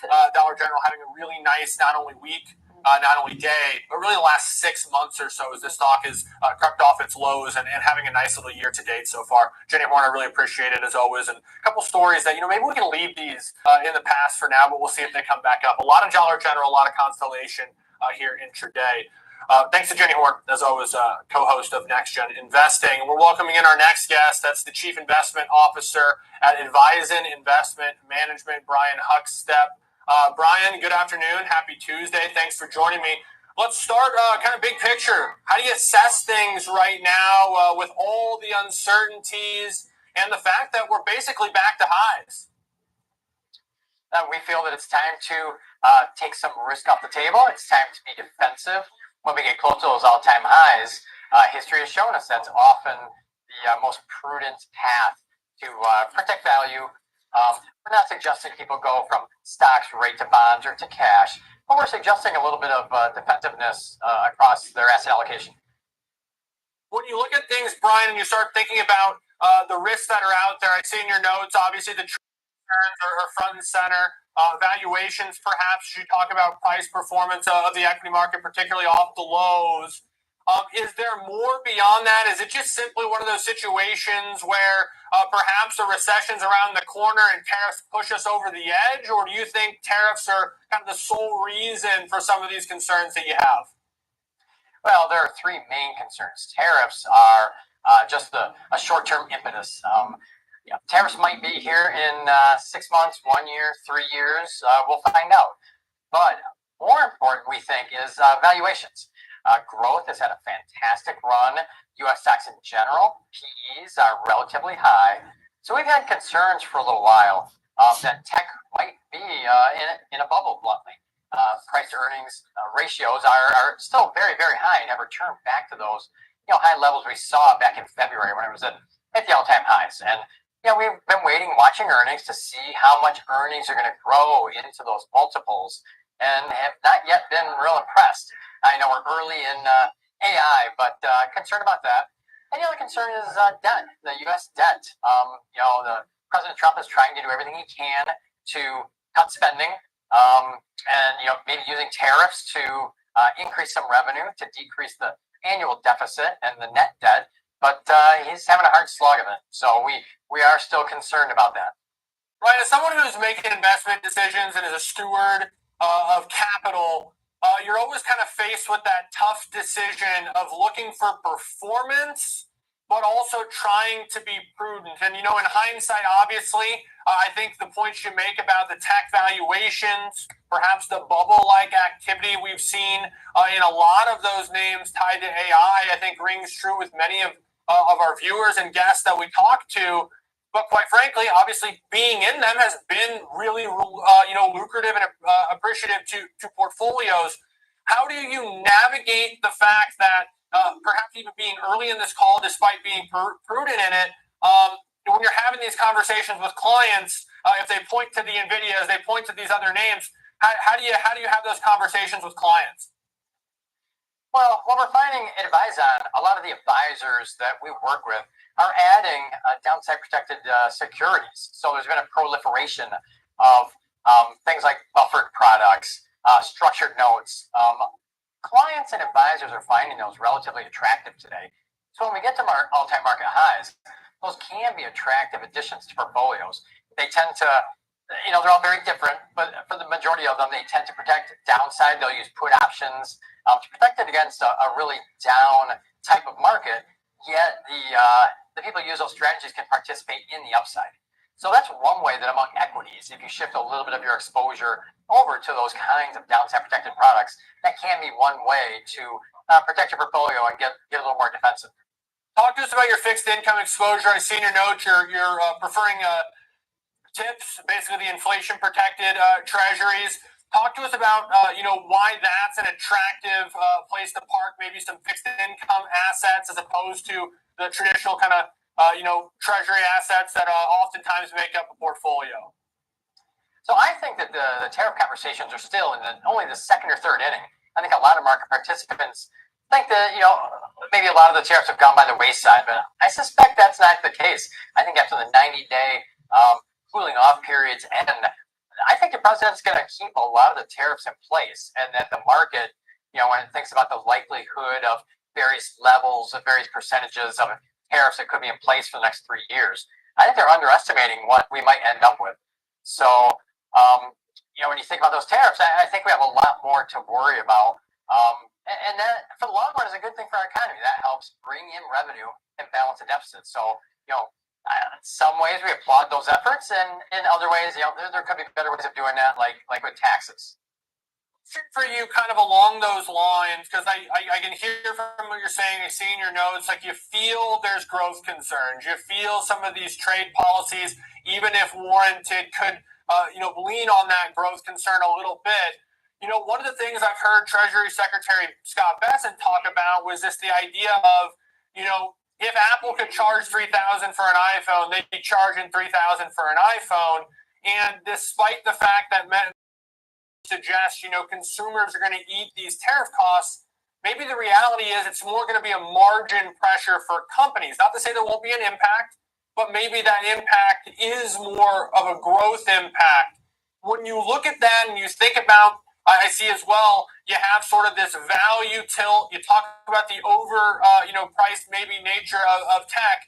When you're trying to navigate a portfolio, you got a perhaps recession you're worried about around the corner. Are you leaving a lot of money on the sidelines as well? No, we're trying to stay fully invested. So on top of being concerned about inflation from tariffs and the reason with the tips, another great inflation hedge is equities. I think people underestimate what a terrific hedge they are. Corporations have the ability to raise prices. They don't like doing it. They lose sales. As you said, if you could charge $3,000 for an iPhone, you probably would. So there are limits to what you can charge, but and keep the same quantity you're selling. But there is room for companies to increase prices, maybe maintain some margin. And one place we think that could happen is energy. Energy prices are low right now. There's room to increase prices there. So we think energy corporations are attractive today. Additionally, banks with value. So value stocks, primarily the financial and energy sectors, are attractive to us for some of those reasons. So we're not putting money in the sidelines necessarily. We want to keep it in some of those defensive, value-oriented type securities that do better during downturns than some of the growth and even some of the small caps. Small caps are very sensitive, so we're tempering our exposure to small caps also. Ryan Huckstep, thank you so much for taking the time and joining us here on this Tuesday afternoon. Appreciate your insights and look forward to speaking again. Chief Investment Officer at Advisen Investment Management. Coming up, we have the CEO of Applied Digital joining the show to talk about their newest partnership and more. We'll be right back.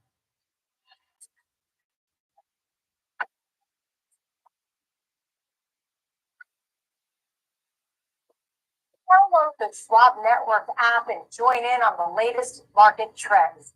Anytime, anywhere, on any device for free. Schwab Network.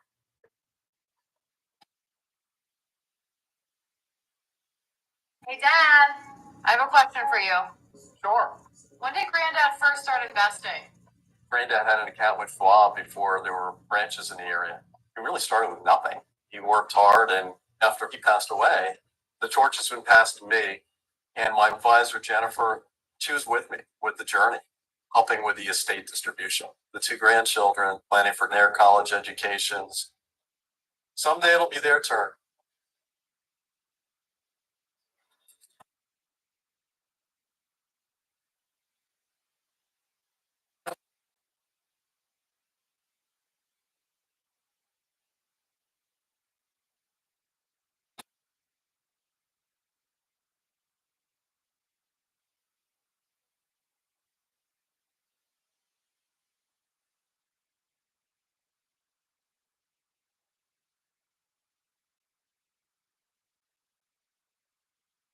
Whether you're an experienced investor or just getting started, Charles Schwab offers a webcast that's right for you.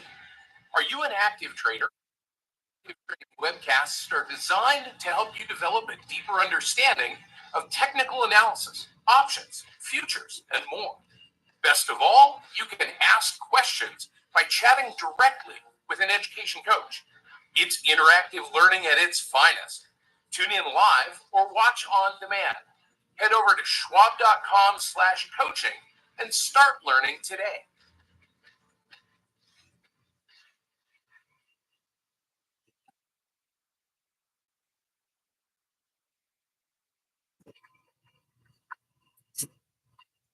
Welcome back to Market on Close. I'm Alex Cox. It's my pleasure to welcome in our next guest, the Chairman and CEO of Applied Digital, Wes Cummins. Wes, thanks so much for taking the time and joining me here on this Tuesday afternoon. I know you got exciting news. I can't wait to get to that. But for those who, maybe are living under a rock and aren't familiar with your company, I know it's getting harder and harder not to be if you're following AI. Can you give us the elevator pitch of sort of what you guys do? Sure, and thanks for having me, Alex. So what we do is we design, build, and operate what we call next generation digital infrastructure. And this is high power density data centers primarily that are really built to run AI workloads. As someone who grew up in the Midwest, born and raised in Nebraska, I see obviously the North Dakota data center is obviously a huge part of your recent announcement. Talk to us about this leasing deal that you just announced with CoreWeave, another really major player kind of in this grand ecosystem of AI build out. I know you work closely with companies like NVIDIA and AMD as well. Talk to us about this announcement and what it means for your company. Yeah, so this announcement, 250 megawatts of critical IT load on our Ellendale, North Dakota campus.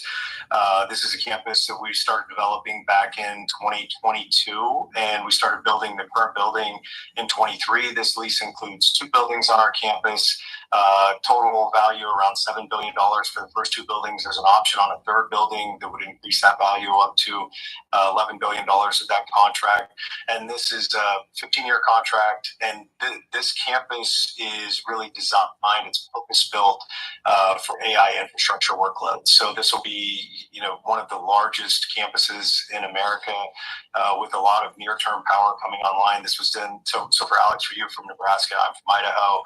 We built this in a town of about 1,100 people. We really worked with the community there, a lot of renewable energy that oftentimes doesn't get used. So this is stranded power that we're putting to a great use by running these AI workloads in a location where, typically you don't see these types of jobs and this type of opportunity available. But it's one of the unique features of these workloads and where we can take it, which is to the source of power rather than typically these things are deployed in population centers across the U.S. and across the world, actually.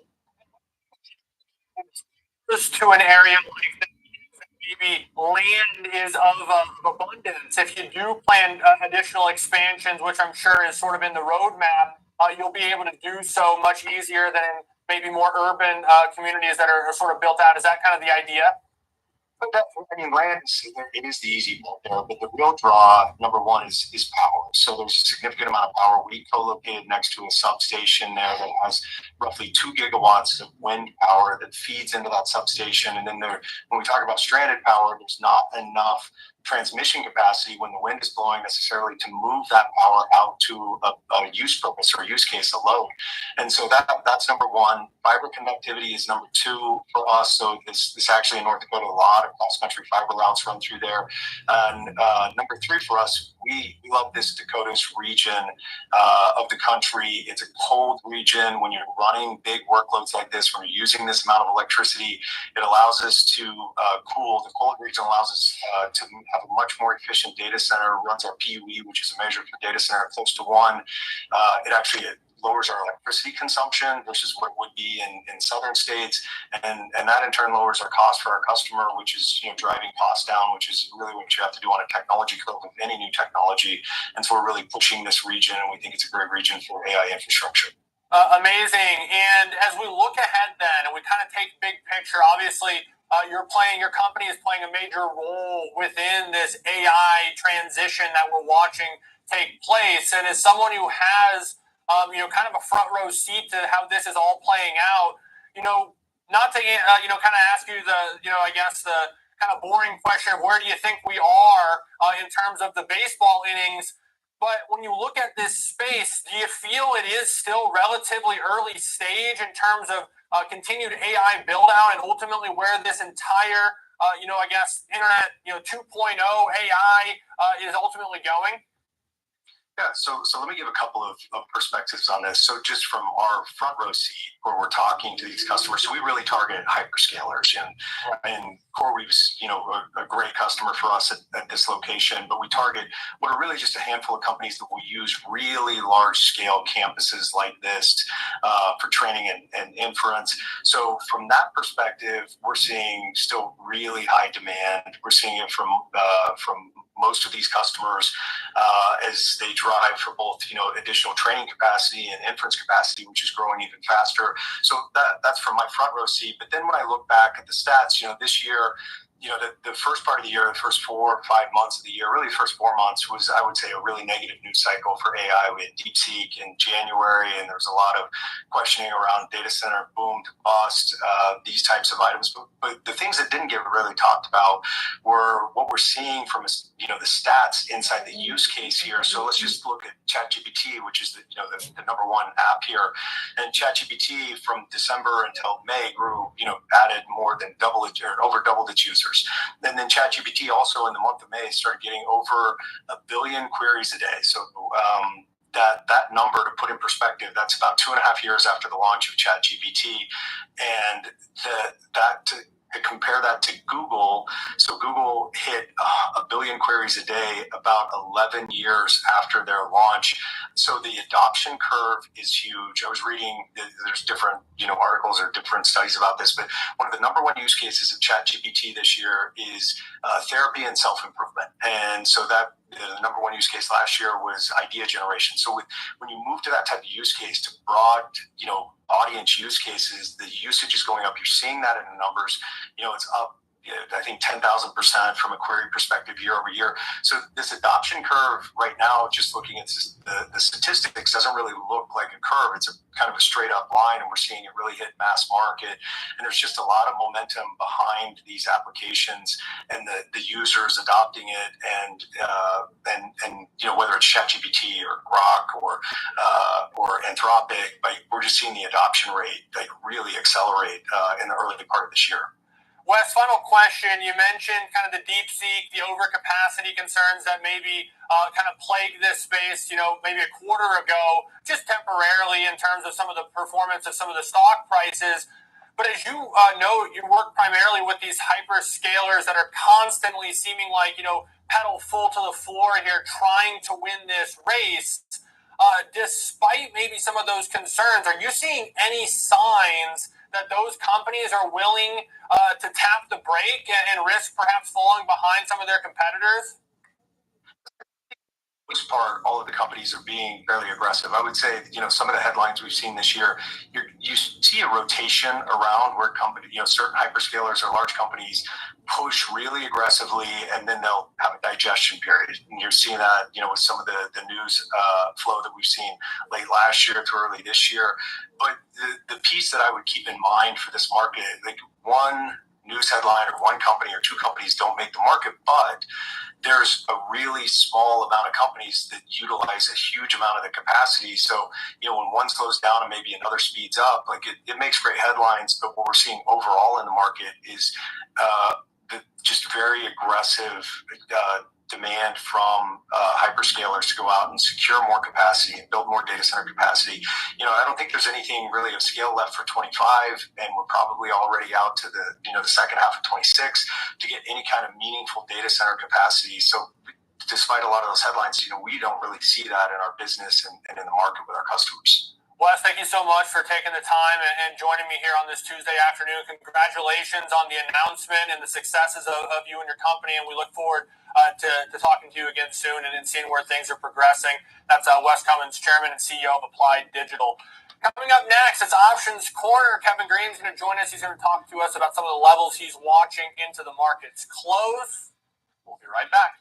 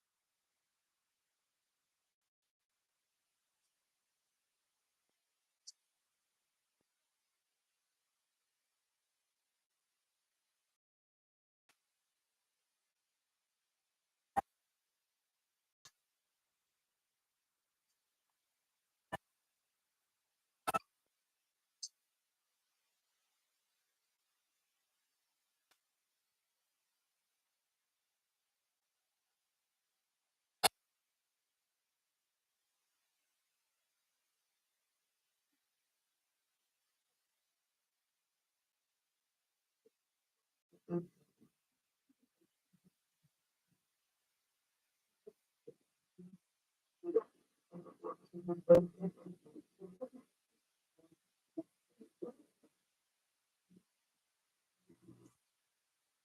at Schwab is now powered by Ameritrade, giving traders even more ways to sharpen their skills with tailored education. Get an expanding library filled with new online videos, webcasts, articles, courses, and more, all crafted just for traders. And with guided learning paths stacked with content curated to fit your unique goals, you can spend less time searching and more time learning. Trade brilliantly with Schwab. It's Options Quarter Time. Welcome back to Market on Close. I'm Alex Coffey, now joined by Kevin Green. Kevin, a senior markets correspondent for Schwab Network. KG, good afternoon to you. Really, really nice rally once again as we look at these first couple of trading days, last couple of trading days of the month, continuing to bring bullish activity. What do you see on the tactical front? What do you see in the flows? Yeah, well, this is the second day where we also saw negative pressure kind of coming into today, and then you saw a rally off the back of that. Now, what I will say is if you look at the intraday trend, especially on the 5-minute chart, we actually had a really strong trend pretty much for the majority of the day until we had this small little pullback here. But overall, you started seeing a lot more participation in this market as well. Not only just seeing the energy sector, which kind of caught a bid a little bit early, but then you started seeing information technology catching a little bit of a bid, as well as communication services. And so what you're seeing to the upside here, 59.75, 59.80 is actually the really key level here, Alex. We have over 111,000 contracts for the 0 DTE expiration for today at 59.80. So that's going to be a pretty decent wall to the upside here. But if we do see any type of break, I'm actually looking at 59.60. Kind of a decent balance level. We also saw that as an area of support within this pullback that we had. Maybe a little bit of selling pressure just because of maybe some news flow that came out of the White House here. And then on the negative side, looking at 59.50. So overall, it's actually a really decent day. If we can close above 59.70, I think that's actually a really big win. If you kind of go back to the daily chart, you can actually see it. This has been an area of resistance for us. We've been in this wedge pattern for the last couple of, actually last week or so here, where we have this wedge between 59.70 as your resistance, and then we have support like the 20-day moving average, the 200-day moving average, that trend line from the lows here, all kind of coming together. And so we're trying to have a breakout to the upside, trying to test that 6,000 level. And if we're able to close above that 59.70, I think that's going to be a really big win for the bulls for now. There's still some gaps to the downside that I'm still a little bit concerned about 2 gaps in the S&P 500. There's one that's really significant when you're looking at the futures contract here, but overall, this is actually a really decent setup. We do have some economic data that's going to be coming out over the next three trading sessions here. So obviously, jobs data tomorrow with the ADP. We'll have initial claims on Thursday, and then the jobs report on Friday. So still a lot of economic data that could give us a little bit of volatility, but it seems like the market's really bracing for us to try to break out to the upside here. Yeah, and it really looks like it's being somewhat confirmed by many time frames and many indicators. KJ, I love this chart you have of the last, whatever it is, 6 months or so on the daily, where you break out of the wedge, momentum starting to pick up on both fronts. Despite the fact that it's come off maybe the overbought level, it's still remaining, well up there in RSI as well as MACD. Talk to me about this. I know it's one of your charts on here. Talk to me about this tech utilities ratio. We've talked about this before, and sort of the idea being utilities oftentimes play a defensive role in long-only equity portfolios. Tech is typically a growth position. So as that relationship and that spread changes, that can be indication of maybe institutional risk on or institutional risk off. And you can see why it matters is look at that relationship between the S&P 500 and this utilities to tech ratio.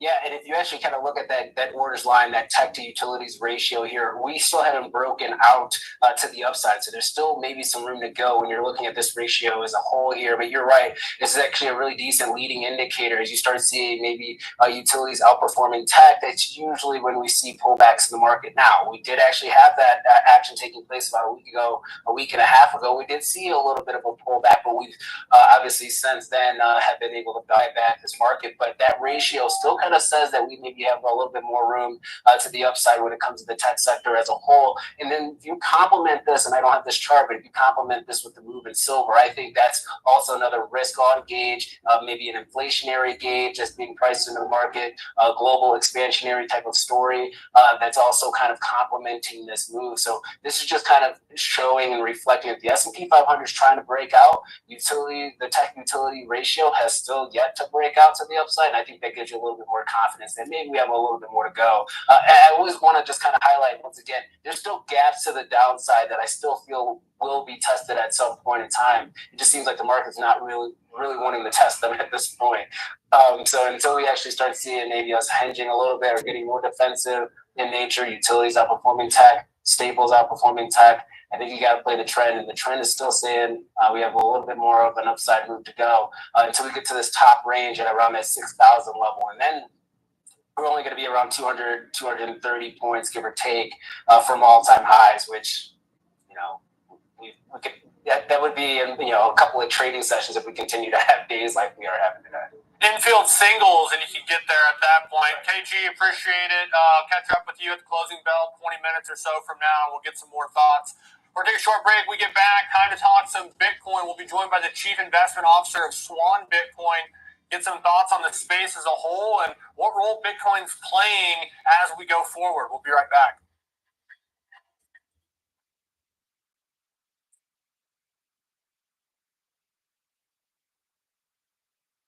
Investing, you'll love Carl's Way. Take a left here, please. But there's Carl's Way is the best way. Is it? At Schwab, how I choose to invest is up to me. Exactly. I can invest and trade on my own. Yes, and I let them manage some investments for me too. Let's move on, shall we? No can do. I'll get out there. Where are you going? Schwab. Schwab, a modern approach to wealth management.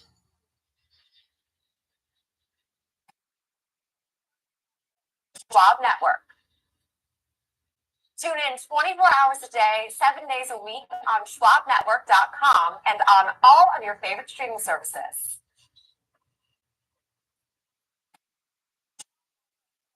Anytime, anywhere, on any device for free. Binge watch the market with the Schwab Network.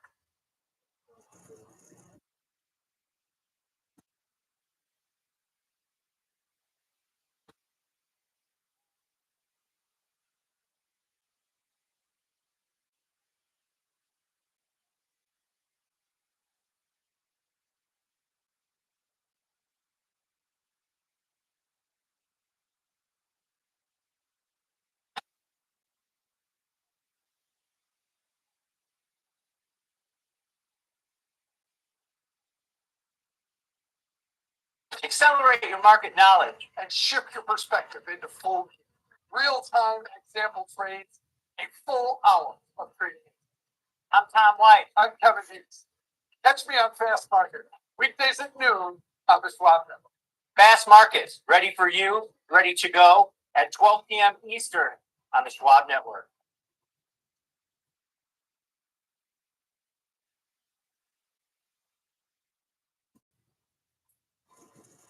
Coffee now joined by Ben Workman, the Chief Investment Officer at Swan Bitcoin, to discuss Bitcoin and what's been a very, very impressive run as of late. Ben, when you look at this particular space, Bitcoin, of course, being the leader in it, what do you think's been behind the big move, outperforming basically everything since the lows? Yeah, it really has. And you've been seeing strength across some of the other store of value assets as well. And I think that's because we're really starting to highlight some of the issues that come with a monetary supply that's actively managed by a central authority.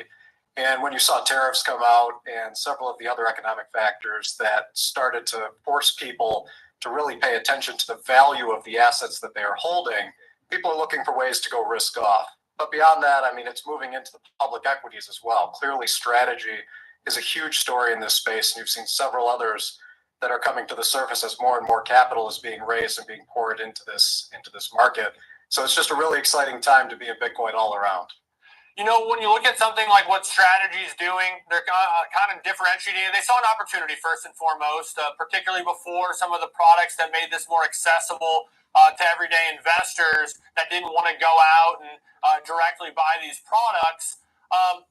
Then they, of course, saw competition from some of these new funds and things that were launched, and they kind of became a leveraged Bitcoin play, but already was established in the space. I can see the companies trying to replicate it. Obviously, you can see how that could be a boon to Bitcoin. But how successful do you think those companies can be trying to replicate it? Isn't kind of what they did something that they're sort of a niche for? Yeah, at the moment, I would tell you that strategy is very unique because of the scale that they achieved. And they're really the first mover in this space. And because of that, everyone's very closely watching how they're executing on this strategy and what types of products it is that they're bringing into the market. And we saw that first with the convertible bonds, and now we've seen it more recently with all the preferred offerings that are competing with bonds.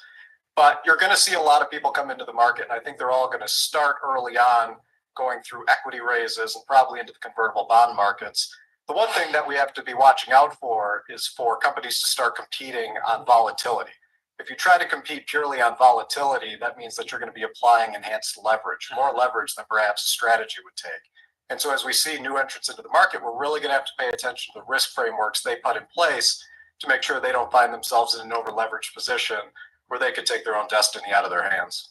I love this point because it also, on the contrary, is one of the reasons that I think even the doubters of Bitcoin have to acknowledge is different in the last several months is Bitcoin has outperformed in both the down move once it turned first and in the recovery, and it did so on declining volatility, which is different than its moves in the past. It's been called digital gold by many for years, and it didn't necessarily show those, I guess, characteristics and attributes, but I think it kind of did this time around. Where do you think do you think it's matured now to a place where it has more of that role and it's less of a speculative risk asset? It absolutely has. And you saw that during the tariff sell-off when Bitcoin really maintained its strength. And I think that was a really pivotal moment for it, where people started to really see it as digital gold. And I think when the White House announced it after they announced the strategic reserve and they put it on the White House website as digital gold, that marketing really took off and people really started to evaluate what it meant to hold a store of value asset. And so as we continue to see weakness and we continue to see growth in the M2 monetary supply and Bitcoin tracking closely to that, I think people are going to look to Bitcoin as their first stop for going risk off in this market. Ben, kind of final point then is we kind of wrap this up. Obviously, you've built and you're working a part of a business that is spending, obviously its whole entire existence around this. You're a believer. You saw this. You're an early adopter. For those who have been skeptical and are finally coming around, and they're looking at something that they first heard about when it was 10,000 or 5,000 a coin, and they're looking at it at 100,000, and they're kicking themselves and saying, man, I missed that. What would your, I guess, conversation be like with someone who said that? I mean, you're talking about storage of value. To me, that thinks that there's never really a bad time to at least put some money into something like this if you feel it can at least maintain its worth, and relative to goods and things like inflation. Yeah, I think the main thing that I point to is all the adoption that's happening. And it's not just happening from retail investors. Now it's happening from corporations and it's happening from nation states. And I think as soon as you saw the United States open up the strategic Bitcoin reserve and now go look for ways to actively accumulate Bitcoin, you quickly find out that there's never been a better risk-adjusted time to get into an asset like this. So when you look at that curve of adoption and you realize just how early we are and how many corporations and nations still have not adopted Bitcoin, you know that there's still a lot of room for this to run. And it's something that you shouldn't try to focus on the timing of. It's just an asset that you want to be holding. Ben Workman, appreciate it so much. Chief Investment Officer for Swan. Going through some of the factors behind the big time outperformance we've seen in the so-called digital gold. Coming up, it's time for the big picture. We'll be joined by the team from Charles Schwab to help wrap up the trading day.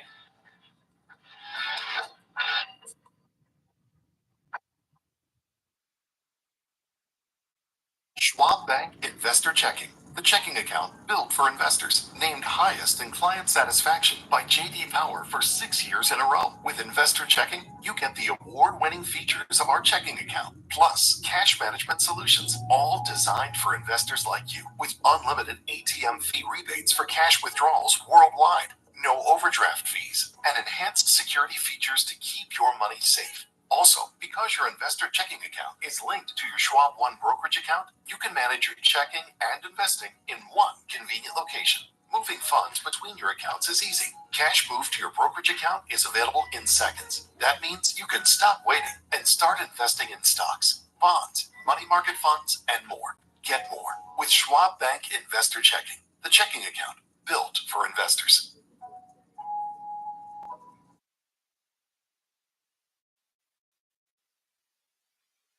Morning Movers brings traders the biggest headlines to start the day, from volatile overnight swings to the earliest analyst calls. Get your watch list ready. 8 a.m. Eastern, Morning Movers, only on Schwab Network.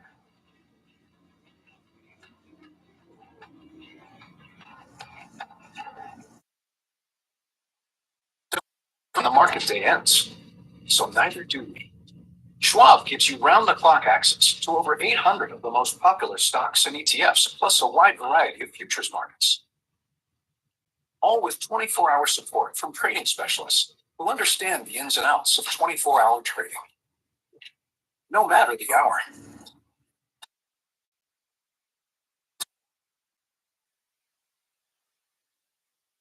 No politics, no noise. From bell to bell and beyond. Available anytime, anywhere, on any device for free. Schwab Network.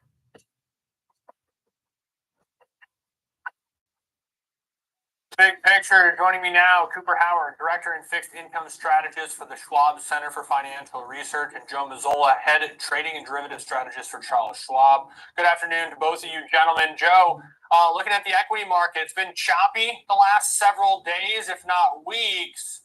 Trying to maybe put together a little bit of a breakout. What do you make of today's action, given the backdrop of all the data we're going to get this week? I still think, as crazy as it sounds, I mean, it's range bound. It's at the top end of the range. I mean, if we kind of settle where we're at right now, it would be right about the high that we saw on May 19th, before the market had a little bit of a 70 or 5750 level, whatever it is, 500. So, we're back around kind of the high of our most recent range. I think that there's a couple of things that have given me a little bit of pause in terms of whether or not we continue to push up. And we've seen some divergence with the RSI, so it's not necessarily confirming the move. And we're also starting to see a little bit less of equity inflows on a weekly basis. So May overall was a good month. Basically up 6% on the month, and did see a lot of dip buying. But we're starting to see some of that maybe come off the table a little bit as we're moving into June. We haven't seen the same type of a market breadth thrust on the buying side, at least these first couple of days. Cooper, we got JOLTS this morning. We got jobless claims Thursday morning. We got NFP Friday morning. What did we learn from JOLTS that we can take away, if anything, and how that might set up how the rest of the week may shape up? Yeah, it's a labor market bonanza, if you will. So this week, I don't think there was too much to take away from JOLTS. I think that we're still in this notion of the labor market's kind of a no hire, no fire economy. And I think that the JOLTS report really just kind of reiterated that point. So we saw a little bit of an uptick in openings, a little bit of a downtick in quits rates. So it was somewhat of a surprise. If we try to extrapolate that out in terms of what the non-farm payroll report means, right now the market's estimating that we're going to get 130,000 jobs. Estimate that unemployment rate is going to hold steady at a 4.2% level. Now, I think that this is an important report because I think that it's going to dictate kind of where ultimately the Fed is going to go. Not necessarily this report in and of itself, but how does the labor market develop? So we know that inflation, it has come down from its highs. It tends to be sticky right now, holding relatively where it is right now. But if we see further deterioration in the labor market, I think that would cause the Fed to move a little bit more aggressively than what we're originally expecting, or at least maybe move and begin to cut interest rates. Cooper, what does that mean for those who are looking to deploy some capital and some fixed income? Maybe they're closer to retirement. They're trying to, iron things out? What types of duration, issuers are you guys looking at? Yeah, so right now we think that there is a lot of choppiness in the bond market as well. Just like Joe mentioned that there's a lot of choppiness in the equity market. Right now in the bond market, that theory holds true as well. So we would suggest in terms of a duration, sticking to about a benchmark or below duration. Now there is the potential for yields to move up a little bit more from here, given that the term premium has moved up a little bit. And that's just really a risk metric that the fixed income investors closely follow. Now, if you're an investor who's nearing retirement, we'd suggest you really take a step back and position your portfolio appropriately. Generally, what we recommend is at least 1 year's worth of spending in cash. That way you know that even if the equity market sells off or there's a lot of choppiness in the bond market, you have that 1 year of spending in cash. Then suggest the next 2 to 3 years of fixed income or 2 years of spending in high credit quality, short-term fixed income investments, those that mature in say 2 to 3 years. And then from there, begin to build out the rest of your fixed income and equity portfolio. Joe, when we look at this range-bound market, one thing you could also add is, at least in the last month, things have started to really normalize from a volatility standpoint. And boy, what a difference 2 months can make as we're coming down from the world ending to pretty normal, benign conditions here, Joe. I'm always surprised by how quickly that happens, but it seemingly surprises me every time. Yeah, it's interesting. You go from a 60 to a 17 in the VIX handle in 2 months, and it just shows you that the markets are having a much easier time digesting news as it comes along. I mean, even what we saw in the last couple of weeks could have been really market moving, and then within a couple of days things kind of settle out. So I think it's more of a representation of a couple of things, Alex. Number one is that the market's waiting for some type of catalyst before it kind of takes that next leg up. We recovered basically all of the losses, and we're even slightly positive on the year now. But what's it going to take to set all-time highs? We need a deal. We need a trade deal. We need an announcement of a deal, and we need it to happen within the basically the next 30 to 35 days before expiration of that kind of stay of execution when it comes to the tariffs. So it'll be interesting to see it get closer and closer to that date. If we're not hearing anything, I wouldn't be surprised to maybe see volatility start to pick back up a little bit. But I think this market, if you want to see it go back to new highs, you need a deal. When you're looking at volatility, is there any kink around July or September, August, when we're got more Fed uncertainty or trade uncertainty, or is everybody just selling calls against their positions up here? I will say this: over the next couple weeks, we're kind of caught in this little bit of a open interest gamma scalping right around this level. So between 59.50 on the low end and 6,000, that's the highest amount of open interest for this current expiration cycle, one ending this week. And you're kind of seeing that around the next couple weeks. Yes, as you do start to get a little bit further out, you do start to see a little bit of pickup in the implied volatility, and it makes sense, right? There's a little bit more event risk as we're coming into July, not just because of the fact that you have the tariffs, but remember, July is going to be the kickoff for the new earnings season as well too. So that's one of the reasons why you see a little bit of a jump in implied volatility. Cooper, from one policy uncertainty to the other, when it comes to some of this legislation that's working its way through the process, is there anything meaningful that we know, to the extent we can, that could impact some of the products in your universe of fixed income? Yeah, so I think one of the products, obviously, is the municipal bond market. Because they are generally exempt from federal income taxes, they tend to be a little bit more sensitive to changes in tax rates. Obviously, adding on to the debt load is going to have an impact to the Treasury market, or a potential impact to the Treasury market. So I think that that's another one.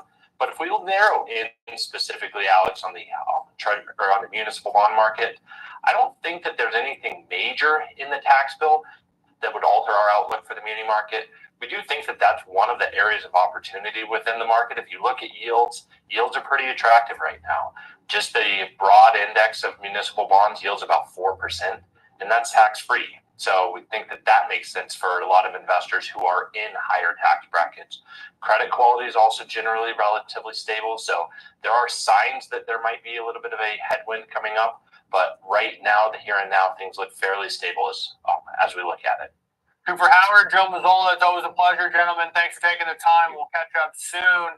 We're going to take a short break. We get back. The bells are going to be ringing. We're going to close down this market as our closers panel will join us. We'll wrap up the session as well as look at some earnings for Hewlett Packard Enterprise when we get those numbers 5 minutes after the bell.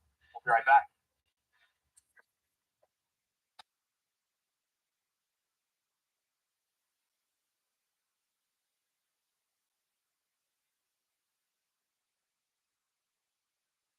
Schwab is now powered by Ameritrade, giving traders even more ways to sharpen their skills with tailored education.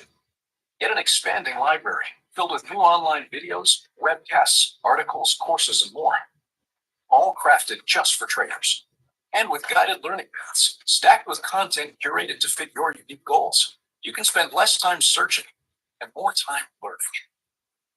Trade brilliantly with Schwab. Accelerate your market knowledge. And shift your perspective into full view. Real-time example trade, a full hour of trading. I'm Tom White. I'm Kevin Hayes. Catch me on Fast Market, weekdays at noon on the Schwab Network.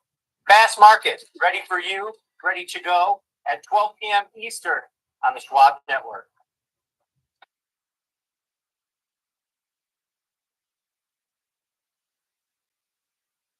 Morning movers, be the first to find out what's shaping early market action. Check, Options Corner, Futures Focus. This Morning Movers covers it all. Grab your coffee and tune in every trading day at 8 a.m. Eastern, only on Schwab Network.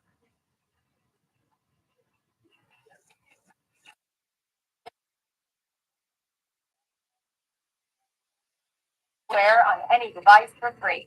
Schwab Network.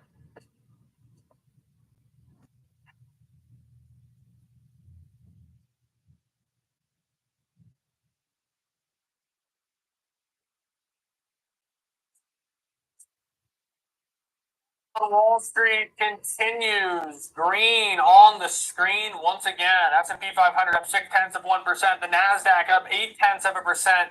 Both dwarfed by the 1.6% rally of the Russell 2000. Russell 2000 closing at 2102, its highest level in a couple weeks. So small caps having a bit of a resurgence. Dow Jones closing up 214 points, or about 0.5%.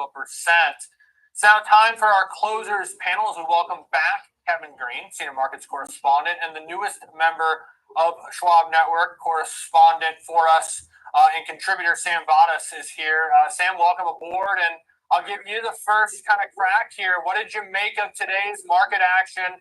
We got jolts this morning, some earnings creeping in. What did you make of it? Yeah, a lot of moving parts, Alex, for these markets. Certainly closing out the day higher, as you mentioned, the Russell 2K really outperforming there. In the absence of any sort of trade deals and headlines on that front, and as we anticipate this expected phone call between Trump and Xi, really it has been the macroeconomic data that has been driving this, encouraging numbers as far as the jobs data. Of course, we've got a smorgasbord this week of those numbers, so it'll be interesting to see what else we get as far as the NFP report later, as well as ADP too. On the earnings front, of course, we have been looking ahead to CrowdStrike.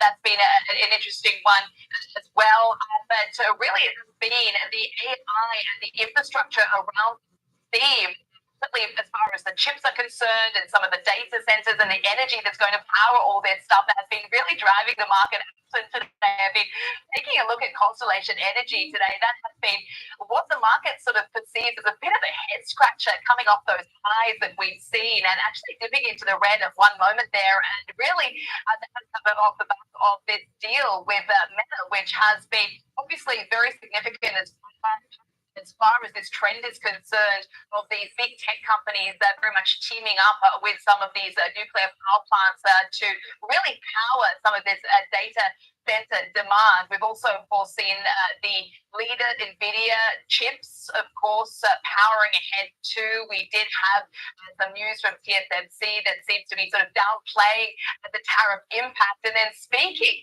certainly of navigating tariff uncertainty, Dollar General jumping today as well after beating those expectations. So really taking those tariff impacts in their stride at the moment, and also talking about reducing exposure to China, which is something that we have been looking at companies as to how they're managing to diversify these markets, as well as being able to capture some of those higher income earners as well. So as I said, no news on trade deals just yet. It really much seems that the market is still awaiting that, and that's why they are using a lot of this economic data and the earnings as a catalyst.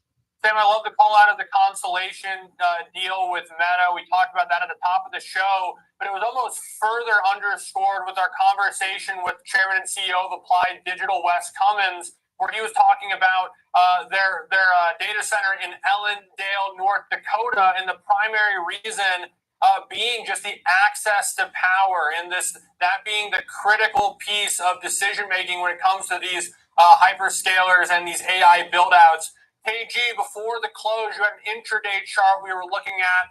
You had 59.75 as a positive dealer pressure level. It proved to be a brick wall. We couldn't close above it. What'd you make of that? Yeah, I mean, once again, if you kind of look at that 59.80-ish, I think there was around 111,000 contracts to be traded there or have traded there for today's session. So that was definitely a wall. You saw a little bit of a pullback, but overall it was still a good day. You saw S&P 500 in the green, really good participation. And as I was kind of talking about, we have a lot of economic data as well as some earnings that could actually push this market as well.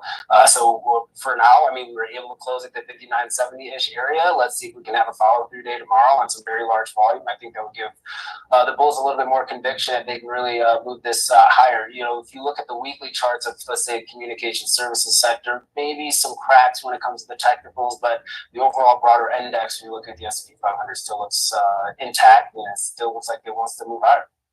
KG, as we await HPE earnings, I got a question for you. As Sam mentioned, we got CrowdStrike just a few minutes from now as well. Is that a company that can move the market at this point? Is it big enough? Is it important enough that it can, move us one way or another, good or bad? I don't think so.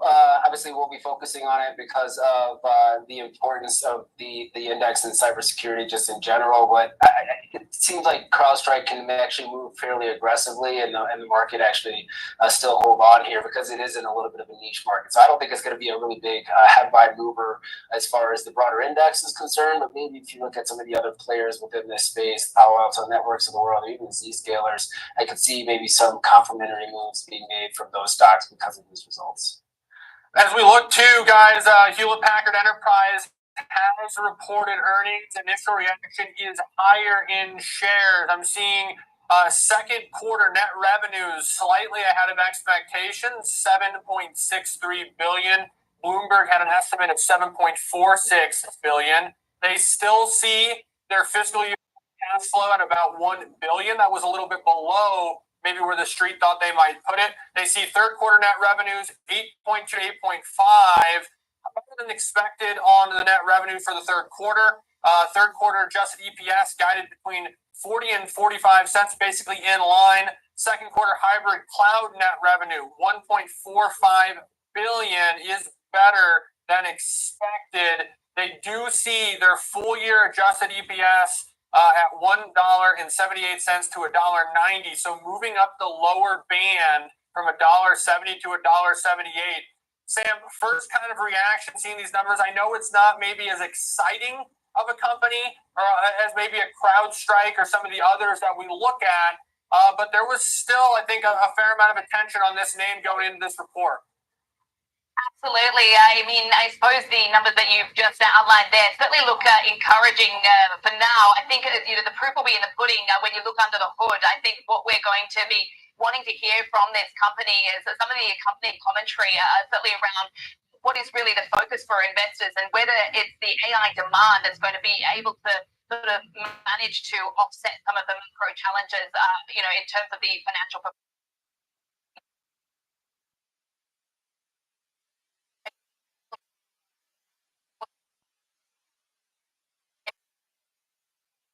challenges, of course, we know with the interest rates and the inflationary pressures have been building and weighing on some of this IT spend sort of globally. So that is going to be key as far as some of the commentary around that. We know that, of course, companies have been holding off on big spending plans because of a lot of uncertainty in the global economy and some of the geopolitics as well. So I think it's going to be really important to see what this company has to say about some of those headwinds. I think that's really well put. And KG, thoughts on this as we look at HPE? I always find these to be some of the more difficult earnings names because they're in that transition period. You're hoping to see the bottoming signs, but we know those processes can take a little bit. Server revenue, $4.06 billion, was better than the $3.96 billion. I mean, if you're going to have an area that shows the most strength, probably good to have it in your most important segment. What do you make of this report? Yeah, I think it's a decent report. The only thing about that separate server business here is operating profit margins actually did decline. So I'm kind of curious to see why is that the case? Are they just ramping up and just trying to get some of these products out the door, or are they having some more issues or maybe logistics issues? Just you're looking at the stock, it is popping after this report, but I think the server side of the business is really the only thing that the market really kind of cares about. You can make the case hybrid cloud maybe when it comes to maybe some trends on the cloud space just in general, but everything looks actually pretty decent. I didn't see a lot of commentary around the guidance moving forward outside of the numbers that you provided, so probably get more color on the conference call as to what they see as far as the overall environment when it comes to making deals and bringing on new customers.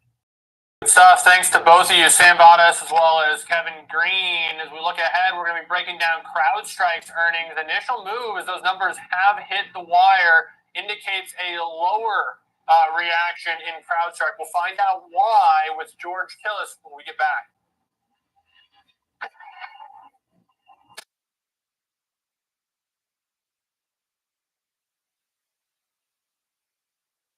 Investor or just getting started, Charles Schwab offers a webcast right for you. Are you a long-term investor? Our investing webcast series breaks down different investing styles, including growth, value, income, and more. Best of all, you can ask questions with an education code. It's interactive learning at its finest. Tune in live or on demand. Head over to schwab.com/coaching and start learning today.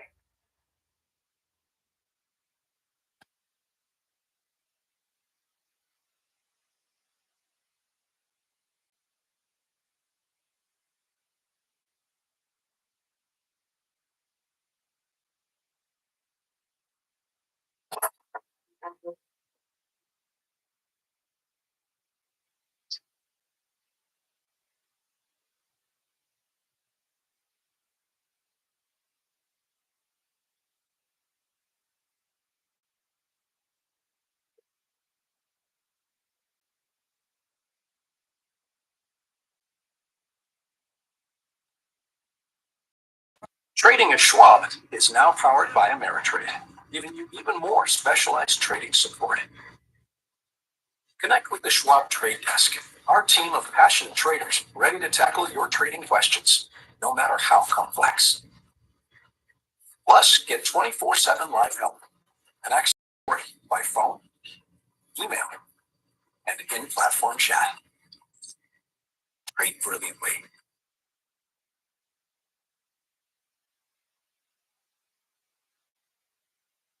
Market.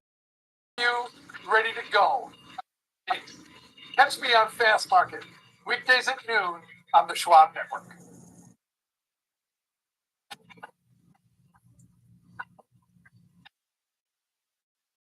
Earnings are out and the stock is moving lower. First quarter numbers for CrowdStrike. Adjusted EPS, 73 cents, comes in ahead of expectations on an inline first quarter revenue print of $1.1 billion. Looking ahead to guidance for the current quarter, second quarter, for the company, they guide 82 cents to 84 cents for EPS, roughly in line with expectations. However, their second quarter revenue guidance of $1.14 billion to $1.15 billion does come in a little bit light. They don't move their full year revenue guidance. They keep it at $4.74 billion to $4.81 billion. The street may have been looking for a little bit more. They also report a share buyback authorization of up to $1 billion. Joining us now is George Tillis, Senior Markets Correspondent for the Schwab Network, to help make some sense of the figures just reported. CrowdStrike also, I know some of the numbers that those are worried about were things like net new ARR, or annual recurring revenue, George. That came in at $194 million, which was a beat of about 10% for the estimates that I had seen. Doesn't seem to be a quarter disappointment, George. Seems maybe more with the outlook. What did you make of it? I think so. I mean, if you look at the adjusted EPS, it did come in ahead of the estimates, which were 66 cents. So they came in at 73, and the sales in line. I think there's a couple of things. One, the inline sales may have been a problem for those who are looking for a continuation move to the upside. And by the way, this is a name that really had gone through the ringer when it comes to the issues they had. Microsoft's operating system that created a huge shutdown, but they recovered all that loss, and then they added some to the stock. And I think there was a lot riding on the guidance potentially to move to the upside. They didn't move the needle, as you mentioned, on sales, but EPS doesn't look like they've moved at the very least for next quarter. So I think we're seeing a 1 quarter adjustment in the estimates. That's being reflected right now in the stock price, but not surprised to see the move to the downside, to be honest with you, just considering, even though the momentum in the stock price had been moving to the upside, hitting some near 52-week highs as of late, the stock higher by 58% over the last year.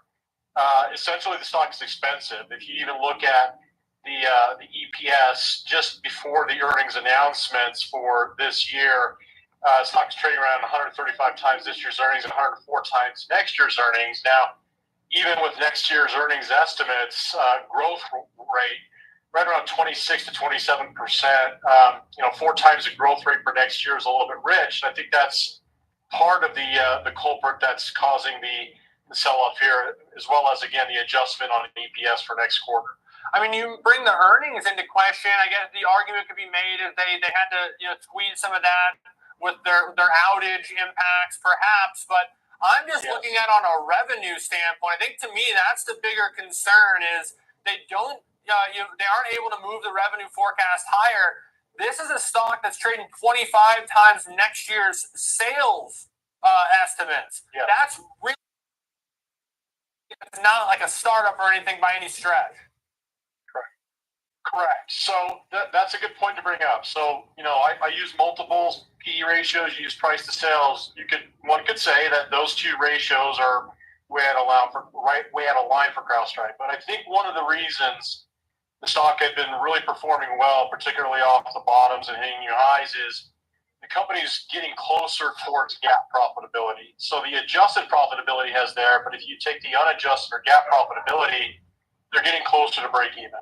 And so I think that the market was running the stock higher in anticipation that they would have breached that GAAP profitability barrier.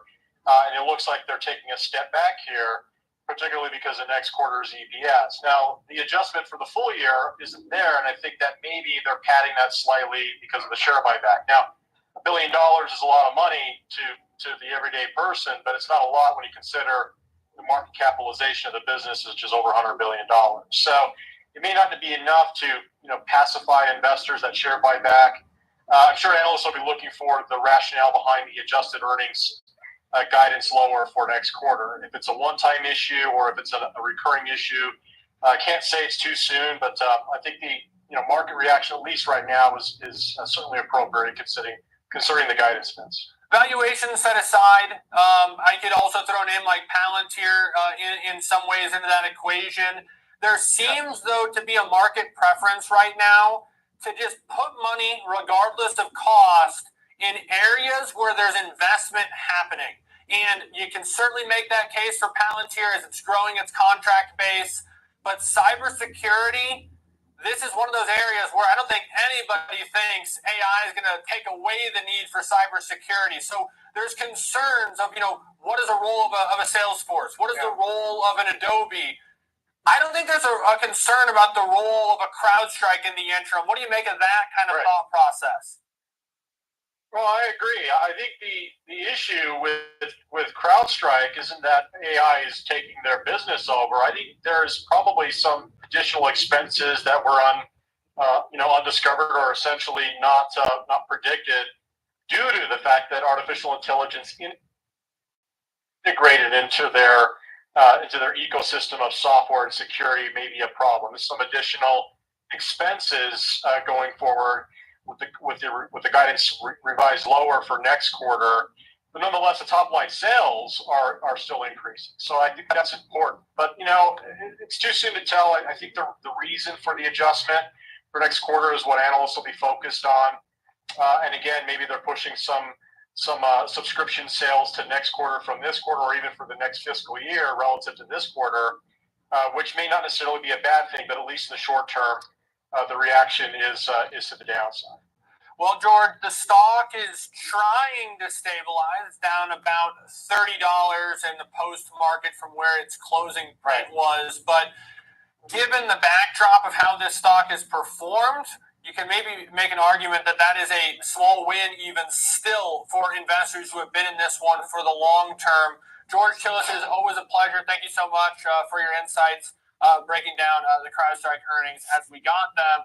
Coming up next, we're going to focus in on the auto industry. How have tariffs impacted the space, as well as an outlook for the electric vehicle market? We'll be joined by executive analyst from iSeeCars.com right after this break.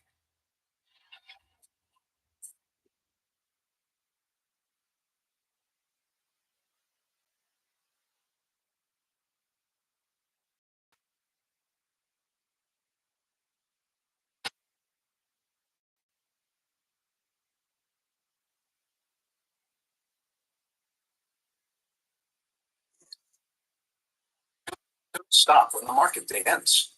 So neither do we. Schwab gives you round-the-clock access to over 800 of the most popular stocks and ETFs, plus a wide variety of futures markets. All with 24-hour support from trading specialists who understand the ins and outs of 24-hour trading. No matter the hour, you can trade brilliantly with Schwab.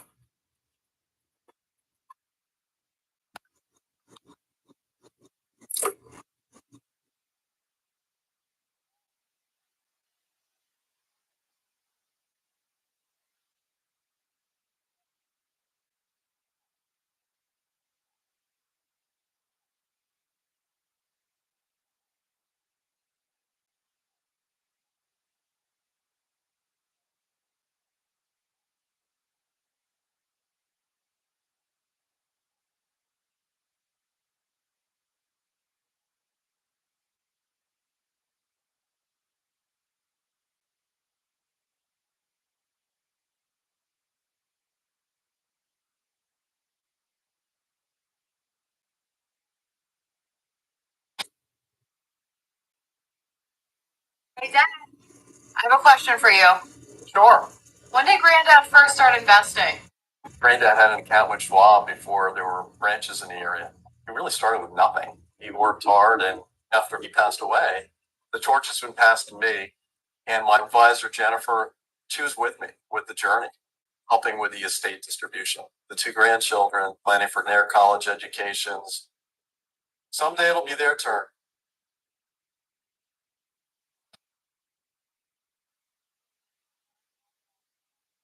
It's now time to talk autos and the auto industry as we welcome in our next guest, Carl Brower, executive analyst at iSeeCars.com. Carl, obviously this has been a volatile time for this marketplace, and I'm sure demand has ebbed and flowed with concern. So talk to me about how the announcements even of tariffs have impacted this market. Well, it's been fascinating because I think the actual impact of tariffs have been pretty minor. They've been pretty recent to come in, and they've been unstable to say the least. And I was talking to Dave Christ, who's he's the general manager of Toyota in the last couple of weeks. And he said what I think a lot of automakers, executives would say at this point, which is we're not going to make a short-term financial plan based on, a long-term financial commitment based on short-term disruption. And that's what we've got right now. So we've got a lot of short-term disruption. The automakers, they hate that because they plan in, 5 and 10 year timeframes. They don't plan in 2 and 3 week timeframes. That's how rapidly these tariffs are shifting. So they're basically just kind of waiting and to see what happens. And they're not really going to commit to any kind of price increases. However, the consumer market's convinced that that is what's going to happen. And so in March and April, we saw kind of a rush to purchase vehicles to beat the tariffs. And of course, the dealers and the automakers played that up. And that drove prices up, drove demand up, and drove sales. But we have seen a pullback now in May. We would call it pull forward sales, when you get people who might buy in the next 6 months and they rush out and buy in the next 2 weeks because of something like this. And that almost always has a reaction back the other way, where you see sales fall. And it looks like May might see that. It seems like it was just, yesterday that all the distortions from the pandemic led to tremendous kind of inventory issues where you couldn't get new cars, used cars were through the roof. Seemed like that had started to normalize. Is this type of uncertainty throwing that back into flux again, or inventories available? If you want a car, can you get a car? We're in better shape than we were for most of the pandemic, for sure. And it was, you're correct, moving to where prices were consistently kind of coming down. But now they've gone up the last couple of months after dropping for the previous 2 years. The last few months, they've gone back up. And I think everything from the tariff concerns to supply is still down. This is like the hangover, right? We didn't have enough cars being produced 4 or 5 years ago, and a lot of people leased those cars that were available, and now they're buying the cars off of their lease at the end of their lease because they look around, they see the prices, the demand, and they're like, I'll buy this car, which constricts supply, resupply in the used car market, which continues to have a tighter demand, more demand than supply. So we just haven't it's like a spider web. We haven't broken free of the COVID effect because of all these other factors that kind of just keep lingering and causing more demand than supply in general. Based on your notes and other things that we've seen in conversations we have, it doesn't seem EVs are following the adoption trajectory that many analysts maybe saw or hoped for a few years ago. Is that your kind of mindset on this? Is there still a tremendous preference for things like hybrids over full electric? Yeah, undeniably. And that's the other interesting thing, is that while there's been this kind of gradual drop and now there's a gradual increase in general new and used car prices, EVs continue to just drop. They just keep dropping and dropping. Their resale values are dropping. Their demand is dropping. They're selling slower than they were a year ago or a month ago. So there's just every indication that there's not as much interest in these electric vehicles. I think people still look at them, a lot of people, and see I gotta pay more potentially for a new one, and so they pay less on the used market because of that, because they get less use out of them, and nobody wants to pay more for less freedom or less functionality. A lot of used car shoppers, they're value oriented, and that's how they look at it.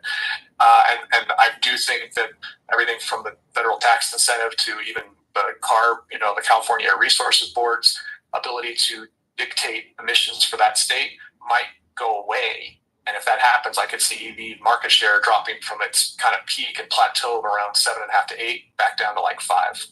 Yeah, Carl, do you think some of that's due to, like you said, perhaps you're paying more for something that you get less with, in the sense that, hey, crude oil didn't go to 150 a barrel, gasoline has started to moderate, but you don't get the same amount of range.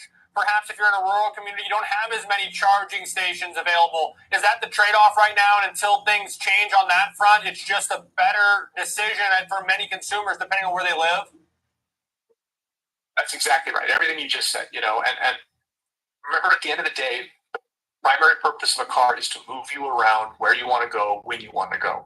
And if you live in a certain circumstance like Southern California, where there's good infrastructure and you don't drive that far every day, all the people in those circumstances are like, why aren't more people buying EVs? They're fabulous. And it's because some people live in Minnesota or Montana, and the infrastructure is bad and the temperature drops, and their 200 to 300 mile range drops in half when that happens.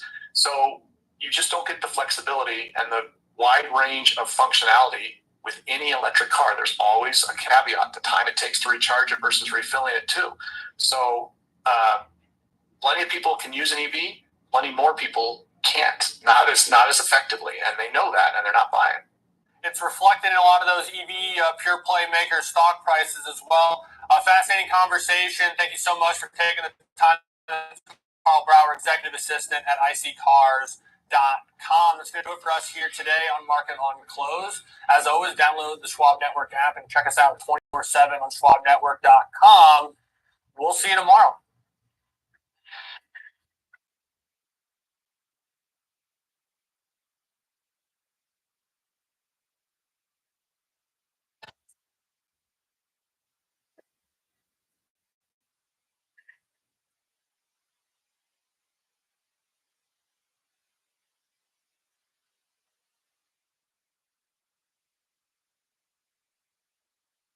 Trading at Schwab is now powered by Ameritrade, unlocking the power of Thinkorswim, award-winning trading platforms. Bring your trades into focus on Thinkorswim Desktop with robust charting and analysis tools, including over 400 technical studies. Tailor the platforms to your unique needs with nearly endless customization, and track market trends with up-to-the-minute news and insights. Schwab. I'm Nicole Petalides, host of Trading 360 and The Watch List, live on the floor of the New York Stock Exchange, where we bring you breaking news, experts, CEOs, influencers, and analysts. It's all available on Schwab Network.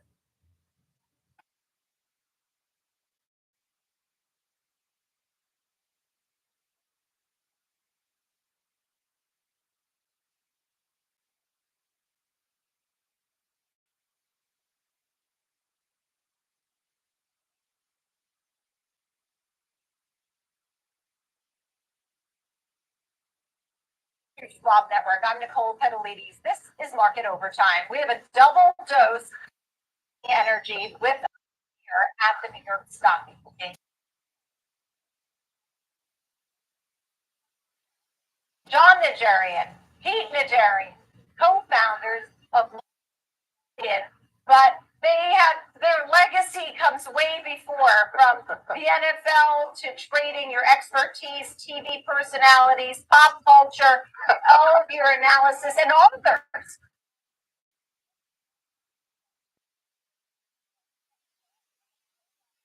Here. So let's Rick, talk about what's going on in the markets. I mean, right now we've had this pause. We got a nice bounce back. The S&P and Nasdaq turned back into the green for 2025. I'm sure we'll have lots of volatility. But John, why don't you start? I mean, what do you make of the action that we've been seeing lately? It always seems to play out like this, Nicole, that we get at some point every year some sort of fear mongering, whether it's, inflation's running out of control 2 years ago, 3 years ago, and it peaked at 9% versus the 2% the Fed wanted. Well, what happened then? Market tanked. What happened when all of a sudden it seemed like Japan and that ferry trade, as they call it, where you borrow money in Japan for almost zero, and you invest it in the U.S. And all of a sudden rates go up in Japan, and in one day they drop 9%. I remember. All of that is then fear-mongered out by a bunch of folks who were not smart enough, not lucky enough to be in the market, and instead had been shorting markets in both examples, or this year, to your point. Right. They were shorting the market, thinking it was getting overheated. Trump announced the tariff Independence Day, and all of a sudden everything died. Then we came back.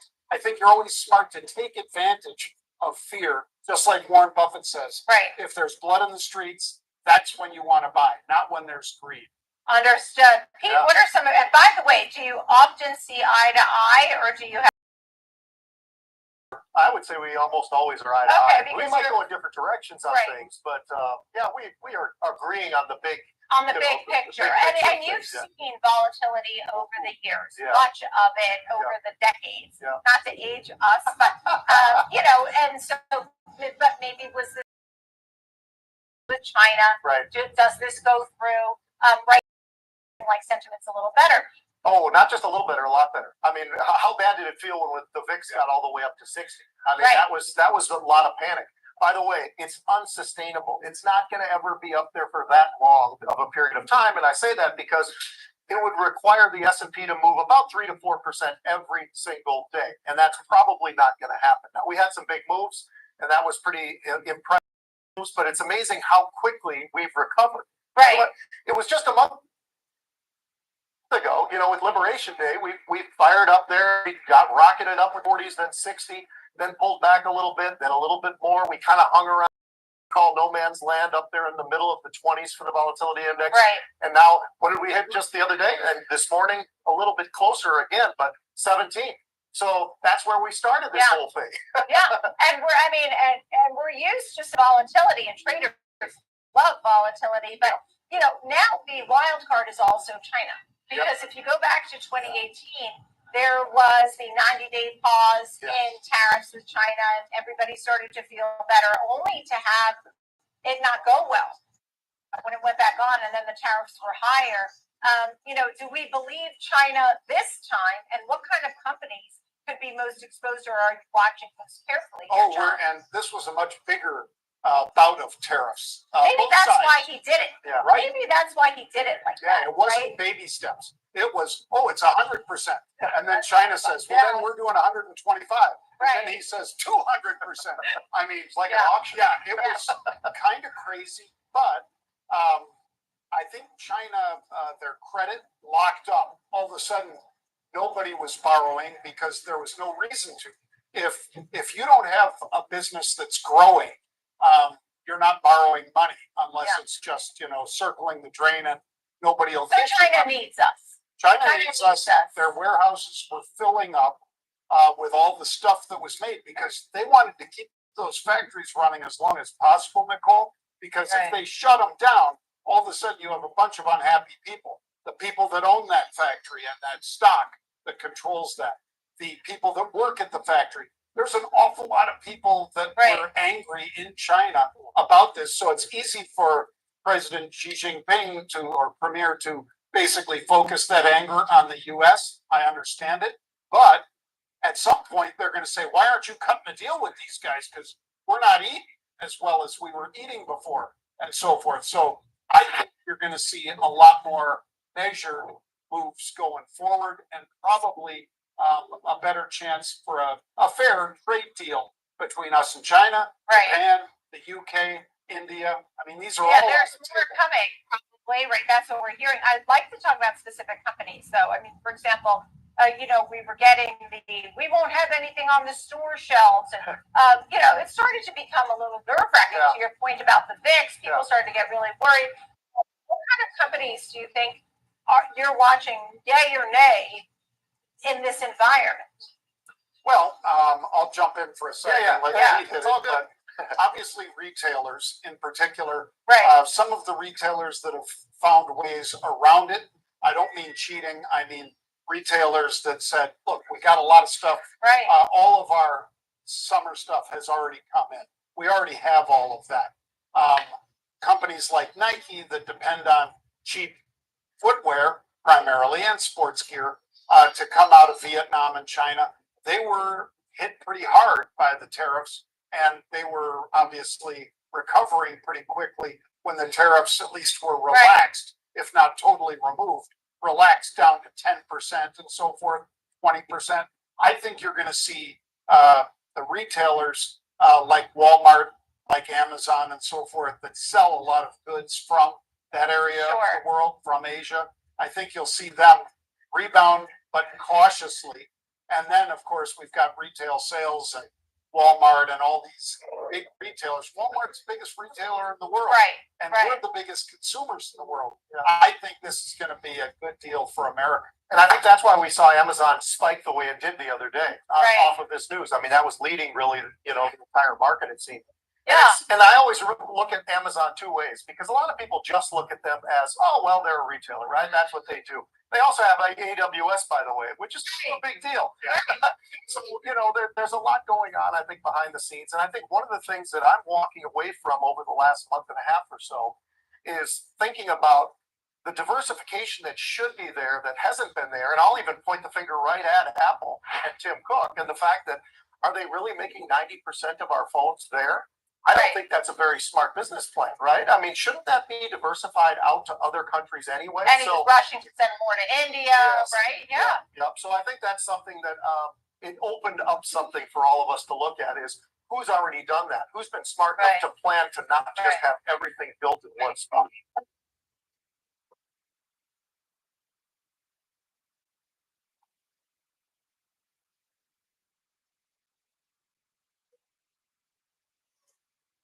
If you're an experienced investor or just getting started, Charles Schwab offers a webcast right for you. Are you a long-term investor? Our investing webcast series breaks down different investing styles, including growth, value, income, and more.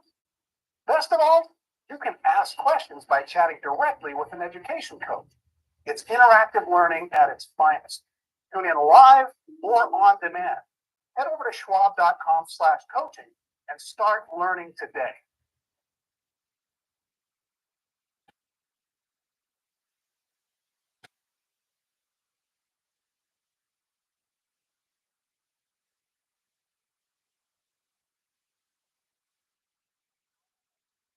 Schwab Network. Available anytime, anywhere, on any device.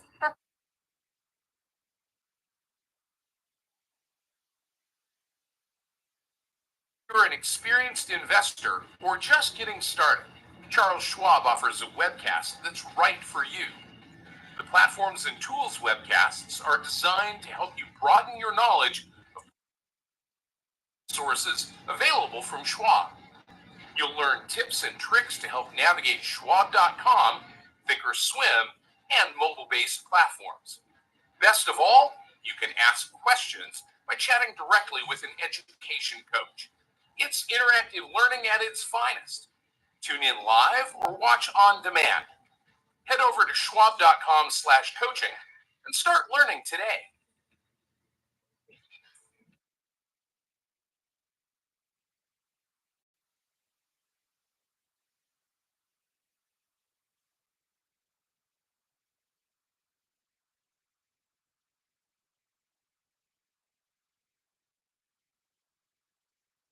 Whether you're an experienced investor or just getting started, Charles Schwab offers a webcast that's right for you. Do you like using charts when analyzing your stocks? Our technical analysis webcast series breaks down different charting techniques like trend analysis, price patterns, moving averages, oscillators, and much more. Best of all, you can ask questions directly to an education coach. It's interactive learning at its finest. Tune in live or on demand. Head over to schwab.com/coaching and start learning today.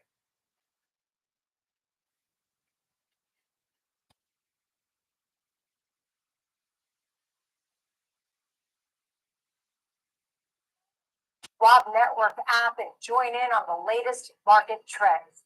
Anytime, anywhere, on any device for free. Schwab Network.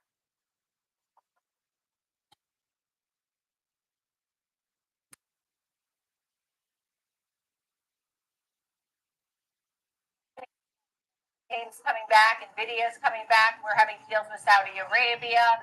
We've seen President Trump really trying to speak with all kinds of tech investors around the world to have more built here, to do more here.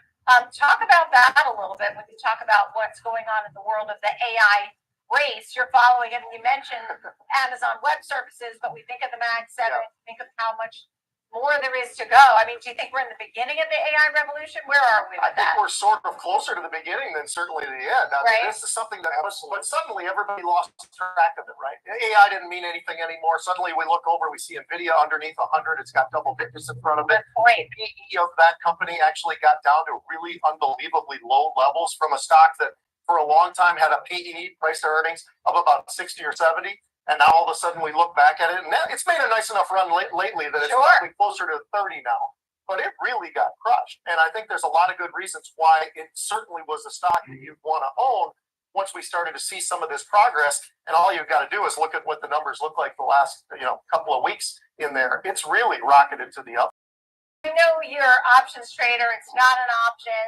That whole buy and sell mentality seems to have slowed down. Not that it doesn't work, but as folks become, and you're all about financial literacy and education at Market Rebellion, teaching folks more. Options are definitely ways to hedge and grow. Are you finding that you're doing better with certain sectors? Do you have ones that you like more, Pete, over others? I think we rotate around a little bit depending on the time because it is always the market itself is rotating, right? And the leadership. So I'll go back to the beginning of this earnings season and who really led it off and just crushed it? Financials. Goldman Sachs, Morgan Stanley, Bank of America, Citigroup. You go through the entire list. And why is that? I think if you look at the ones that really crushed it, it was investment banking.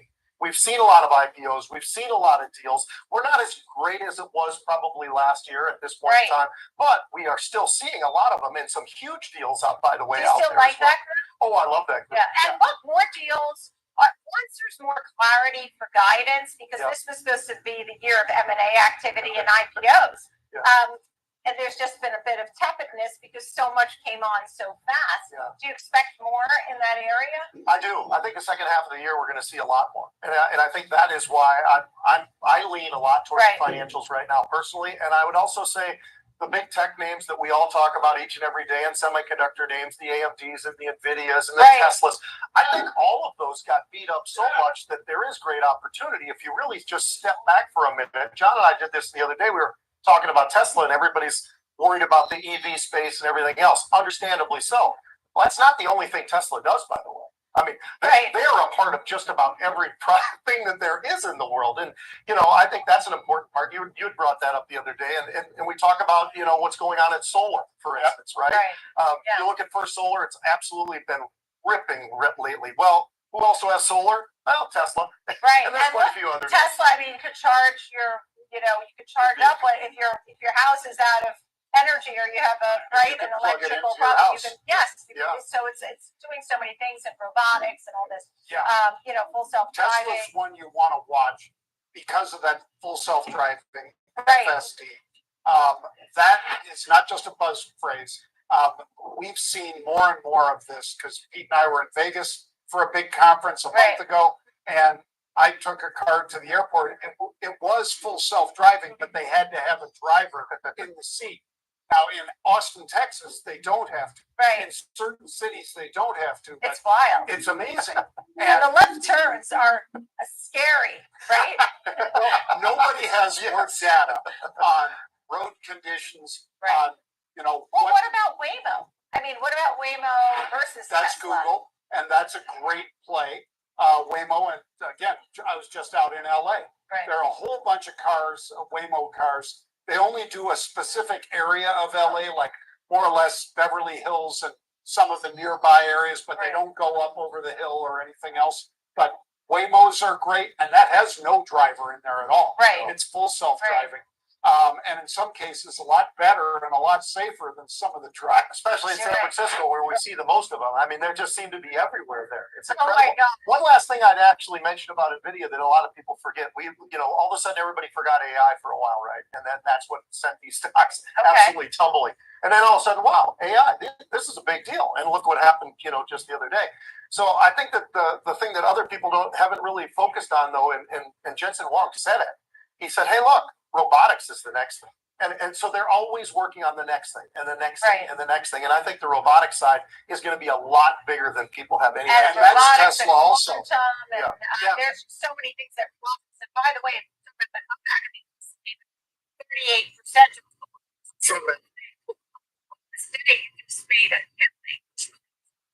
really did buy it. March 9th.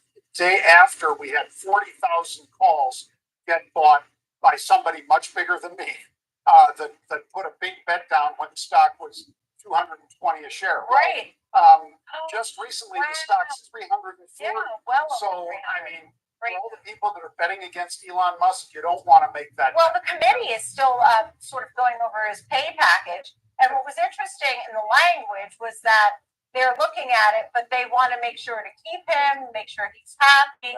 So is he Tesla? Is Tesla without Elon Musk? Nope. You have to have Musk. Well, I mean, somebody could take the reins, but it won't grow the same way because he has a vision. I mean, those Tesla robots that Nick was just talking about, You know, whether it's Optimus, which is the one that's a humanoid robot, or whether it's the robots that put the cars together. Tesla does all of that, as well as the most robust data on the planet in terms of getting from point A to point B. Nobody has more than Tesla has. Not Mercedes, not BMW, not Volkswagen. And his genius as a CEO and what he's been able to do and the hours that he puts in and he sleeps in the shop. I mean, I think that's real. I think that is something that people have really clinged onto. Now, someday they'll have somebody be able to step in for Elon Musk, but it ain't today.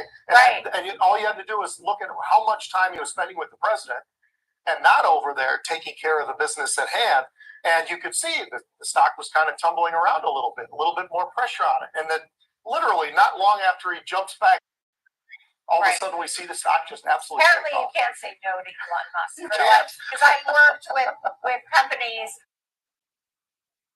with Tesla for parts or whatever, and they said there is no for Elon Musk. I mean, if you want something, you have to deliver it.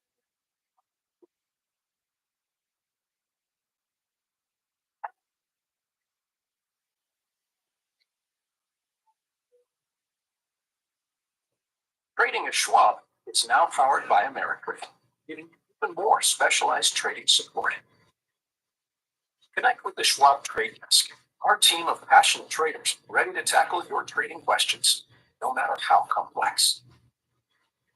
Plus, get 24/7 live help and access support by phone, email, and in-platform chat. Trade brilliantly with Schwab. What's up, Carl Nation? It's your #1 broker with the best full-service wealth management skills in the biz. Actually, I'm seeing something from Schwab. Uh-oh. Yeah, Schwab lets you invest and trade on your own. And if you want, they can even manage it for you. Not to mention, Schwab has a team of specialists for taxes, insurance, and estate planning, all with low fees. We're experiencing technical difficulties. Carl. Schwab, a modern approach to wealth management. Believe me, when it comes to investing, you'll love Carl's way. Take a left here, please. But there's a... Carl's way is the best way. Is it? At Schwab, how I choose to invest is up to me. Exactly. I can invest and trade on my own. Yes, and I let them manage some investments for me, too. Let's move on, shall we? No can do. I'll get out here. Where are you going? Schwab. Schwab, a modern approach to wealth management. Opportunities don't stop when the market day ends, so neither do we. Schwab gives you round-the-clock access to stocks and ETFs, plus a wide variety of futures markets. All with 24-hour support from trading specialists who understand the ins and outs of 24-hour trading. No matter the hour, you can trade brilliantly with Schwab. Hey, Dad, I have a question for you. Sure. When did Granddad first start investing? Granddad had an account with Schwab before there were branches in the area. He really started with nothing. He worked hard, and after he passed away, the torch has been passed to me, and my advisor, Jennifer, she was with me with the journey, helping with the estate distribution. The 2 grandchildren, planning for college educations. Someday it'll be their turn. Trading at Schwab is now powered by Ameritrade, unlocking the power of Thinkorswim, the award-winning trading platforms. Bring your trades into focus on Thinkorswim Desktop with robust charting and analysis tools, including over 400 technical studies. Tailor the platforms to your unique needs with nearly and track market trends with up-to-the-minute news and insights.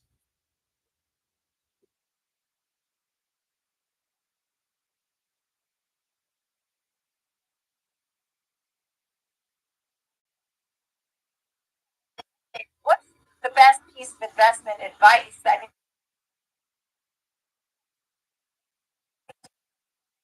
mean, oh my gosh, you guys made it. You created trading platforms, algorithms, market rebellion. You have your streaming shows. You have everything. You know, books. What can I do to be like you? What kind of advice can I get? What do you tell them? Be disciplined. And it's everything in your life. It's in trading, but it does translate, Nicole, into trading very nicely because Pete and I, Pete much longer than me, was a pro football player for 6 years, 7 years. I was for 4 games. But you had to be disciplined to survive and to make it to that level. So if you can do that, trading is actually easy compared to that because there's really 2 things. 1, take profits. Be disciplined about taking profits. 2, be disciplined about cutting losses. Right. And if you do that, you can the stock market. If you forget about either of those truths, cutting your losses or taking profits, it won't work out for you. Right. It just will not. And that discipline, really, I mean, when you think about athletics and military and all kinds of competitive types of things that we do growing up, teaches us some of that. I mean, people were calling you Dr. J. You were a linebacker on the Chicago Bears for a time. And then, so people, in case they missed it, I mean, you were the Tampa Bay Buccaneers, Vikings, and of course, University of Minnesota Hall of Fame, and you know, I'm sorry for I missed 500 accolades. But what would you say? I mean, does the discipline, is that a part of it, and what would you add? That would be my mirror of what John said. Yeah. It really is. I mean, discipline, and we came up with something. Discipline dictates action. DDA is what we call it. Oh, I like because there's something every single day, and you have to make decisions every single day. And a lot of the time, like John said, it's not always the perfect decisions. It's not always the easy ones. I mean, trimming is easy, right? You bought something for $3 and now it's trading at $6. I'll sell 50% of that and then I'll hold the rest and I still have it, right? I've taken money off the table and I can still be a part of this whole thing. The tougher ones are to sell the options or the stocks that you were wrong on. And you just have to admit it, and you have to make that decision. That's the hardest one, I think. So that is the biggest key to having any sort of success, though, in the market. If you want to have success, you have to be disciplined. And you know what, as John said, it kind of moves into the rest of your life as well, which is a good thing. It makes you kind of want to go to the gym.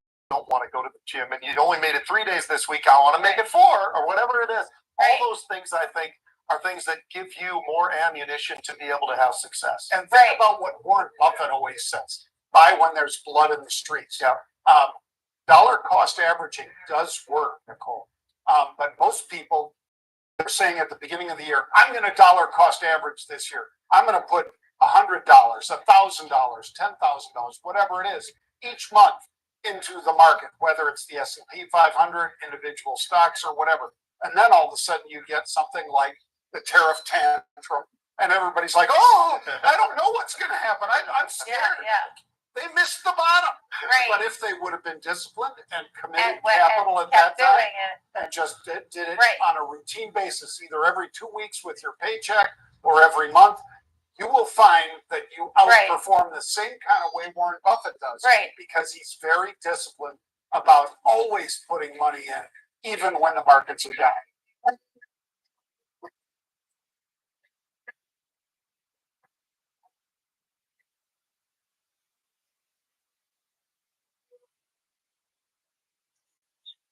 You're an experienced investor or just getting started, Charles Schwab offers a webcast that's right for you. Are you an active trader? Our active trading webcasts are designed to help you develop a deeper understanding of technical analysis, options, futures, and more. Best of all, you can ask questions by chatting directly with an education coach. It's interactive learning at its finest. Tune in live or watch on demand. Head over to schwab.com/coaching and start learning today.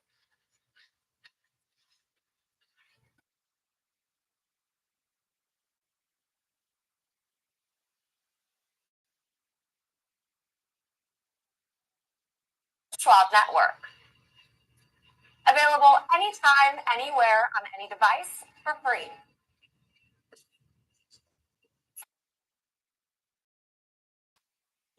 Whether you're an experienced investor or just getting started, Charles Schwab offers a webcast that's right for you. Are you a long-term investor?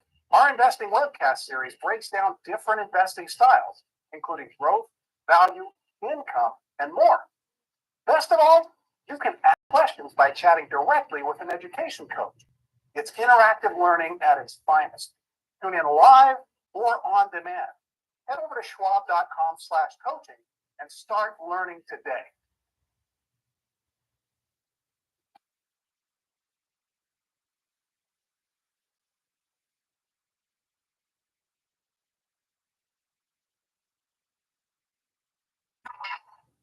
Empower your portfolio with the Schwab Network. Available anytime, anywhere, on any device for free.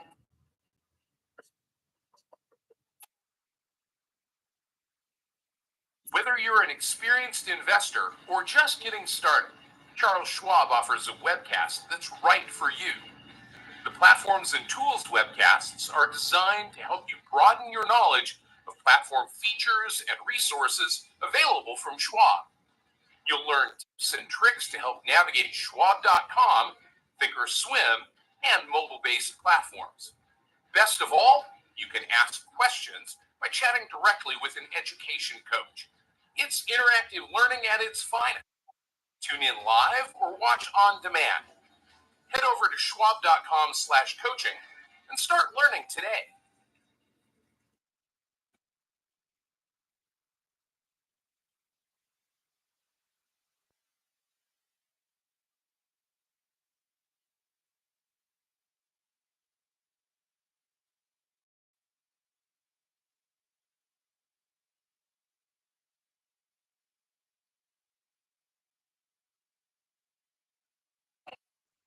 Because I mean, you said whether it's the S&P or I think what was the other one, Triple Qs or something. But you also have names that you're watching: New Holdings, Sony, SMCI, American Eagle. Are these names you like and would invest in? And I don't know. There was something about Aurora going down with the Uber selling the stake. I don't know where you stand on that. Yeah. But are these names that you like to invest in right now? SMCI, absolutely. This Which is has one had I want an to incredible move. I want to recently. own it for the year. Why is that? Well, it used to be $130 stock or something like that. Then people started to come out and question their accounting. And when that happens, people get scared. Well, again, when they're scared, that's when you want to buy. Right. You don't want to buy into greed. You want to buy into fear. Right. So it went from 130 all the way down, I think, to $17 a share. Not in one day, but it bled down like that, Nicole. Take a look at anybody who bought it on those dips. You didn't have to hit the low, but if you bought it at 20, you bought it at 25, or you bought it at 30, or you bought it at 40, it went back up into the 50s and 60s. That's a home run for most of us to buy something at 40 bucks and have it go to 60. And the others you like too? New Holdings, Sony, American Eagle. American Eagle Outfitters, the reason we put that one in there is that they are somebody that is changing the way that they present their clothing, because that's what they are, of course, right. To the public. It's not as hip as some of the brands. And so you take a look at that, you take a look at some of the companies that are stodgy and just always the same. Those aren't the ones that I'm interested in. I like their management team perhaps, but what I like here is that people were looking at, well, what is the mix of goods they're putting out there? Is it just merchandise? Stuff Checking that out. Yeah, they knew they made some marketing it missteps. They knew they made missteps. They had wrong guidance. So that's good. Now they're really ultra focused on what's to come. Right. Maybe they'll get out what the kids really want, right? Rather than what they didn't want. When we think about some of the other themes here, you know, energy, clean energy. I mean, are there other themes that you're watching? I mean, I could go to crypto too, Bitcoin. What else is? I'll let John handle the crypto side of it, but as far as energy, yeah, I think there's a lot of different names in there, and I think a lot of it. Like energy? I do, and a lot of different sides of energy, right? The energy generators.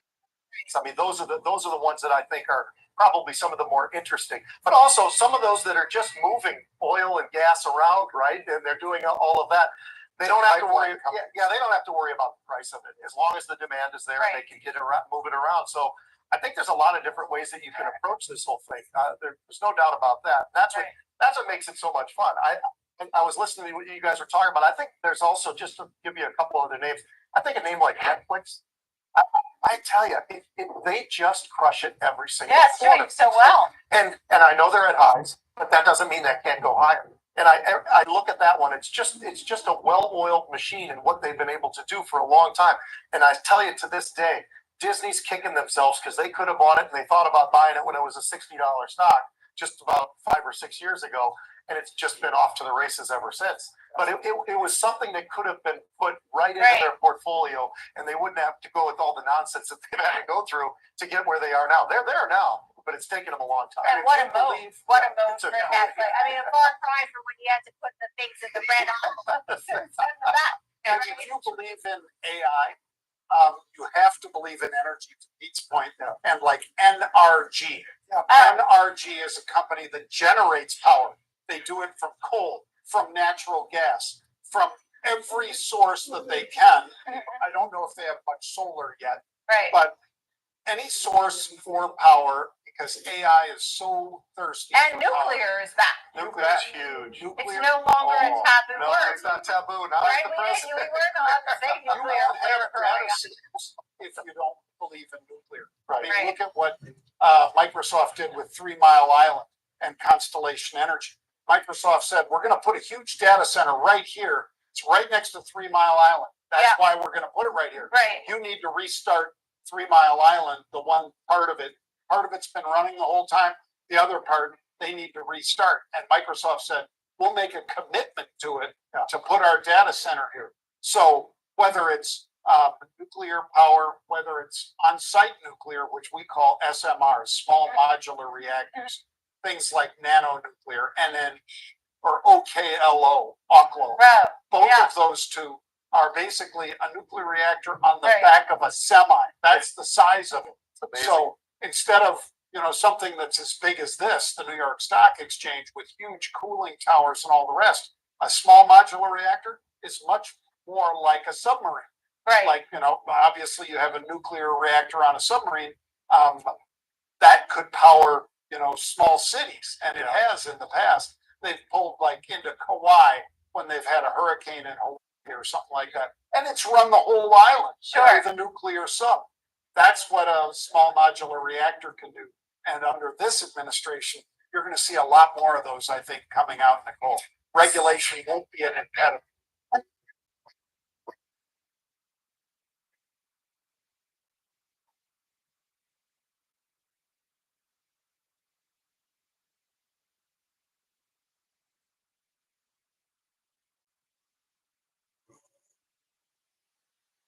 Schwab Bank Investor Checking, a checking account built for investors, named highest in client satisfaction by J.D. Power for 6 years in a row. With Investor Checking, you get the award.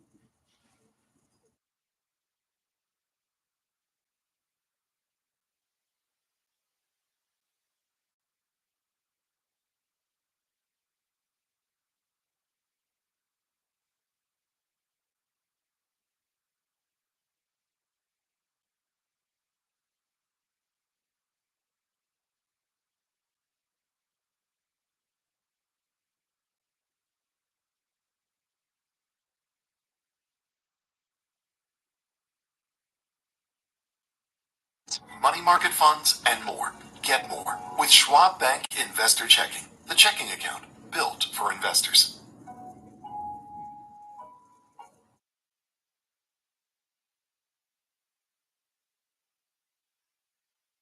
Ladies, host of Trading 360 and The Watch List, live on the floor of the New York Stock Exchange, where we bring you breaking news, experts, CEOs, influencers, and analysts. It's all available on Schwab Network.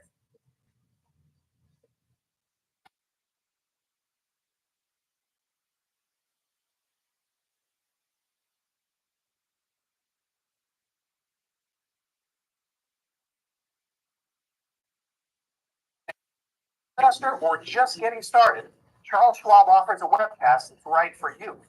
Do you like using charts when analyzing your stocks? Our technical analysis webcast series breaks down different charting techniques like trend analysis, price patterns, moving averages, oscillators, and much more. Best of all, you can ask questions directly to an education coach. It's interactive learning at its finest. Tune in live or on demand. Head over to schwab.com/coaching and start learning today.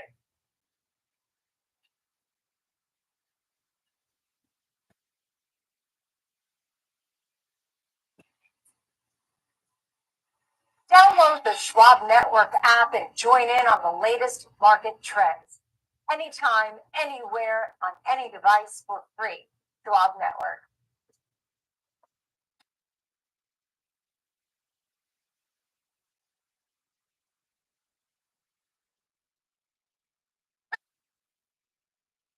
Let's be very business friendly. Rate cuts, the tariffs to settle and have that happen. The tax, a favorable tax, right, for that bill to be extended, that seems to be on the way. With these companies, they'll be able to merge and grow. So, these things are coming together. So you feel more bullish there. Are you very bullish? I mean, how do you know about this? You said it has. You said at the beginning of this interview, you said we're going to see volatility in the markets. Right. We're going to see ups and downs. Truly. Right. Because what if we all get all pulled up over 1.4 billion people in India and what we're going to do there, and all of a sudden India pulls back, or when India and Pakistan were attacking each other? The wars are not part of the equation right now. We hope that we can push them aside and get to a peaceful resolution with Ukraine and Russia, as well as Pakistan and India. But those are wild cards out there that if they flare up again, that's a negative, and that's the volatility you're talking about.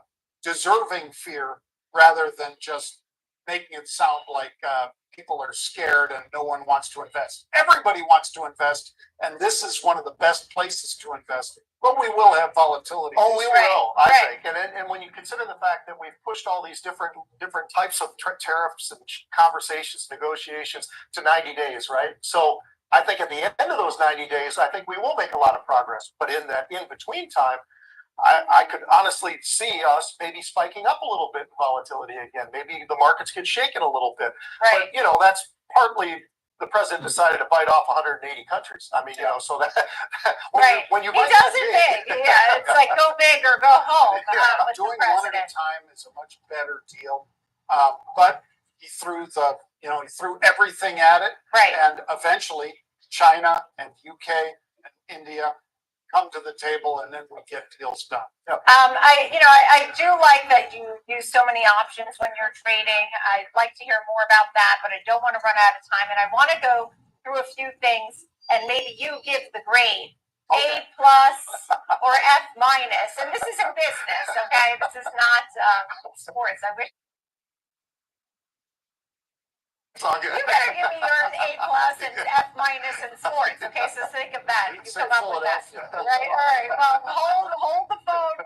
Okay, I'll start off with gold. John? At least an A. Still, even after the run that it's had, some of the gold mining stocks are up over 100% this year. Can it continue? As you know, Nicole, they don't necessarily own all the land that they mine on. So if you're mining and you're saying, okay, we signed a deal where we're pulling it out of the ground at 2,800 to the ounce, and it's 3,300 to the ounce, an extra $500 in your pocket per ounce. Those are winners. So that's why we're. So at least an A, maybe an A+. Gold? Gold, I'm going to give it an A+. And I say that because I think the way it's moving now makes a lot of sense. It started at 2,600 at the beginning of the year. We jumped up to 3,100, kind of pulled back a little bit. Next thing you know, all-time highs, 3,400. Right. So I think what's pressuring it right now recently has been the sellers, which is very smart. It's the discipline part of what you should do.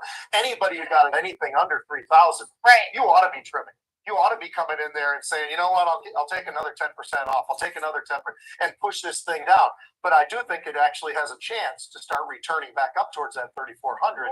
It's just a matter of when they get done selling. Okay, so you both like gold. Tell me about, the greenback.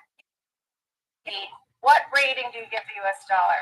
Well, I guess depends on your perspective, right? I mean, because it hit some pretty brutal lows, which makes things a little bit more different, right? I mean, it puts us in a bit of a bind when you don't have the money. You have inflation starts to fire up again, and so I think that's one of those. I would say in between that whole thing, I'd probably give it a C. Yeah, I mean, it hasn't been acting very much. Certainly not the lowest historically. No. But your thoughts on the dollar? Well, and I'd be right there with Pete on a C. But I would say if we want to export more, if these tariffs become fair trade rather than just the odds stacked against us, the fact that the dollar is weaker is good for Right. American exports. It's not good for us buying more from these other countries. So it, like Pete said, it depends on which side Right. you want to be And on. it stays as the world's reserve I currency. think Do you both absolutely. agree It's like with George that? Costanza. He's an importer-exporter, you know. Right. It depends which one you Right. are. What was the Mandalay. industry? Bitcoin. Vandalay. Plastics or something. So tell me about Bitcoin, crypto, and give me your take. I'm in and I love it. I think that people that dismiss it are not looking at what the future could be, because when governments print more money, it devalues those currencies. And as Michael Saylor, the head of strategy, used to be called MicroStrategy, the head of strategy said, his home in the 1920s was like worth $4 million. Now it's worth $40 million. It's because the dollar has just shrank in its ability to buy things. Meanwhile, Bitcoin has just gone parabolic like this. I think you're going to see more and more companies doing what Michael Saylor did, and that is putting some of it on their balance sheet. And I think the United States, with a strategic Bitcoin reserve, I think that's just manna from heaven for anybody in digital assets. You did a strategic, did you say A, or what did you? I give it an A. What was the letter? I'm going to give it an A. Oh, you're giving it an A? I'm going to back off on that one. Here's what it started the year. That sounds like a B. That started with a back off. Maybe a B, maybe. Be lower. But it started the year at 95,000. Where are we today? We're at about 103, somewhere close to that number right now, this moment. But we did go down to 77,000. We did pop right back up again, and we got up over 100,000. So that I think is positive, but I don't think it's that positive that I do think there are a lot of other, whether they're miners or other companies that actually kind of go in tandem sometimes with Bitcoin. And there's Riot, there's Marathon, there's names out there that I think you can pick from. But when I look at this one, I'll give it a B minus. All right, so you're in a bit of a wait and see mode there. I'll give you the lead on U.S. equities. You got a grade for that? What do you think? Yeah, I think it's been absolutely incredible. The ability for us as Americans to look at how these markets actually work. And we started off so strong. It looked great when we started off the earnings season. Things were running and ripping to the upside, right? We set new levels for just about everything. And then all of a sudden, this whole tantrum came upon us, and we got the selling. Heck, we've already gotten past the S&P. So I think we've really done a lot of things in a short period of time. I got to give it an A. Stop. Gets into it. U.S. equities. Yeah, I'm there with Pete. I think that U.S. equities, again, at $103,000 per Bitcoin, would I rather own Bitcoin or NVIDIA? Which one has more upside from their present level over this calendar year? I'd say NVIDIA does, not Bitcoin, even though I gave Bitcoin an A. Why did I do that? Because I think as more and more companies and endowments and all the rest start owning Bitcoin, it'll just start chugging along. But there's a lot of people that own it a lot cheaper than this that'll be taking some profits. And if I look at a $103,000 investment, I like the idea of going with something more like a stock that I could see significant growth in rather than Bitcoin, because I don't think it has quite the same oomph to the upside. All right, so that was an A for U.S. equities. Yep. Last one in the fast fire here, international equities. I'd say B minus. I like them, but I don't love them. There's a lot of problems in Europe right now. There's problems in China from what we talked about with the tariffs. Japan, slightly different story, but I'd say B minus for international. How about you? I'd throw a B minus, C plus, sort of in that range. And just because of what I see going on. Although I will say one thing that could turn that whole thing around on its head and be an A. We have seen so much unusual option activity buying in Chinese ETFs, and I haven't been able to piece this whole thing together fully, but the FXI, Asher is another one, KWeb is another one. All three of those. Large cap tech. We have huge buyers coming in, and they're going out to July, and they're buying these numbers that are pretty amazing, 40,000, 50,000 at a clip, and these are options. This is a stock, so This really controls a heck of a lot. So I'm pretty impressed with that. Now that the proof is in the pudding, can they get there? Right. Can they get to those numbers? And that will be the challenge.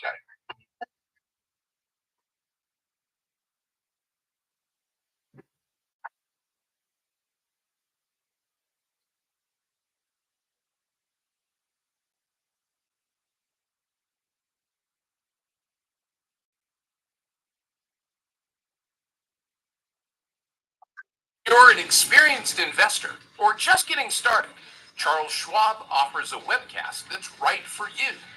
Are you an active trader?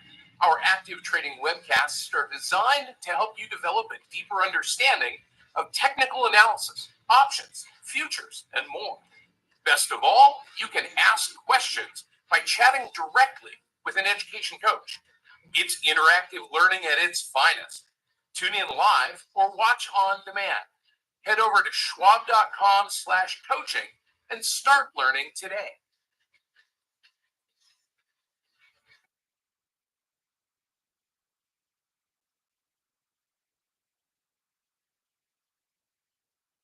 Empower your portfolio with the Schwab Network.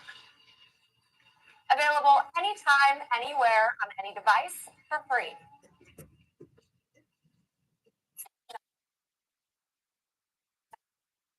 Whether you're an experienced investor or just getting started, Charles Schwab offers a webcast right for you. Are you a long-term investor? Our investing webcast series breaks down different investing styles, including growth, value, income, and more. Best of all, you can ask questions by chatting directly with an education coach. It's interactive learning at its finest, either live or on demand. Head over to schwab.com/coach. Start learning today.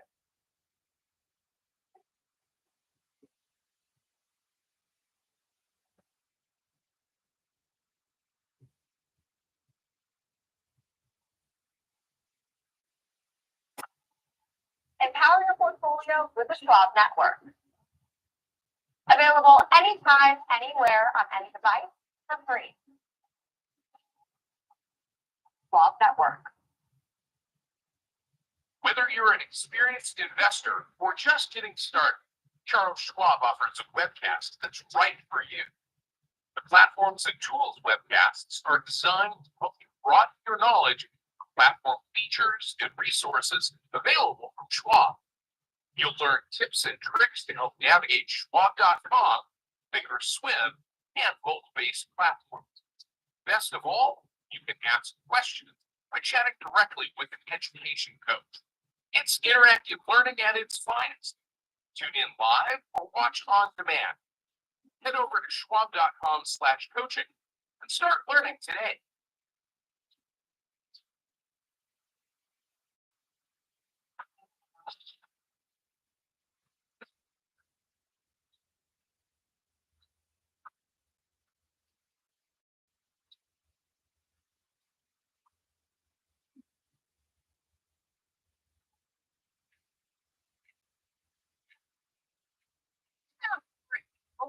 Balance price target on 500. I'm not saying what is it on December 31st, but say in December, you're at price target to the S&P. I don't, but Higher than where we are now. what you will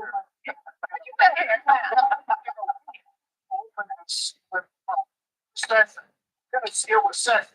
Odds of recession are so much higher. 60, whatever. I got 55. Yeah. Recession scenario. Now they say, oh, 6,500. Because now we think we're ready to the upside. So I know they're traders, and I know that they have smart men and women that operate algorithms as well as high frequency.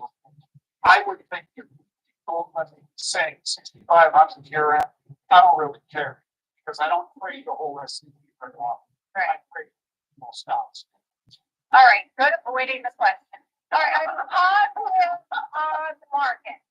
I mean, tell us what difference. I gotta say, okay, the show is over. You get an A+.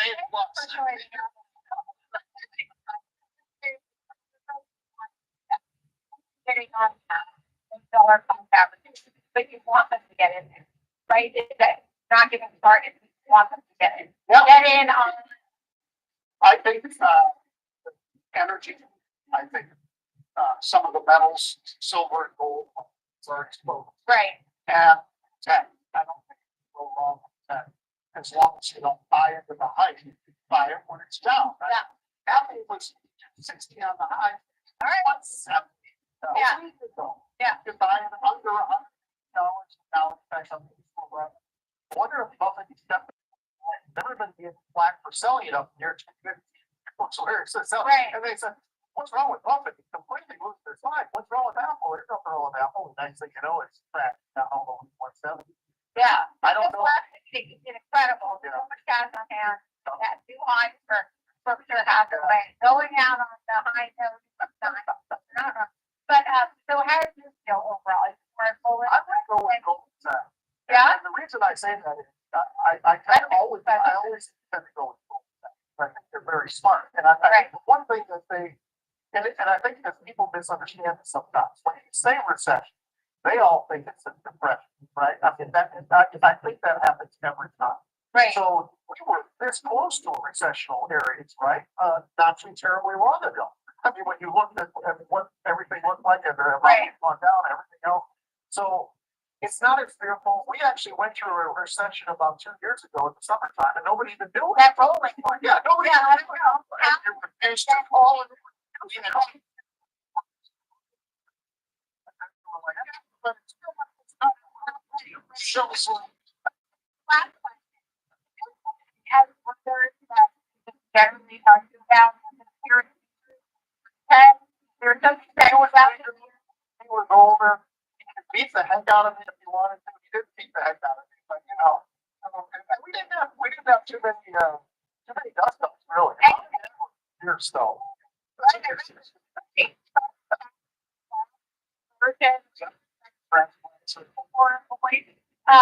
even now in the market, that go back and forth on the options